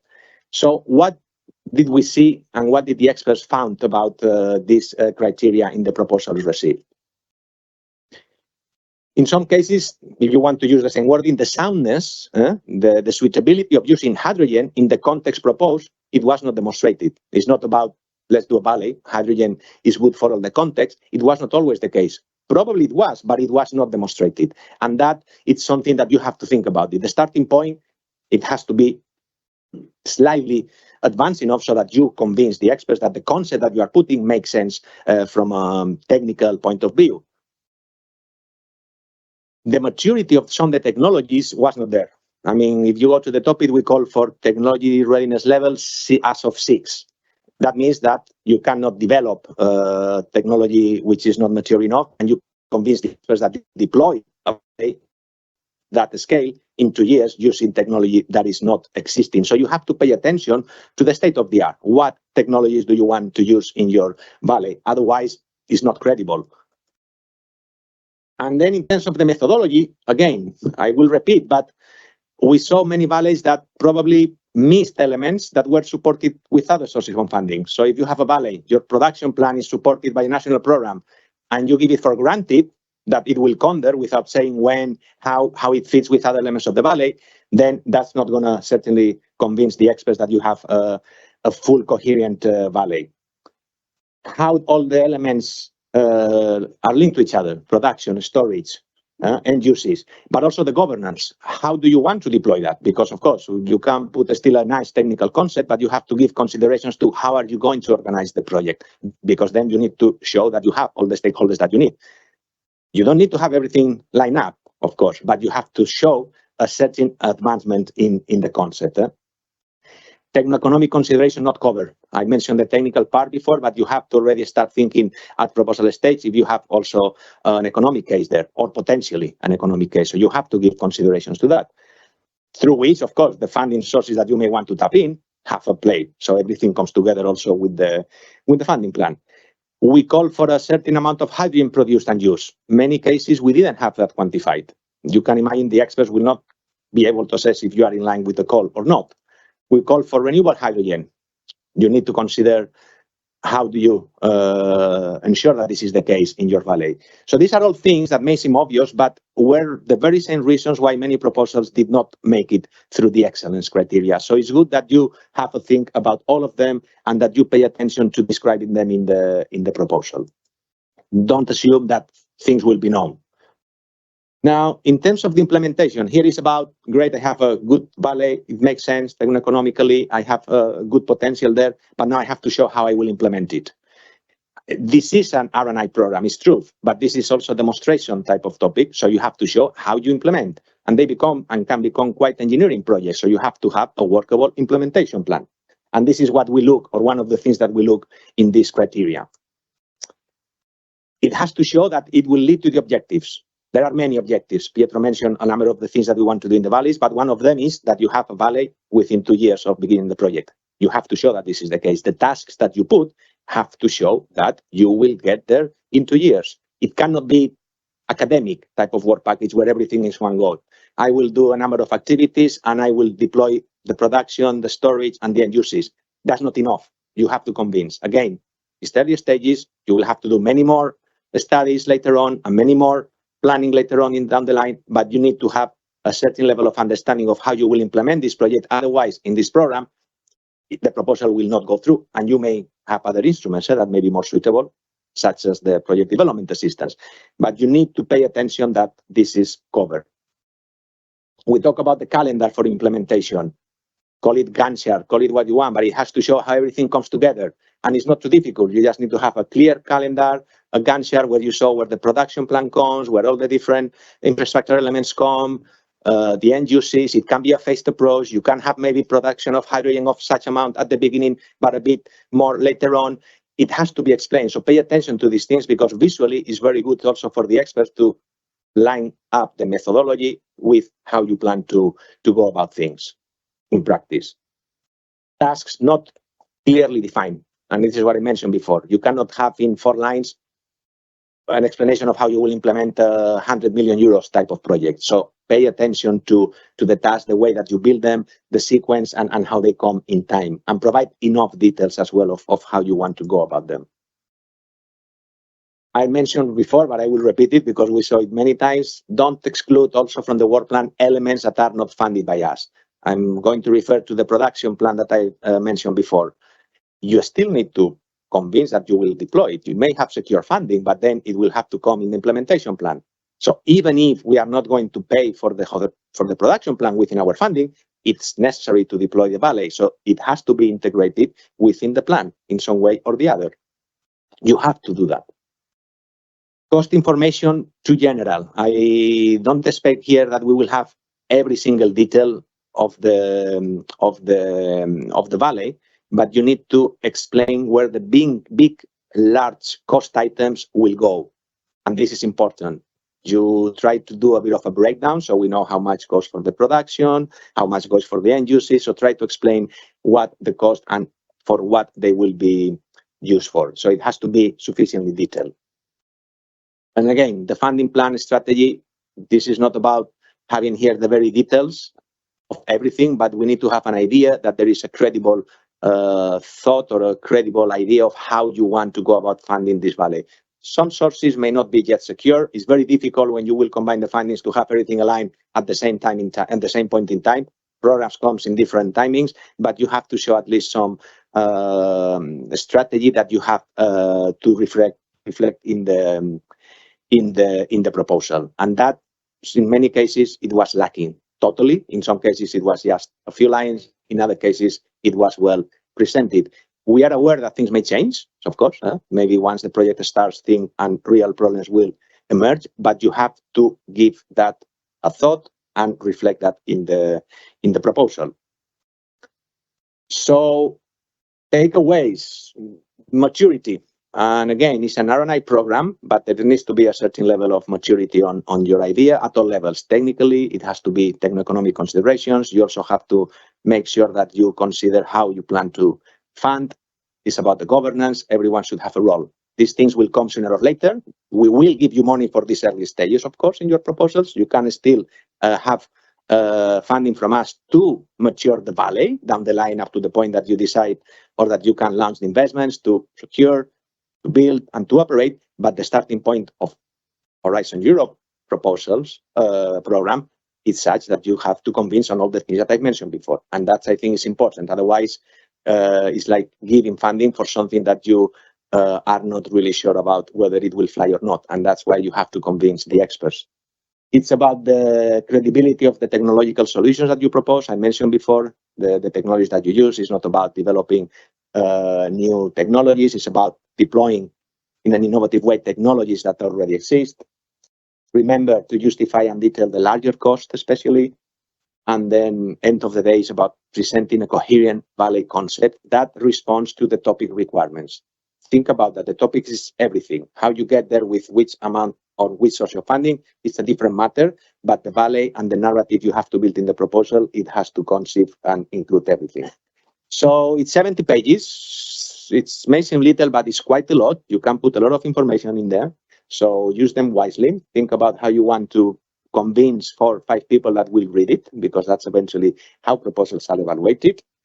And don't forget to involve the necessary stakeholders. We call for at least letter of intent, but there are letters of intents and letters of intents. It's not about, yeah, I welcome your project, I will support you, then, look, I'm interested, I could be a potential off-taker, we have got into this type of conversations, there is an intent maybe to take hydrogen from this plan. So pay attention to the content and pay attention as well to making sure that the stakeholders are involved in the way that you want, but that they are part of the proposal because it includes the credibility of it. So that's it, really. I mean, that's a bit the lessons learned that we wanted to share. Some of them may seem obvious, but they were really the reasons why we didn't have such a good success rate. And I think it's also a learning curve for all, for us, but also for everyone writing proposals. I'm not saying that it's going to be good from day one, but we hope that this at least gives you a good mindset to apply and to write your proposal. Thank you.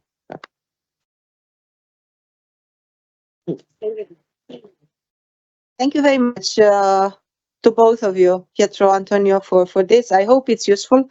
We've again thought about how to approach that, seeing the interest. We're a bit scared about the number of applications we will receive, and we would like to manage the expectations because everybody may expect to have a chance. And looking at the experience of last year, we don't want to have the same success rate, 4 out of 26. So we would like to have a better success rate because, especially like Antonio said, we have money. There is money. We show it to you. It's 20 plus 9 plus 60, and if necessary, we can even tap into the money of next year. There is money. We just need good applications, and this is why we are a bit, like I said, scared, because we need to explain to you again what are we expecting. So I hope these slides were useful. I understand we have already some number of questions on Slido, but I would go first into the room. Yes, we have a question in the back, two questions in the back. So let's go, the first one there, Adriana. Please tell us also who you are. Yes, hi, Crema from the Catalonia region. Thank you for the presentation. The first question is, you mentioned, I believe in the first part, the proportion of funding or co-financing you're expecting. I believe you said it's 20%, 30% to come from the GU and the rest other sources. The second question is, where can we find examples of good practices for the co-financing? Because looking into the regional innovation values from last year, this is not very straightforward. So of course we can go beyond one region, but still it's not easy to find the financing always.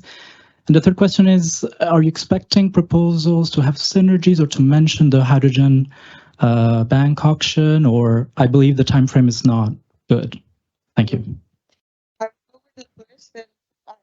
Go with all of them. But just to clarify, we didn't say 20% funding. We said 20 million, which could be 20%. We didn't say 20%, so it's 20 million funding, and we say 5,000 tons at least. At the price of the hydrogen, and at what do we, if I can say, estimate of what does it mean a proposal to produce 5,000 tons and to 4,000 in fact, and to produce it, distribute it, store it, and use it, we estimate, it's an estimation, it's a rough calculation of 100 million more or less project. So that's why we say it may be 20%, but you may make it with 150 million, we still give you 20 million. Which is then less than 20%. You see what I mean? So don't get stuck into the 20%. It's 20 million.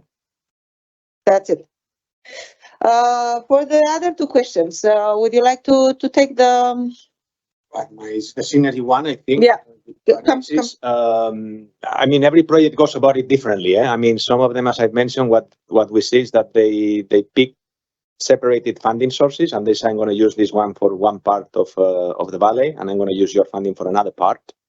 Yeah, the innovation, the options from the hydrogen bank will be there. It's another of the things that have and could be possible to use. But I think what is important, at least for what we're talking today about the proposal stage, is that you consider that in your proposal. I mean, the funding plan eventually is going to build upon funding sources elsewhere, including mechanisms like the one you've referred to. So you will have to build your early business case in the proposal. So you have to explain that. Then explain that. Then the particularities of how that will work in practice probably will have to be worked out throughout the project undertaking as well. But at the proposal stage, it's important that you explain how and what you want to do, because it will have an impact as well, of course, in the business case that you want to put forward. How it will work with the hydrogen bank auctions, I mean, the pilot has not even started or just started now, so it's not going to be 100% clear from day one. Yeah, I mean, let me try to put it in much simple words. We want a valley. So if a valley, again, it's 100 million project, we want you to present to us the whole concept. If you only want 20 million for applications in transport, for buses and HRSs, I'm exaggerating, huh? But if you only want our money for that, don't come with a proposal just for the buses and the HRS, because that's not a valley. Okay? So that's the main point here behind, in very simple words. We want the valley concept to be presented to us. Okay, then we want you to tell us, of course, what is your plan for our 20 million, but also the plan for the rest of the 80, to keep the example. Yes, and you may have a plan to get the rest of the 80 next year, in 2 years, in 3 years from now, but we also need some credibility behind that. Because if you say, give me the 20 and I will see what I do for the 80, no. No. From the examples we have with the current projects, we have such examples where we stepped in with our 20 or 10 or 11, it depends on the projects we have. We realized there was no sufficiently credible plan. The project ran as long as we provided the money, and then it stopped and said, sorry, I could not find the rest. What did we do? We failed. So we need a credible plan. This is why we are continuously saying, we are not saying you should have ensure the money or have already the money, but at least to have a plan that in 2 years you go there, in 3 years you go there, our money comes like that, a bit of a business plan for such a project. We talk about that, as I said, at least 100 million project. So this is a bit what we say. And if I can refer also to the bank, I think it's a bit earlier, but we would welcome if you could combine that. Okay. Any other question in the room? I see it there. Yeah. Yes. Yeah, with me. Thank you. Francesca Moglia from iSolutions in Hamburg, Germany. I just wanted to ask, you said that the valleys should at best address the full value chain, but I understand correctly that production would be better than import. Yes, I see nodding. So. Yes. Yeah, that's a bit the principle. There's not going to be a clear cut. There could be a lot of combinations and a lot of things. But the idea, as defined within the call, is that this is based on at least local production. Yeah. That's the concept of why the valleys somehow. We don't see valleys where you just import the hydrogen, and again, the valley for us, it's using it in end users application. No, that's not a valley. Thank you. Yes, so it's domestic production. Yeah. Yes, hello. My name is Martina Rattinger, representation officer of Carinthia in Austria. I've got one question regarding the requirements of different partners. And can you maybe explain a little bit this requirement, to which extent you really need partners from other EU member states, apart from your region or your local authority you're applying for? Yeah, that's a good question, because it still has to be a European project. By immediate thought of a valley, it's a local project. It's a national or regional project. So, however, the money are EU money coming from all member states, all countries. So we still need to give it EU, how we call it, EU added value. So either you have equipment producers like electrolyzer manufacturer present in the consortia that it's not from your country, it's coming from another country. Either university from another country supporting you with monitoring the data, either a follower from another region, from another country that would like to make a similar valley in their country. So it has to have European added value. It has to have to be European, although, like I said at the beginning, it is a local project ultimately. I hope I answered your question. Okay, good.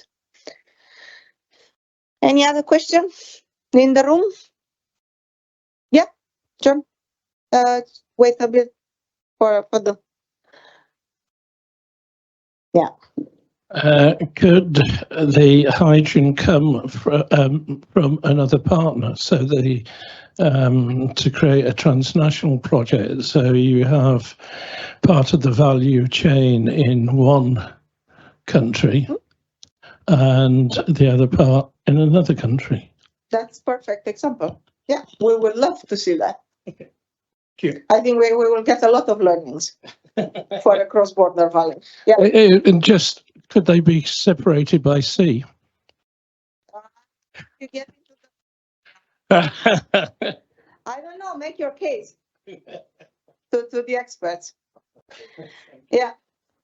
Good. I get to a question at home and then think about if you still have questions in the room.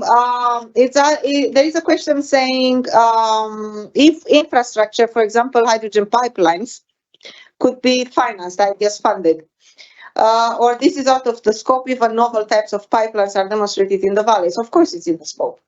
It's part of the chain to transport or distribute hydrogen from production to the end use. So it's a yes. It's part of eligibility and could be funded. Then it says, would the Valley apply for and deliver a PDA project first and then in a later apply for Valley funding?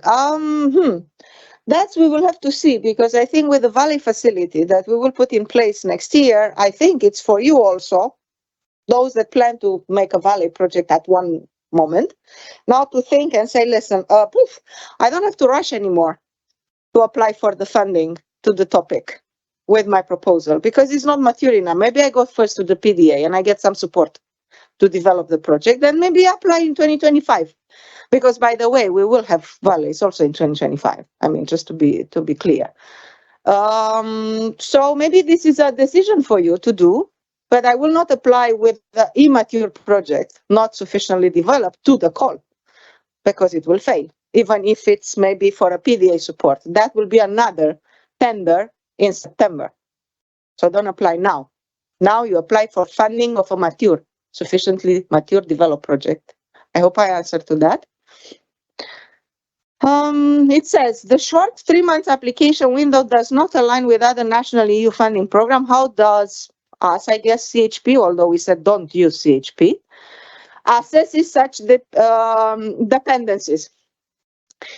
I mentioned already, we do not have, or you do not have to have at the level of the application already the funding guaranteed from other sources. Again, you may go next year to your national funding. You just plan, in your funding plan, you show that our fund maybe comes first. Next year you go to national, so we don't have to align, because we are not asking all the money to come at the same time when our money comes. Okay? So I hope I clarify this aspect. We do not need to align with the other funding programs.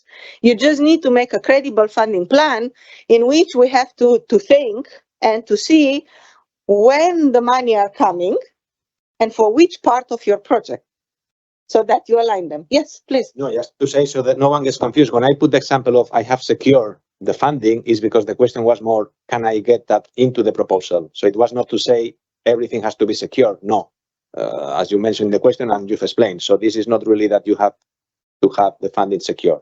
It was more, even if you have it secure, will take time to start deploying that. You can come with that funding into our proposal, just to avoid confusion. Yeah. Yeah. We have another question. It's the financing, and again, I would like to clarify. We provide funding, not financing. I know it's English, and not all of us speak English, but funding is what we provide. Financing is what commercial institutions like banks provide. So we provide funding. Does funding include procurement and construction, or only feasibility, design, and engineering? And then it's a comment, because 30 million euro looks small for Hydrogen Valley. It includes everything. It includes construction. It includes even demonstration running for at least 2 years of everything. Yes, but it's small, our funding. But it's, again, it's not supposed to be 100%, like we just mentioned. I don't know if you would like to add. I mean, it's extremely obvious. Yeah. It can cover, of course, the detailed feasibility, front-end engineering, everything that you need. But the starting point has to be aligned with what I said. Yeah? You cannot come there with just an idea and then to start from, I'm going to develop the idea in the valley, because it will not make it. But the rest, it can be included. Yeah. Yeah. That's a good one, and I'm going to be very clear about that. Are valleys that previously received PDA support favored? No. No. It's a very clear, transparent competition. You start from zero like anybody else. The fact that we supported you in a PDA, lucky you. But no. You will be treated equally with anybody else that was benefiting from our PDA or not. So I hope this is very, very clear. Large scale valley, how much of the funding has to go directly to the the question moves up and down. Directly to the projects, and how much should be used for the connection, cross-cutting, and so on? I think it's really going to depend. I think all the cross-cutting points that Pietro meant, included in his slide, are very important. We mentioned about the EU value, the added value, the replicability. That's something that probably no national funding scheme will support, but we need it. We need to have a clear idea of what type of activities are you going to put in place so that you trigger valleys in other regions, capacity building, lessons learned transfer, hand-holding support, whatever. So probably no other funding scheme will do that for you. So that probably will use a fraction of our money. And there are other ones as well. But then we don't have any requirement because, as I said, some of you may come with infrastructure investment support from national funding. Other ones may decide to do that for something else, but you will use our funding eventually for those things for which you are not able to get other and additional funding sources. Still, the scope of the valley has to be delivered, and you have to demonstrate that in proposal. So we don't have a rule for that. It's really, it's really up to how you present the proposal and where the funding comes from. It's secondary. It's just the way it's built up that is very important in the proposal stage. I think we will take just one or two more questions. I would like to take a more general one, which is not necessarily for the Valley. It says, is there a forum or webpage where companies can post their interest to be part of the consortium? So one will be in 5 minutes, max, where you were having the possibility to pitch. And we offer to 25 of you. Another one is Horizon Europe, and if you go on our funding and into the funding portal, you have a possibility there to really post your services or your call for projects, and others like you may find you there. So Horizon Europe offers that possibility. Please use that tool. And then finally, I see here a question still linked to the valleys. 500 tons for a small-scale project, classified as new production. Can we include capacity we build in our region in the next year, funded by other programs? Oof, my God, the English is bad. Sorry. To the person who put that question, I don't get it. Do you? The question. I guess it probably means what do you mean by new production capacity? I mean, we do have a detailed FAQ on that, but the idea is that something that whenever it is that you submit is not there already doing something or providing high into something else. And then in the middle, there is a lot of things because many valleys come with a phased approach where a part of it is coming earlier, other parts are coming later. So it's really for you to show that, but go to the FAQ because that's what we say. It can be planned, it can be secure, but of course it cannot be in operation by the time you submit the proposal because then that's fitting at the purpose. So it's a bit of a thin line and it's a case by case answer. And I see a question which is more for the people of last year, but I think I need to clarify when the valleys from the reserve list of 2023, we only have one, by the way. And if that person is listening to us, you will receive very soon news from us. Hopefully good.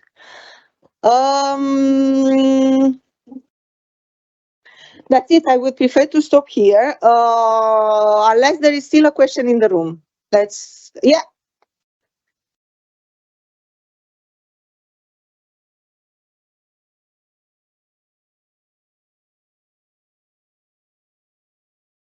The question is related to the possibility that is, I guess it is real, that within the consortium, within the partnership, someone producing in a valley, producing hydrogen will deliver hydrogen to an off-taker, and it will be paid for that.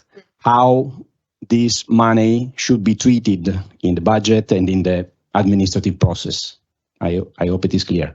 Yeah, let me try and look at my lawyer. She's going to correct me if I'm wrong. I think if you get revenues into the project, you should also declare them because ultimately our grant should not give room for profit. So this means that 500 tons per year should be evaluated at a price because this is a revenue for sure. If you don't use it by yourself, of course, but if you sell it, it is. You sell it outside the project. That's the way I understand your question. You could use the 500 tons, and you should use it in the project. That's the valley asking you. Yeah, that's of course. Of course. So that one you don't have to declare it as a revenue, but you may use 400 out of it, and maybe 100 you sell it outside the project. That one, you see it as a revenue into the project, if I understanding well the question.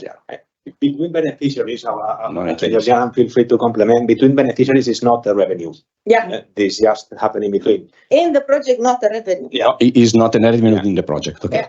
But again, I think this is important and it's a very good question. Whenever you build the proposals, though, the important thing is that you explain how you want to go about the managing of the valley, the running of the valley. That's what is important. Then, if we will put it as revenue or not, okay, it's important, but in the proposal, what you need to make sure is that you explain this because that will be part of the business case that you will make for the valley. So that's really the main message. And in any way, very clear between beneficiaries is not revenue. Yeah. Thank you.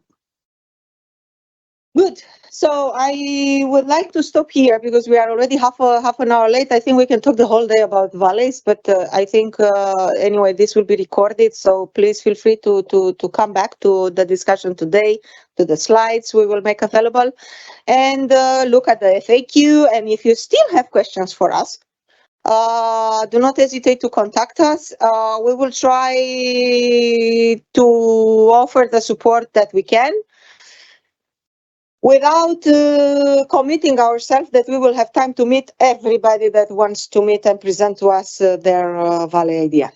So with all the love that we have for what we do, it's very difficult that we meet with everybody. So we will always recommend you first look at what we discussed today, look at FAQ, look at all the materials, and if you still have questions, we'll do our best to meet you.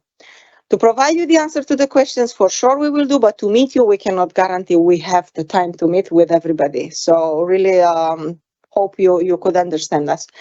Now, we will have to, thank you very much, Pietro, Antonio again. Huh?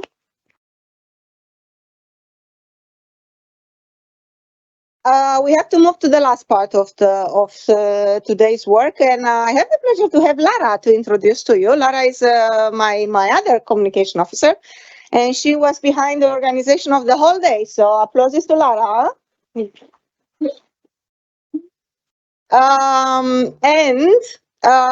she was in charge of everything, as you can imagine. And she would like to say a few words before we move into the pitches. Lara. Yes. Hello, everybody. Basically, now we've talked a lot, and it's your turn to talk and tell us something about yourself, which services you provide, which ideas you provide, whatever you want to present to us. We had a tough selection. We received 70 pitches, and we selected 25 of them. And it's really up to you now in 3 minutes. So it really has, you have to take the essence. Maybe if we don't manage to be short, you have to, because I'm gonna have a watch here which won't lie and will really be annoying because it will beep after 3 minutes. So yes, and then we will interrupt you, basically. This is, I think, a great opportunity for all of us and for all of you, of course. Then afterwards at the cocktail and the network, you can still approach each other, you know from which company. If you haven't met each other, I think it will be nice also for the people online watching us. And yes, I will call out every one of you. We had a small, I think you received a list where you basically were, given a number, but I have given Catherine from ESB, I've changed it because she has a flight to catch. So this is, of course, a valid reason. I will always call the person here, so that she will have the slide, you will have the slide, and then I will start with the time. And yes, so Catherine from ESB Generation and Trading, please come.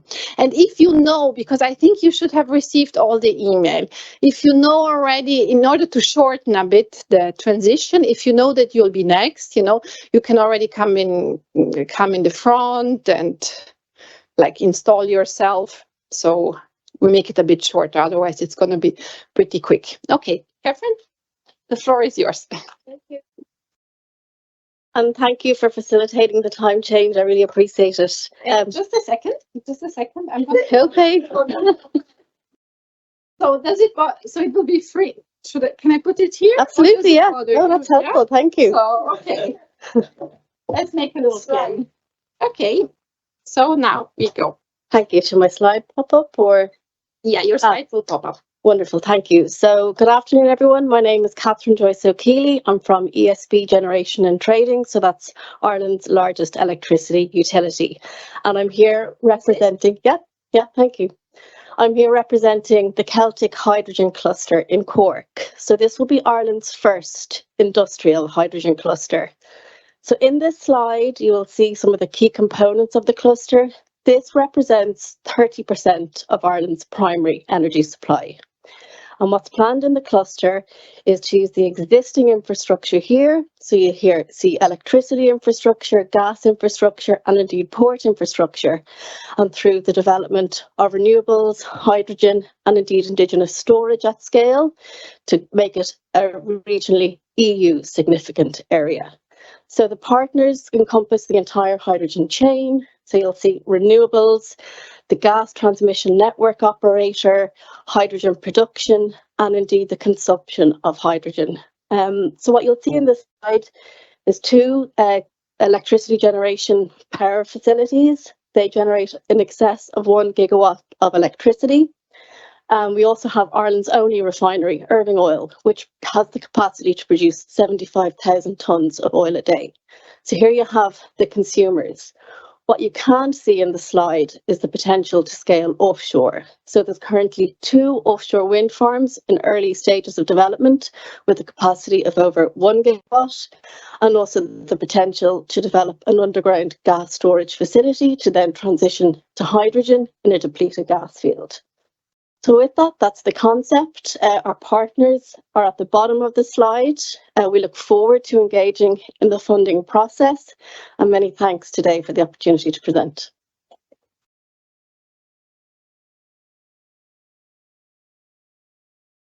It's amazing, Catherine. I mean, you even have 1 whole minute left, so impressive. Thanks a lot. We have... Did somebody forget the glass? Catherine, is it you? The glasses? Yes. And I will call Linda Dengler from Microfi B5. So, yeah. And let me just put this nice orange, set it. But as we saw, it's quite fine. Please go. Click on the button. Yes. And then we have your slide afterwards. No, but this is not me. So I mixed it up actually.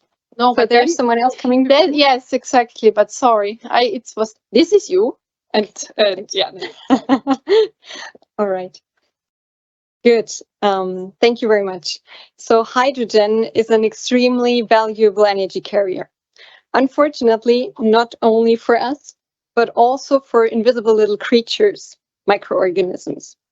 Microbify focuses on the survey of so-called extremophiles, which is microorganisms that occur in very harsh environments like acidic, hot, or even anaerobic habitats. Even though we are familiar with quite a variety of these microorganisms, here and today I would like to focus only on the hydrogen-consuming ones. They occur in different habitats ranging from ruminant intestines to swamps and even gas storage facilities. Our customers in this sector include storage operators like RWE, Equinor, Uniper, and also Geostock. So what we are focusing on in this area from a microbial perspective is safe hydrogen storage, directed hydrogen conversion, and also the mitigation of microbially induced corrosion, short MIC. Our expertise widely exceeds standard microbiology because we invest in high quality equipment and anaerobic sampling with our patented pressure vessels. Our fully trained engineering team is also eager to work on sophisticated projects and adapts their systems according to the requirements on site at the storage facility. We have successfully extracted microorganisms from several porous rock storage facilities and therefore bring along an interdisciplinary European network of partners. This network includes bioinformatics and modeling, high-pressure subsurface sampling, high-pressure engineering, and of course, storage operators from France to Ukraine. Microbify is your partner of choice for all questions along extremophilic microorganisms, including the safe hydrogen storage in porous rock media. Because hydrogen is our microbe's sweetest treat. Therefore, let's work together to prevent your hydrogen storage from turning into a microbial dinner party. Thank you.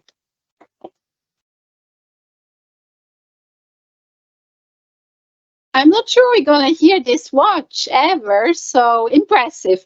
So now I call Farah Marty. Sorry, I missed you before, but we're gonna go back. So yeah, I think you just press on the green. I'm gonna fix it. Let's see if we're gonna ever need it. So let me just see. Okay, the floor is yours. Thank you. Okay, thank you.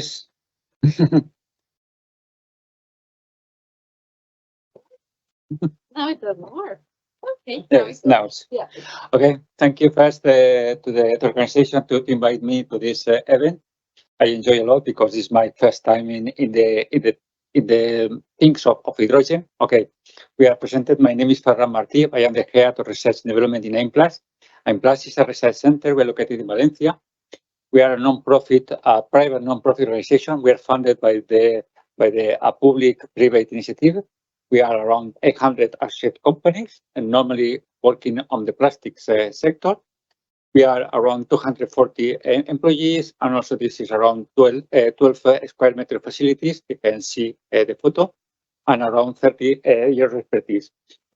In AIMPLAS, we try to cover all the value chain of the plastic material. We are working from the part of the synthesis of the polymers, the modification of polymers, also the processing of the polymers, the characterization, and finally to study this is circularity, how to recycling in the waste form.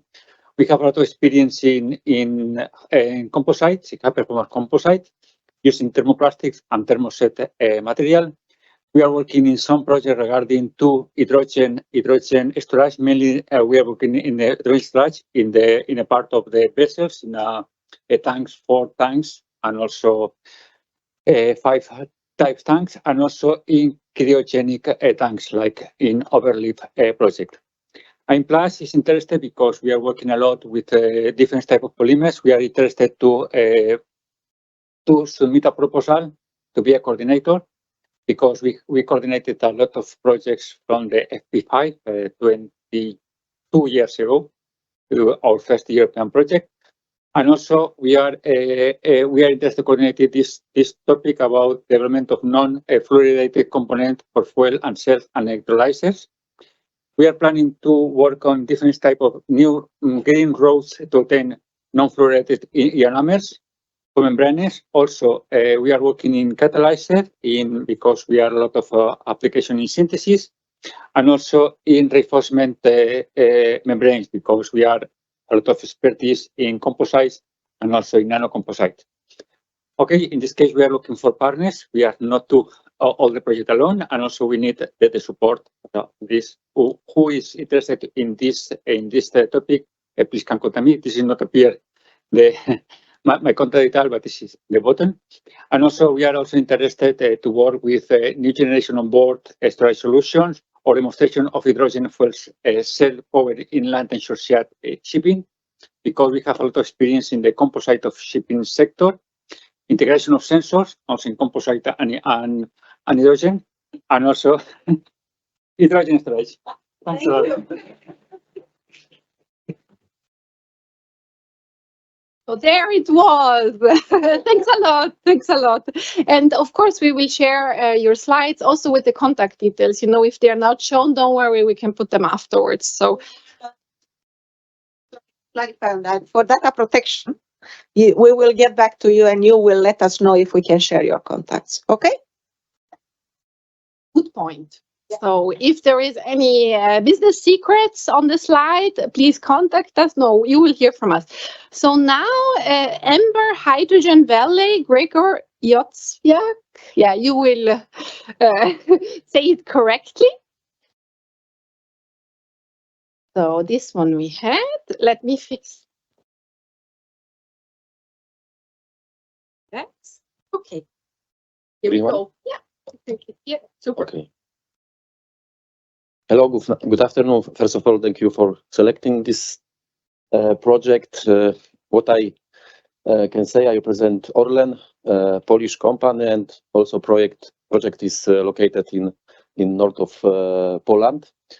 And I would like to say that you will never ever find a better location than this part of Poland for hydrogen investment and let's say creation of valley, because we have two ports, Gdynia port, Gdańsk port, so possibility of decarbonization of these ports, equipment, refinery of Gdańsk, so utilization of hydrogen in refinery. The location is close to the Baltic Sea, and now there is strong development of offshore wind farm projects, so the potential of renewable electricity will be very, very big. And last but not least, we also have a very good location because we have salt covers in Kosakowo. So this project looks really interesting, and we would like to realize it in 3 phases. First phase is dedicated this large-scale hydrogen valley. So we are going also this year participate in this clean hydrogen partnership call. We have already also have 11 partners for realization this project, this part of this project, and mainly is dedicated of implementation hydrogen solution in ports like shunting locomotive, which we have already realized last year, and other equipment. In the second phase, we would like to introduce hydrogen to refinery and build these pipeline connections. And third phase will be dedicated finally to build the salt covers for managing the big volume hydrogen delivery for the consumers.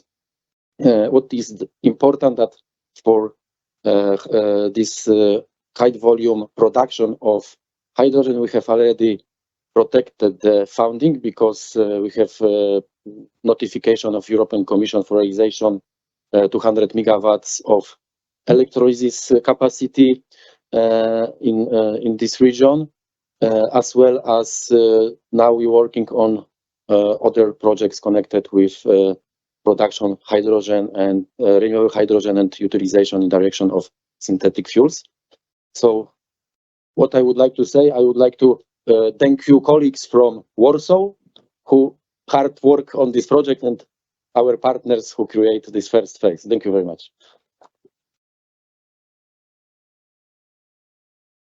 So the women are better in timekeeping, it seems. Can I call on the stage Luke Tan from Supercritical? Not Lucas, that's the next one, exactly. So let me. Thanks.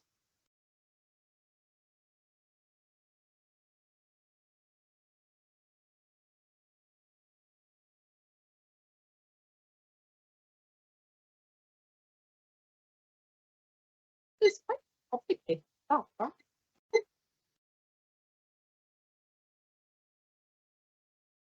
Next time I get Put it on my phone actually, so I'll watch the. Doesn't We work. can kick off if you like. I know, now it works. Now I see. 1, 2, 3. I'm sorry. Okay, when you're ready, we go. Okay. Yeah. Perfect. Good afternoon, everyone. My name is Luke Tan, and I'm the Chief Product Officer and one of the co-founders at Supercritical. Supercritical is a UK-based technology development company, and we're developing a completely novel class of electrolyzer. Now, we have solved one of the biggest inherent problems of membraneless electrolyzers, delivering over 99% purity in both the hydrogen and the oxygen stream, delivering 220 bar of hydrogen gas. Now, we do this by first of all pumping water into the system and then heating that water up to around 300 to 400 degrees C, and therefore achieving a higher efficiency in the electrolyzer.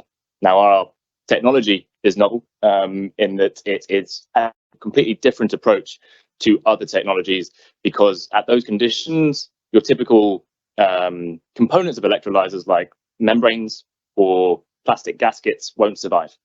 So we've had to develop a completely new approach to be able to overcome that and exploit those efficiency benefits. By delivering 220 bar hydrogen, we actually remove the need for any downstream compression, simplifying and making it the whole system more manageable. The team that's delivering this was founded back in 2020.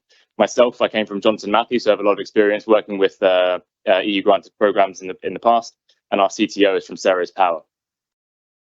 The things that we're trying to achieve align very closely with the KPIs that are delivered by being aimed for by the European Union and the Clean Hydrogen Partnership: high efficiency, high current density, high pressure, and the complete removal of fluorinated substances. We are not an incremental improvement on other technologies, and we've had to take a completely novel approach to be able to deliver on these KPIs. We hope that there'll be lots of opportunities for us to work together as we go forward into more of an expansion into Europe. I myself am here today with a colleague, Alex Wilson, our senior materials engineer, and what we were doing is hoping to engage with you in drinks discussions after this to see what opportunities we can kick off together. Thank you very much.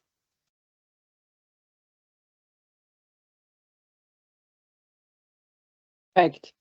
And now we have Lucas Marcon, I think, yeah, from incl. So I'm gonna go forward and so let me see if by the end of this I manage to have a probably have a more thinking. Go. Okay. Hello everyone. My name is Lucas Marcon. I'm here presenting ENEGI from Portugal. We are a research technological organization with over 30 years of experience. And we are here like just provide a brief overview of our activity in hydrogen projects. As you can see here in value chain, we are already present involving many projects involving hydrogen. I like to start with the hydrogen production. We are start some numerical simulation tools for decision and make planning. What is possible to do with our algorithm? It's possible to select different renewable source, wind, hydro, solar, select different models of electrolyzers, vary the size of the storage, and explore different scenarios of the hydrogen demand. With this, our tool enable to assess the hydrogen cost and obtain the best scenario of the design the plant and how to operate this plant, where this optimize this tool. Another activity or other point is some create and study technological roadmaps to guide how to introduce hydrogen in different industrial process. In this activity, we are evaluating the hydrogen impact in some materials and how to retrofit some industrial burners. And the important job, important client we have, we are studying the feasibility to how to convert a natural gas grid to hydrogen. In this point, we are preparing the requirement, the specification to transition to natural gas, to up to 20% hydrogen and eventually 100% hydrogen. I like to emphasize we have advanced program in hydrogen. We transfer our knowledge to over 300 people in the last year. And I have here some images, some association, entities, clients who have collaborated in a few years. And I finish here to say we are here to talk to you, to look for new partnership and projects. Thank you for your time. Thank you. And there will be lots of opportunities soon to also talk, network a little bit more and have some nice drinks. So I call on the stage Huang Ma Anderson from STU. So next. Yes. And then just press on the green while I set this. 1, 2, 3. Oh, yeah. Okay. Good afternoon, everyone. I'm Crema Andersen from University of Southern Denmark. Thank you. Yes. I'm going to present the expertise about recycling, sustainable recycling. I'm happy to hear JU has put the emphasis on this several times today. Recycling is not a simple task. Most people were thinking incineration based off technology that will simply leave the metals out. However, in this way, you will generate 100 times more emission compared to the primary production. Besides, it's a pity because it's the same like you are burning cash, since many polymers are of high value, which is very important for the production. So our approach is recycle both critical raw materials and also polymers. And those effects, as you can see from the cost, that many of the renewable energies, they are delayed to the market due to the cost. So recycling can significantly contribute in this aspect. Critical raw materials were not only limited to the precious metals. Right now, many of alternative technologies, AMs, even though are not PGM based, but nickel, cobalt, those kind of metals are also contribute a lot of the cost and have large environmental impact. A few facts about our record. More than 10 years of experience is especially boosted in the last 5 years. Peer reviews, IPRs, and social media exposures. And a few portfolios, especially platinum, iridium, palladium, non-PGM, and polymers involving the fluoro-based contact with polymers in this case. And our knowledge are very much focused on the dissemination as peer-reviewed articles and contribute KPIs impact, for instance, efficiency more than 90%, cost reduction more than 50%, improve economic values, market potential, strengthen competitiveness, robustness, and sustainability. So, thank you.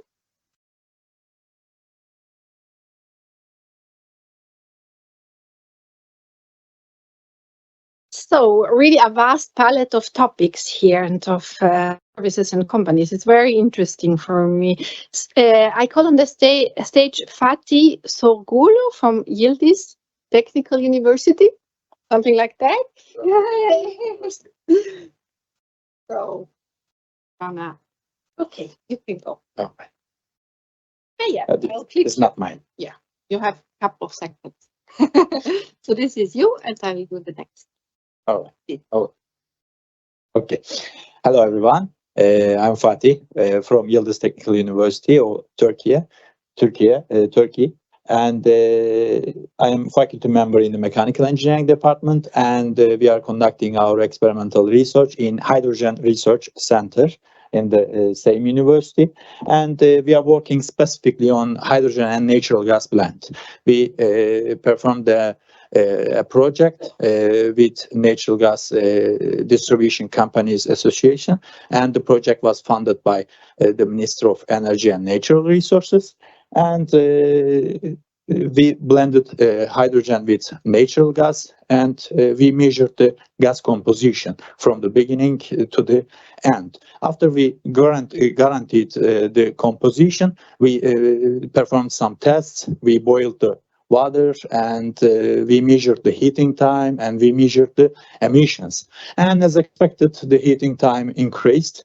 This is because of the lower density of the hydrogen, because if the volumetric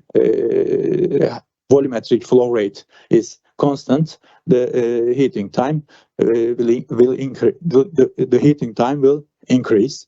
Hydrogen has higher heating value from natural gas, but lower density. And we measured all this, and we published results in journals in the first quartile. And I just finished my PhD last year, and I was awarded with best thesis. And our willing, as final words, our willing is to be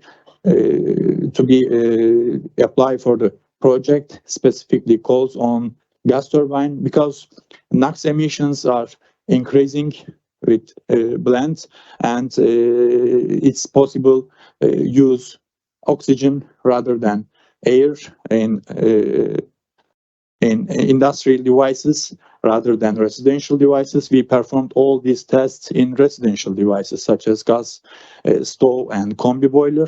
Now it's time to start in industrial devices, or both in gas turbine and big boilers.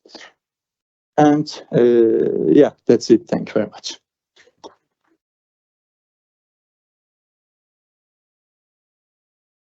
Thanks a lot.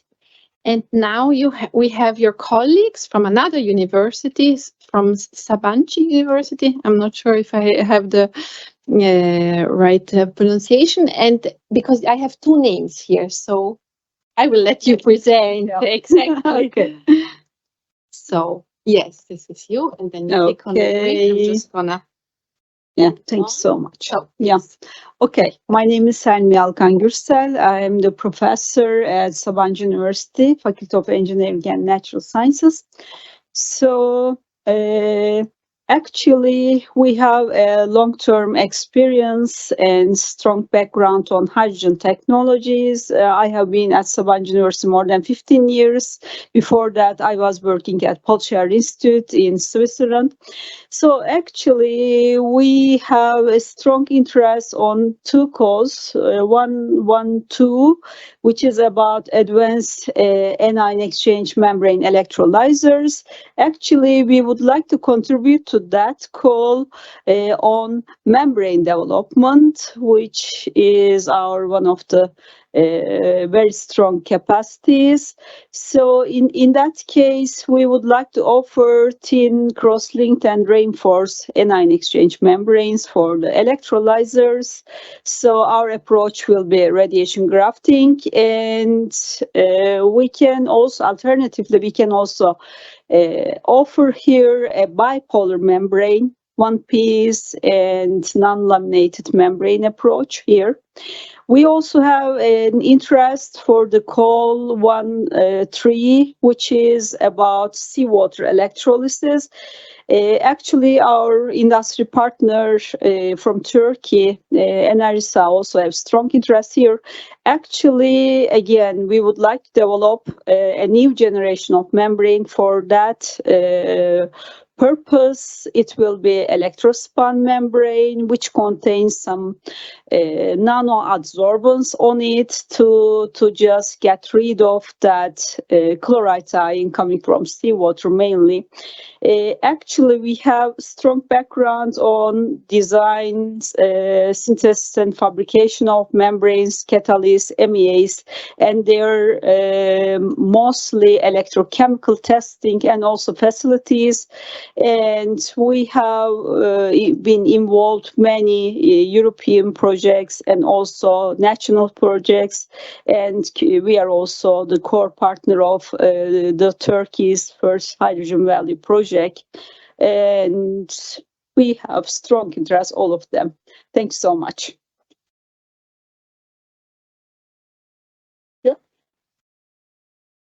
Thanks a lot, also for the timekeeping. And my colleague now explained me how this watch works, which makes it even easier. So you have, we have your colleague here, Can Kartoglu. Please, the floor is yours. And I'm gonna, there you go. Thank you very much. I'm also from Sabancı University as Professor Alkan Gürsel. I'm in the support side of the research. So we are also interested in small-scale hydrogen valley calls. And here in that call, we can contribute the optimization of low-carbon hydrogen supply chain network, because as you know, throughout the life scale of the life cycle of the hydrogen, green hydrogen. There's a cap, and we can contribute low carbon hydrogen supply chain network design in your geography or in the valley that you consider. And also we can have the renewable energy system electrolysis plants optimization in self-consumption model to produce low-cost green hydrogen.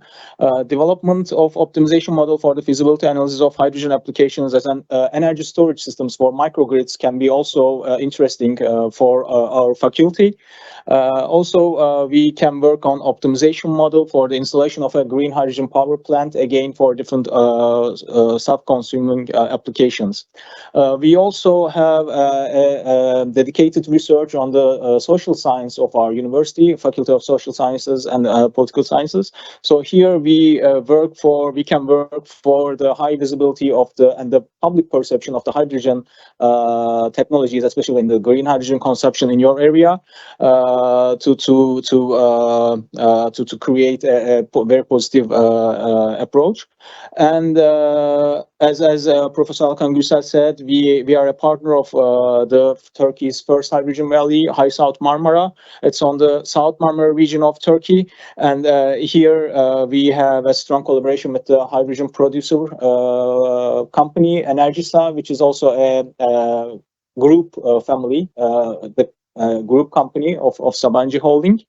So yeah, that's all I can say.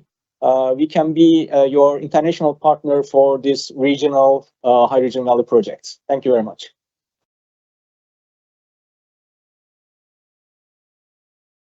So we do have a very nice geographical spread, and now I call another Mediterranean country, my fellow countrywoman, Paola Mazzucchelli, on the stage. So, and here is, no, what did I do? Yeah, this is correct. Yes, and then the next one. This It's is fine. correct, Okay, yes. perfect. So let me put this. There you go. Okay, well, thank you very much. Good afternoon, everybody. I work for CIRSE, which is a technology center located in Saragossa, Spain. We support the development of technologies for sustainable energy transition related, for instance, to renewable power generation, smart mobility, smart grids, industry decarbonization, and of course hydrogen.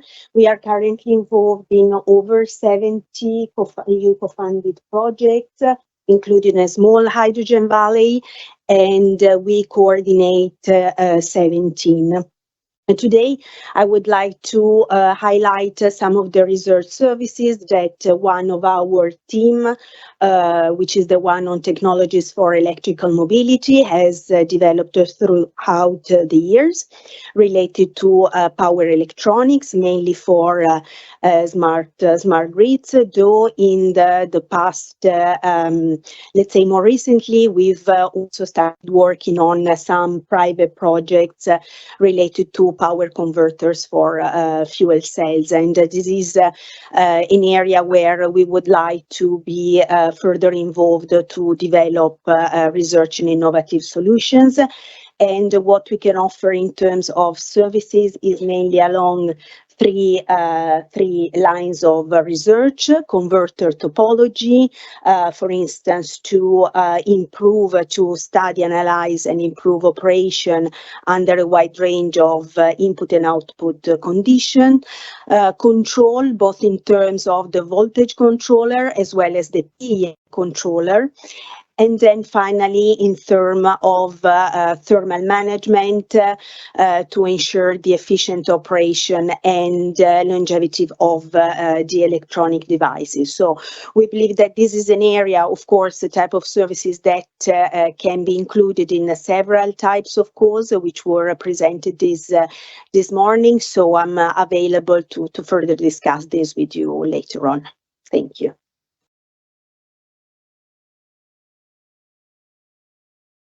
Perfect. And then we have Piotr Kosowicz from Eco Energy Hydrogen.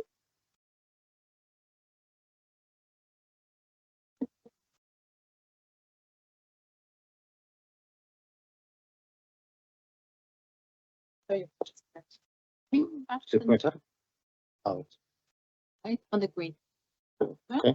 Okay. This is we have a lot to talk. So Okay. here you go. Let's start. Good afternoon, everyone. I am not Piotr Kosowicz. Piotr Kosowicz is the president of this Eco Energy hydrogen company. I represent this company. My name is Marek Wojduła. Piotr is on this room. He'll be happy to answer your question after this session, of course. So I try to explain this very complicated slide. I think the most complicated to anything, but you know there is a lot of different parts, and let's try from the beginning. Eco Energy is planning to perform hydrogen valley. Let's say not one valley, but two, small and large. So we started from the association which gathered some universities from Poland and commercial companies. And what we have now, we have two islands on the Polish-German border. Here is a Polish-German border, is the southern Baltic Sea, island Wolin and island Uznam. And we are trying to design the large hydrogen valley of the island Uznam, and sorry, it seems to be large. It's small. The large is here because of this underground storage place. So what we have now, we have a liquid natural gas terminal which belongs to the gas system, and there is a plan to offshore wind farms which will be built by the Orlen company. And Eco Energy, which is represented here, has a concession license for the exploration and documentation of the salt caverns to prepare hydrogen storage. So another thing, we have intention letter and good relationship with the city of Świnoujście and the city of Szczecin, which is one of the biggest cities in Poland. So, time. So the plan is to start as the project is very big and should be prepared in stages.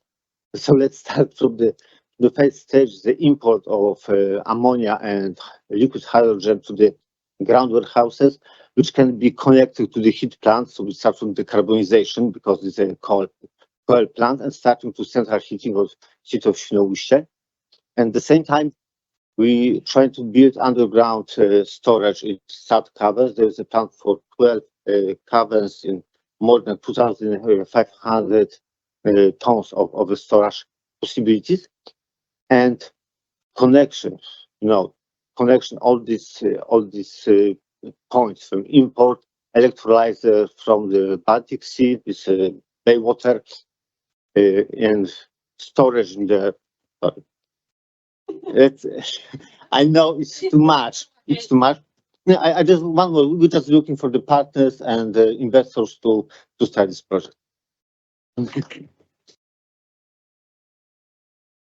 Thanks so much, and congratulations of putting all of this in 3 minutes. That's already an achievement in itself. Huh? So congratulations. So we have our next speaker, Aziz Kilic from IFS. Please step forward. Or maybe he or she, no, I'm not sure, is not here. We got the confirmations from everybody, but no. And he was asking about, okay, well, maybe he will come later on. So let's go on to the next one, Mr. Sergio Bocchini from Politecnico of Torino. So, yes, so I'm gonna, so here, please, the floor is yours. Thank you very much for your attention. I would like to present the work that we are doing by using a new type of polymer that was taken from another application such as gas separation. So we were able to increase the conductivity of the membranes and also of binder that are used. So what we want to perform is to obtain membranes and binder without fluorine. Moreover, these polymer are also recyclable because they are not reticulated, and thus you can recycled by simply dissolving them and reapplying them. If you want to know more about these materials, you can contact us. Also, from the QR code, you can find the things that we are doing in our group that is not only on membrane, but also we work on catalyst and also in other sector of hydrogen production and use. And that's all.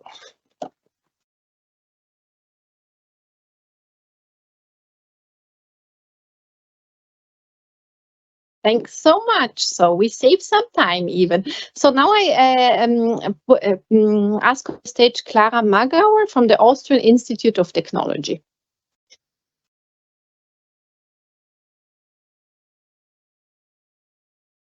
And so this is your slide, right? So here we go. You see it here. Perfect. Okay. Thank you so much for the opportunity. My name is Clara Magauer. I work at the Austrian Institute of Technology in Vienna, and more specifically in the Center for Energy. And sorry, that was it already. Sorry. And today I would like to give you an overview of our activities related to hydrogen. So here you can see an overview of basically all the activities, tried to condense to one slide, that the Center for Energy does related to hydrogen. And as you can already see, we have researchers working on diverse sectors all across the hydrogen value chain, basically starting from material development up to applications in industry. However, today I would like to focus on the first point on your top left, which are techno-economic assessments, because in our opinion, and I know what you might think, okay, this is an aspect of a project that's not that important, that can just be, done on the side. And I know many research institutions kind of, pay minor focus to that. But in our opinion, this is really an aspect that can contribute not only to the impact of the project during its execution, but that can also contribute to a successful proposal. And also, we pride ourselves in having dedicated a lot of resources over the last few years towards this aspect of techno-economic assessments. And that's why I would like to highlight a few points. So first of all, towards the relevance of techno-economic assessment in a potential project. The last I checked, I think it was still in the work program draft, but their techno-economic assessments actually read by the course in 20 out of 22 of the topics. So you see it's a relevant topic. And moreover, it's also required in all of them that you have some kind of quantification and comprehensive kind of justification, especially for new technology development, of how you will improve over the project's lifetime. But also, of course, to especially in the course, you might have noticed that there are a lot of quantitative metrics and KPIs that they want you to comprehensively report. And we think that we can assist with that because for over 4 years now, we have developed a comprehensive simulation framework in-house. So we have complete control over it that focuses on different aspects of techno-economic assessments. So first of all, we think the USP of this framework is that it focuses a lot on technical accuracy, especially focusing on aspects such as degradation, which we think is very important, not only for the economic viability, of course, but also for the technical efficiency and other KPIs of a potential system. So we have dedicated a lot of resources to modeling those things in detail, those methods and processes. And also, we, of course, can couple it with other kind of, tools we have. And we are looking to contribute in this capacity towards potential projects. Thank you. Thanks a lot also to Clara from the Austrian Institute of Technology. And now we have Dr. John Zebenberger. Are we? Yes, super. I'm going to already put your slide. And here we go. Thank you so much. John Zevenberger, I'm from TNO. TNO is an abbreviation that translates into the Netherlands Organization for Applied Scientific Research. TNO was established by law in 1932 by the Dutch government. In those days, technology readiness levels were not known yet, but the Dutch government put us in what we nowadays call the TRL Valley of Death. So we are in between the 3.4 to 6.7 range. TNO is doing quite a lot of research in the field of hydrogen. I'm only representing a small part, which is the safety part that we're doing here. And our focus here is on anything safety related to hydrogen or its derivatives. We can do, let's say, the safety assessments, but if you have testing requirements, we have a wide range of parameters and conditions available under which we can test.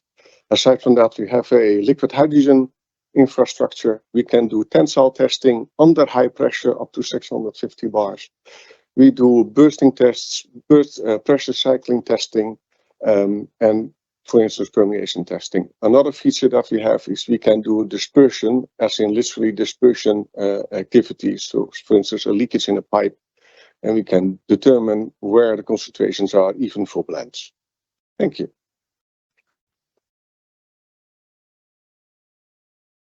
Thanks a lot. And there is even a bit more time left, which is good because we have found our lost sheep. So please, Aziz Cilic, come. And you can present. I'm going to go back a bit. Let me see. Here. So, please, the floor is yours. Here. Okay. And here's the timer. So, green button. And here's yours. Okay. Everyone is so official and casual. I want to give another field. I'm so sport. Therefore, I think it's better. And we designed the furnaces for hydrogen and hybrid system for industrial application, especially for steel, aluminum, cement, and ceramic. We can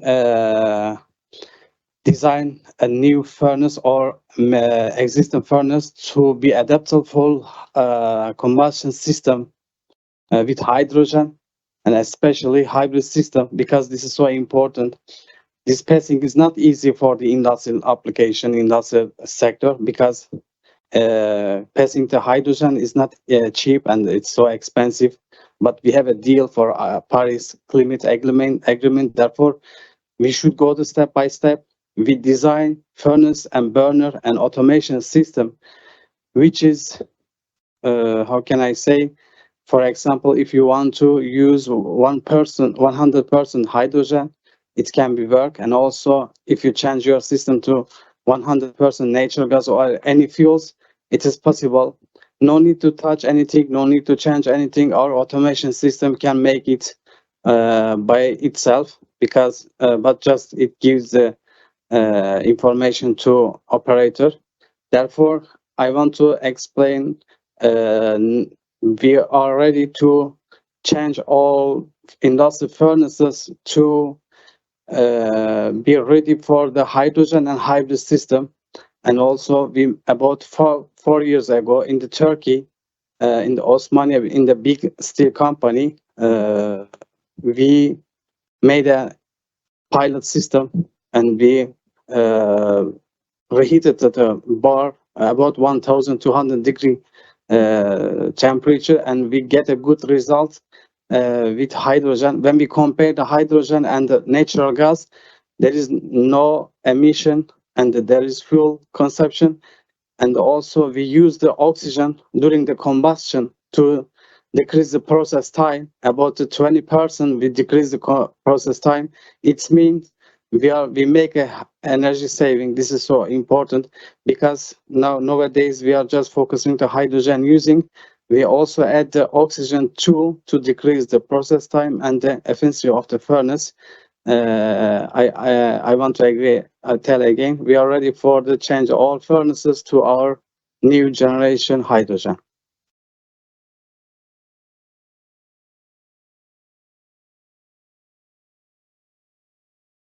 So we are reaching slowly, not the end, but so next one. Yes. So please, from Fort Ottosan, I don't know. And there you go. This one. Yeah. Hello, everybody. This is Özcan from Fort Otosan. As a Ford Trucks, our global heavy-duty brand actually in the Europe and in Turkey, we have already started a great transformation for zero emission, connected and autonomous technologies. So with this, especially for the zero emission vision, we have already started our hydrogen activities internal in the company several years ago. So actually, such as research, development, and also investment for the infrastructures. Also, we have some collaborations already with third parties. So supporting this vision, actually, last year, actually, we have kicked off our ZEPES project, which is also a Horizon Europe project. We are developing our fuel cell long-haul tractor, FMAX, on those picture. So it's a great opportunity for us, not only the learning, actually, but also the great opportunity for collecting data in the real world, because the vehicle will be demonstrate next year in the TNT corridor in real world logistics sector. That's why, it's a very new technology for us, and also other OEMs. That's why it's a good opportunity for us. As the next step, actually, why we are here today, we are very interested in the calls users, end users for transportation. So, considering our current competencies and experience background, especially the engine development, I think we think actually it is they are very well fits for the calls 3.1 and 2, the BOP especially. We have lots of experience in the company, aircraft development, fuel system development, and also thermal and cooling system management. So yeah, we have a great ambitions for these applications with proper participants and partnerships. So thank you.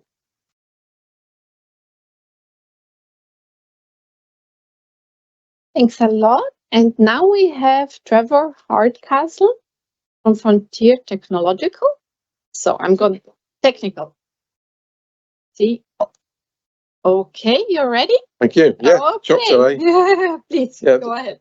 First of all, the vision is to be able to have a self-contained hydrogen generation system that uses seawater, generates electricity from offshore wind, processes it, and makes it available for port and harbour vessels.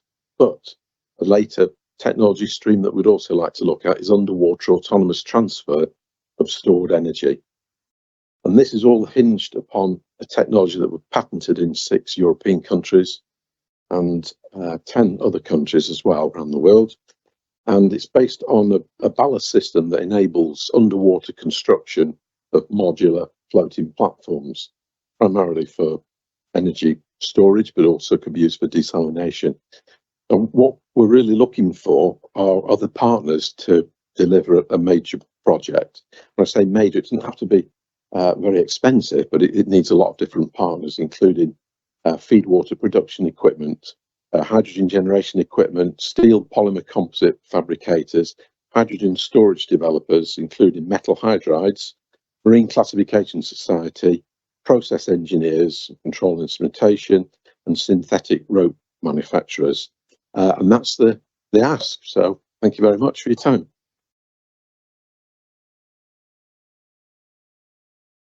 Thanks a lot. And as the next one, we have Ian Palmer from Hydrogen Vehicle Systems in the second row. So that's easy. So. And there you go. So we've got the branded goods, so we're easy to spot later. Myself and my colleague Vanessa. So see you later. We've been developing a 26-ton hydrogen fuel cell truck, and we've now at the stage of 2 prototypes, which we're testing at the moment. So we've integrated tier 1 automotive components into our own design chassis and operating with our in-house developed vehicle management software system. So some of the highlights really of the last 5 years. We've had £52 million of funding from the Eurogarages group, who have got 6,500 refuelling sites around the world, and then are looking to diversify into hydrogen refuelling as a next step, and also funding from Innovate UK, UK government. On our scale-up journey now, we're at 235 full-time equivalent people working on the project. For our sort of next round of projects, we're looking to develop a left-hand drive 42-ton truck and come to Europe as soon as possible. For that, we need a more powerful fuel cell system, and we also need a more robust e-axle, as well as probably some other components. We're hoping from this event and engagement, we can meet those partners and collaborators, and hopefully I think that should fit to at least two of the projects that Luca talked about earlier. Thank you very much.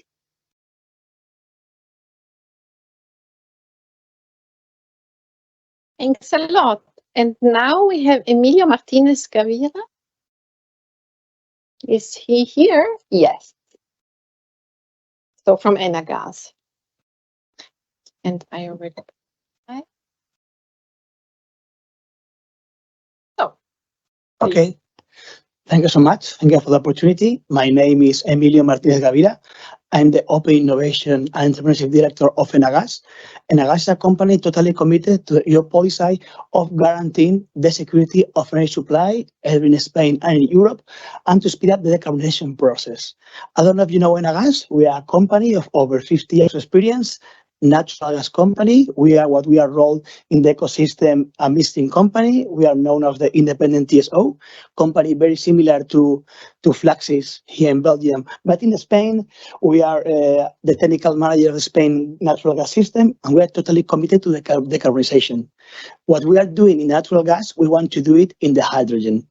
In our strategic plan, looking ahead to 2030, we are really believing and contributing to the integration of a real European energy system through infrastructure.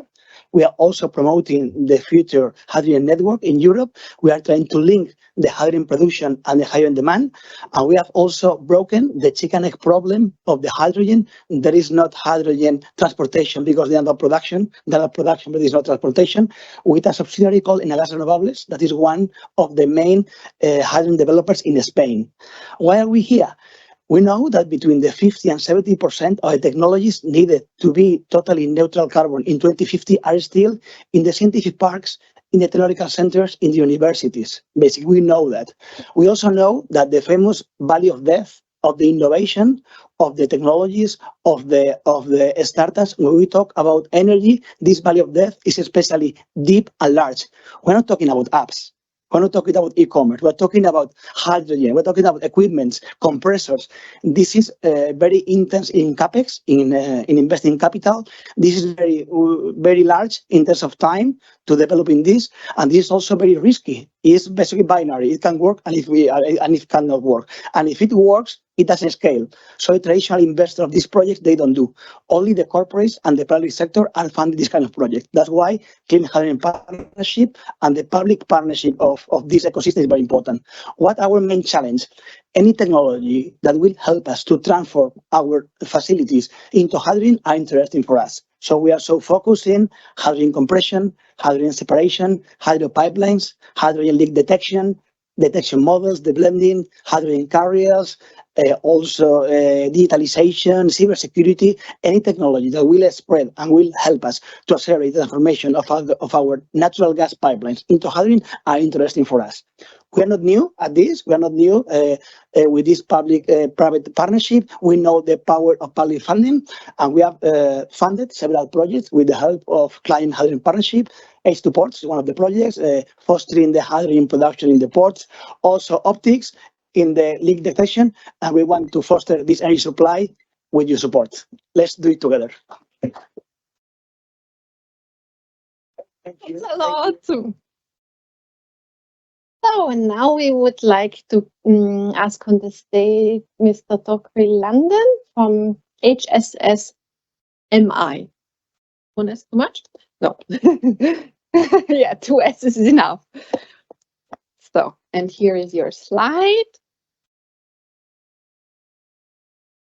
Thank you very much. Here we go. Okay. Good afternoon. Thank you for the opportunity. I'm Torquil Landon, and I'm the Hydrogen Solution Lead at HSSMI. We're a world-class consultancy, and we look to improve the global manufacturing of companies and research organisations, anyone working in a sector where they want to move into a new market or any market. I particularly focused on hydrogen, worked across fuel cells and what else? Hydrogen storage, electrolyzer production facilities. So scope of the projects we work on, we look at manufacturing scale up, enhancing productivity and enabling circular economy. We're looking to join in some of these EU projects. We're already working on a couple already. It's a simple message, but it's a very complicated process. We'd like to help and support.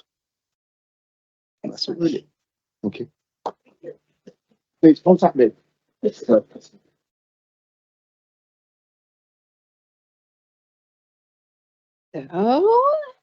and we are drawing closer to the end. Jeff Plato, you're here? I think yes. I saw the registration plate before. From Illuminating Power. There you go. And I'm just going to put you on. So, please. Thank you very much. And I want to thank everybody at the program for making great selections and down selecting the small group, elite group of people and organizations. Illuminating Power, we've got a couple of the programs that we're interested in participating in. One is the portable stationary fuel cell applications. We've got some partners already, but I think this is a tremendous opportunity. Also, we've got some projects already we're doing in non-fluorinated membrane development, and I think there's also a great opportunity to stand on some of that work we've been doing and accelerate that to the next program. Illuminating Power is a team based in Vancouver, Canada, which is kind of one of the birthplaces of more of the modern fuel cell activities with Ballard originally and some of these other organizations. And our people really came out of that group. In our histories, we first started on finding the lowest cost materials for fuel cell development and really started off with one customer and worked. And over the last 5 years, this customer has now become what we believe is the lowest cost manufacturer of fuel cells in the world. Last year alone, they produced 2,000 stacks that are involved in heavy duty applications, and over 85 million kilometers have been driven in real world applications. That heavy duty application works well in stationary work because the real value is in the number of kilowatts produced from a kilogram of hydrogen. We've designed to optimize on that cost basis, so operating at highest efficiency, but also in volumetric density or gravimetric density.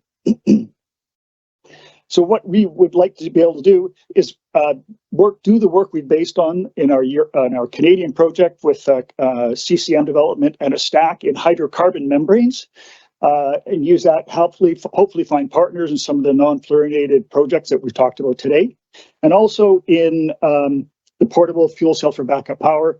This is where we can also help. We've got customers that are doing work in this area, and we think we can expand that. And the third area, a little bit outside of this, is that we're looking to set up a manufacturing of this lowest cost plate manufacturing facility in Europe. We're looking for partners to figure out how we can do that, what kind of organizational structure, what kind of corporate structure. So we're looking for partners from that area as well. So if you have any questions about that, we really help this company build their lowest cost manufacturing plant and help guide them over the last 10 years. We do this for a number of people, so if there's also help in setting up those plants. And that's it for me. I think I was number 23 of 25, so you're very close to getting leaving here. So thanks very much. Thank you for your time.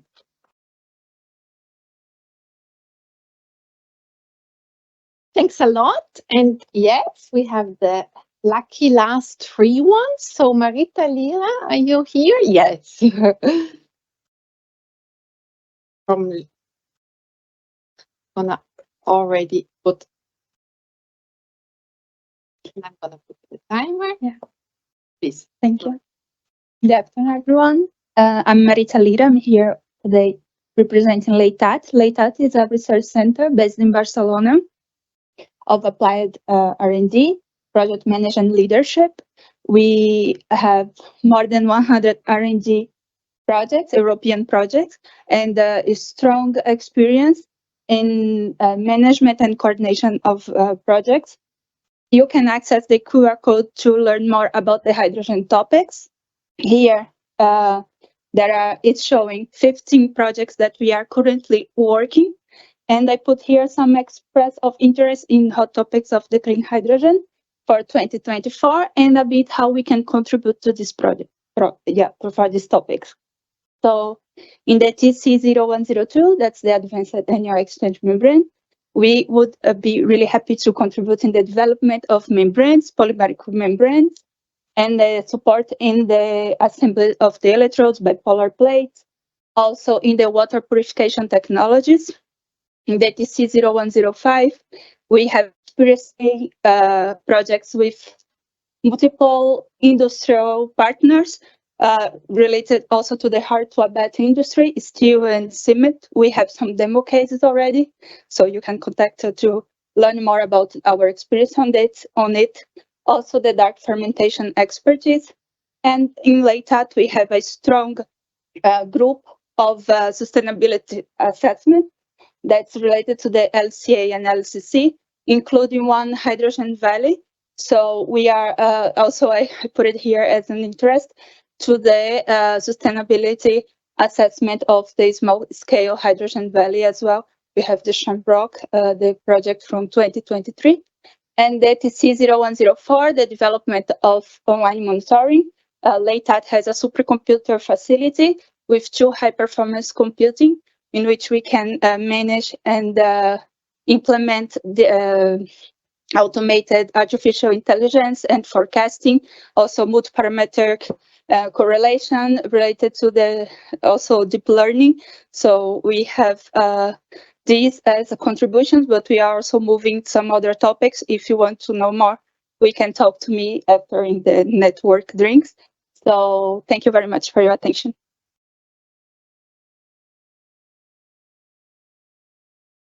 A lot. And then I would call to the stage Gerd Schumacher from the Institute of Research Jülich. And I heard the word drinks, so we are very close also to that. But please, you have your full 3 minutes, of course. So there you go. Thank you very much. Yeah, I'm from Research Center Jülich, Gerd Schumacher. I would like to show you what our research interests are, and maybe we can find some room for collaboration. We have 40 years of experience in fuel cell research and many years of the experience in development of electrolyzers. We are located in the very west of Germany, close to the Belgian and Dutch border. And this is a region of transformation. Several €100 million are currently flowing into this region. So we are setting up currently a new institute for sustainable hydrogen economy.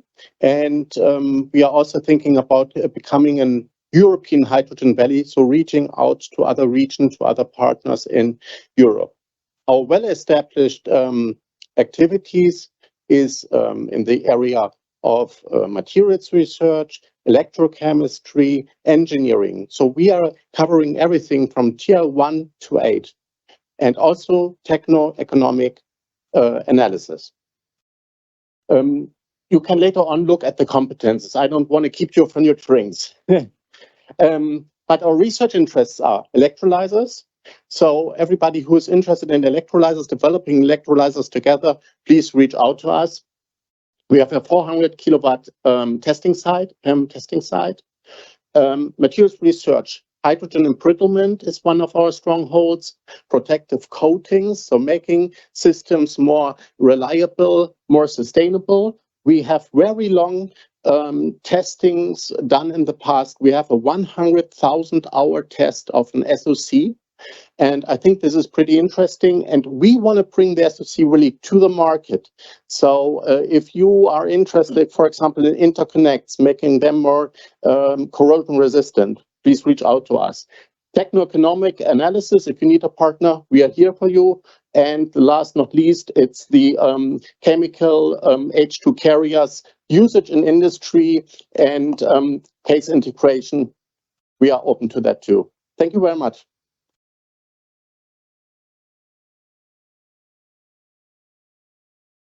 So yes, and last but definitely not least, Natalia Dabrowska from the Port of Gdańsk. So there you go.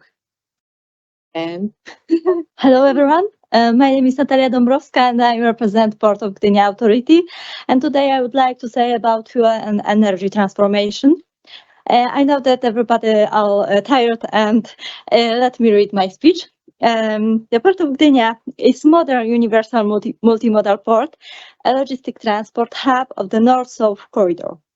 We are a company aware of the need to care for the environment, which is important value for present and future generation. We constantly work to provide conditions for the sustainable development of the Port of Gdynia's service sector by development infrastructure, ensuring efficient transportation access, supporting good market practices, caring for the welfare of the social environmental. Hydrogen development of the Port of Gdynia is linked to the global as well as local fuel and energy transition. So we created concept Hydrogen Hub in the Port of Gdynia, which indicates, among other things, potential direction for hydrogen development in the port. Hydrogen can serve as fuel for ships, hill vehicles, or locomotives. And the hydrogen reuse project is development in nature. In 2023, the next step in the development of hydrogen in the Port of Gdynia was realized through the creation of a group of stakeholders who are involved in the construction of the Amber Hydrogen Valley under the leadership of PKN Orlen. The project concept is based on the implementation of hydrogen as fuel for the port vehicles. The hydrogen utilization project is one of the elements of the fuel and energy transformation at the Port of Gdynia. In addition, a study of the possibility of using a hydrogen shunting locomotive was launched in 2023, which could be an important element of the road to decarbonization logistic chains. Continuing its intentions related to fuel energy transformation, the Port of Gdynia plans to implement a vessel bunkering berth for alternative fuels and or energy supply, which will provide the Port of Gdynia with the ability to bunker vessels or supply them with the energy as part of the development of low carbon technologies. Thank you for listening.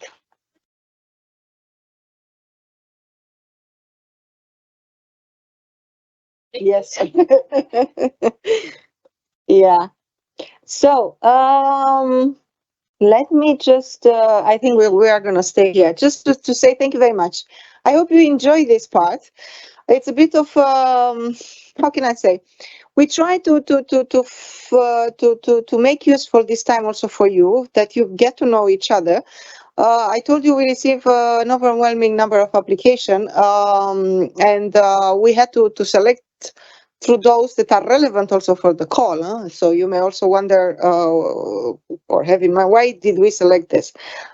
There was some thought behind, and we went to this. I hope it's useful. I think you also understood a bit of who's in the room, and again, I hope it helped you to establish new connections and why not new projects. I will not take more time. It's like I said, Friday. It's 4:45. I hope you will stay a bit with us. Don't let us with all the drinks here alone. So let's try to network. Let's try to drink together. Let's try to get ideas in practice. But before we do that, just to thank you very much for staying with us the whole day. It was a long day. We started at 9. I haven't realized myself when the time has passed, but I think it was a long day. I hope we have not overwhelmed you too much with so much information. It's a lot for you to read still. I realized today, and I was reflecting, there's still a lot of homework. Don't take this as a training day, and don't refer only to what we present to you today. We try to distill a bit and get just the main messages if you want. But there are hundreds or even thousands of pages of documents to read. Please do that. Again, I think our info day today does not replace that. I realize, for example, for the lump sums, we spend, I don't know, maximum half an hour, but there are so many trainings available. So please go look. We find that complementing a lot what we have presented to you. I would refer again to the documents. Do not hesitate to go back to the documents. Do not hesitate to look at the FAQ. If you still have questions, do not hesitate to write still to us. Like I said, we will do our best. For sure, we will answer to your questions, and we'll do our best even to meet you if we will have the time. You see here, this is the team. We don't have more people. Maybe you believe we are many. No, we are only 30. 30. So today you've seen the whole team almost, and that's the team. More than that, we cannot do. We also implement more than 150 projects currently ongoing, running. We do many things. So we will do our best to support you. But also now, like I said, the work is with you. I really hope you will have not a hard time preparing an application. I hope you are all successful, and we will have to deal with funding the money for all of you. Now I would like to again thank you for coming today here in Brussels. To those at home for listening to us. As I said again, we will put the recording, we will put the presentations hopefully next week already, but you will be informed when they are online. Do not hesitate to subscribe to our website. Our website, if you subscribe to us, to our newsletter, you get informed in time about anything that we publish or we announce. Do not hesitate if you have social media accounts, Twitter, LinkedIn, to follow us. To follow our accounts. Again, this is a very good source of information. Whatever we say, we communicate, we say it there. And finally, I would like to thank my team again. First, Lara.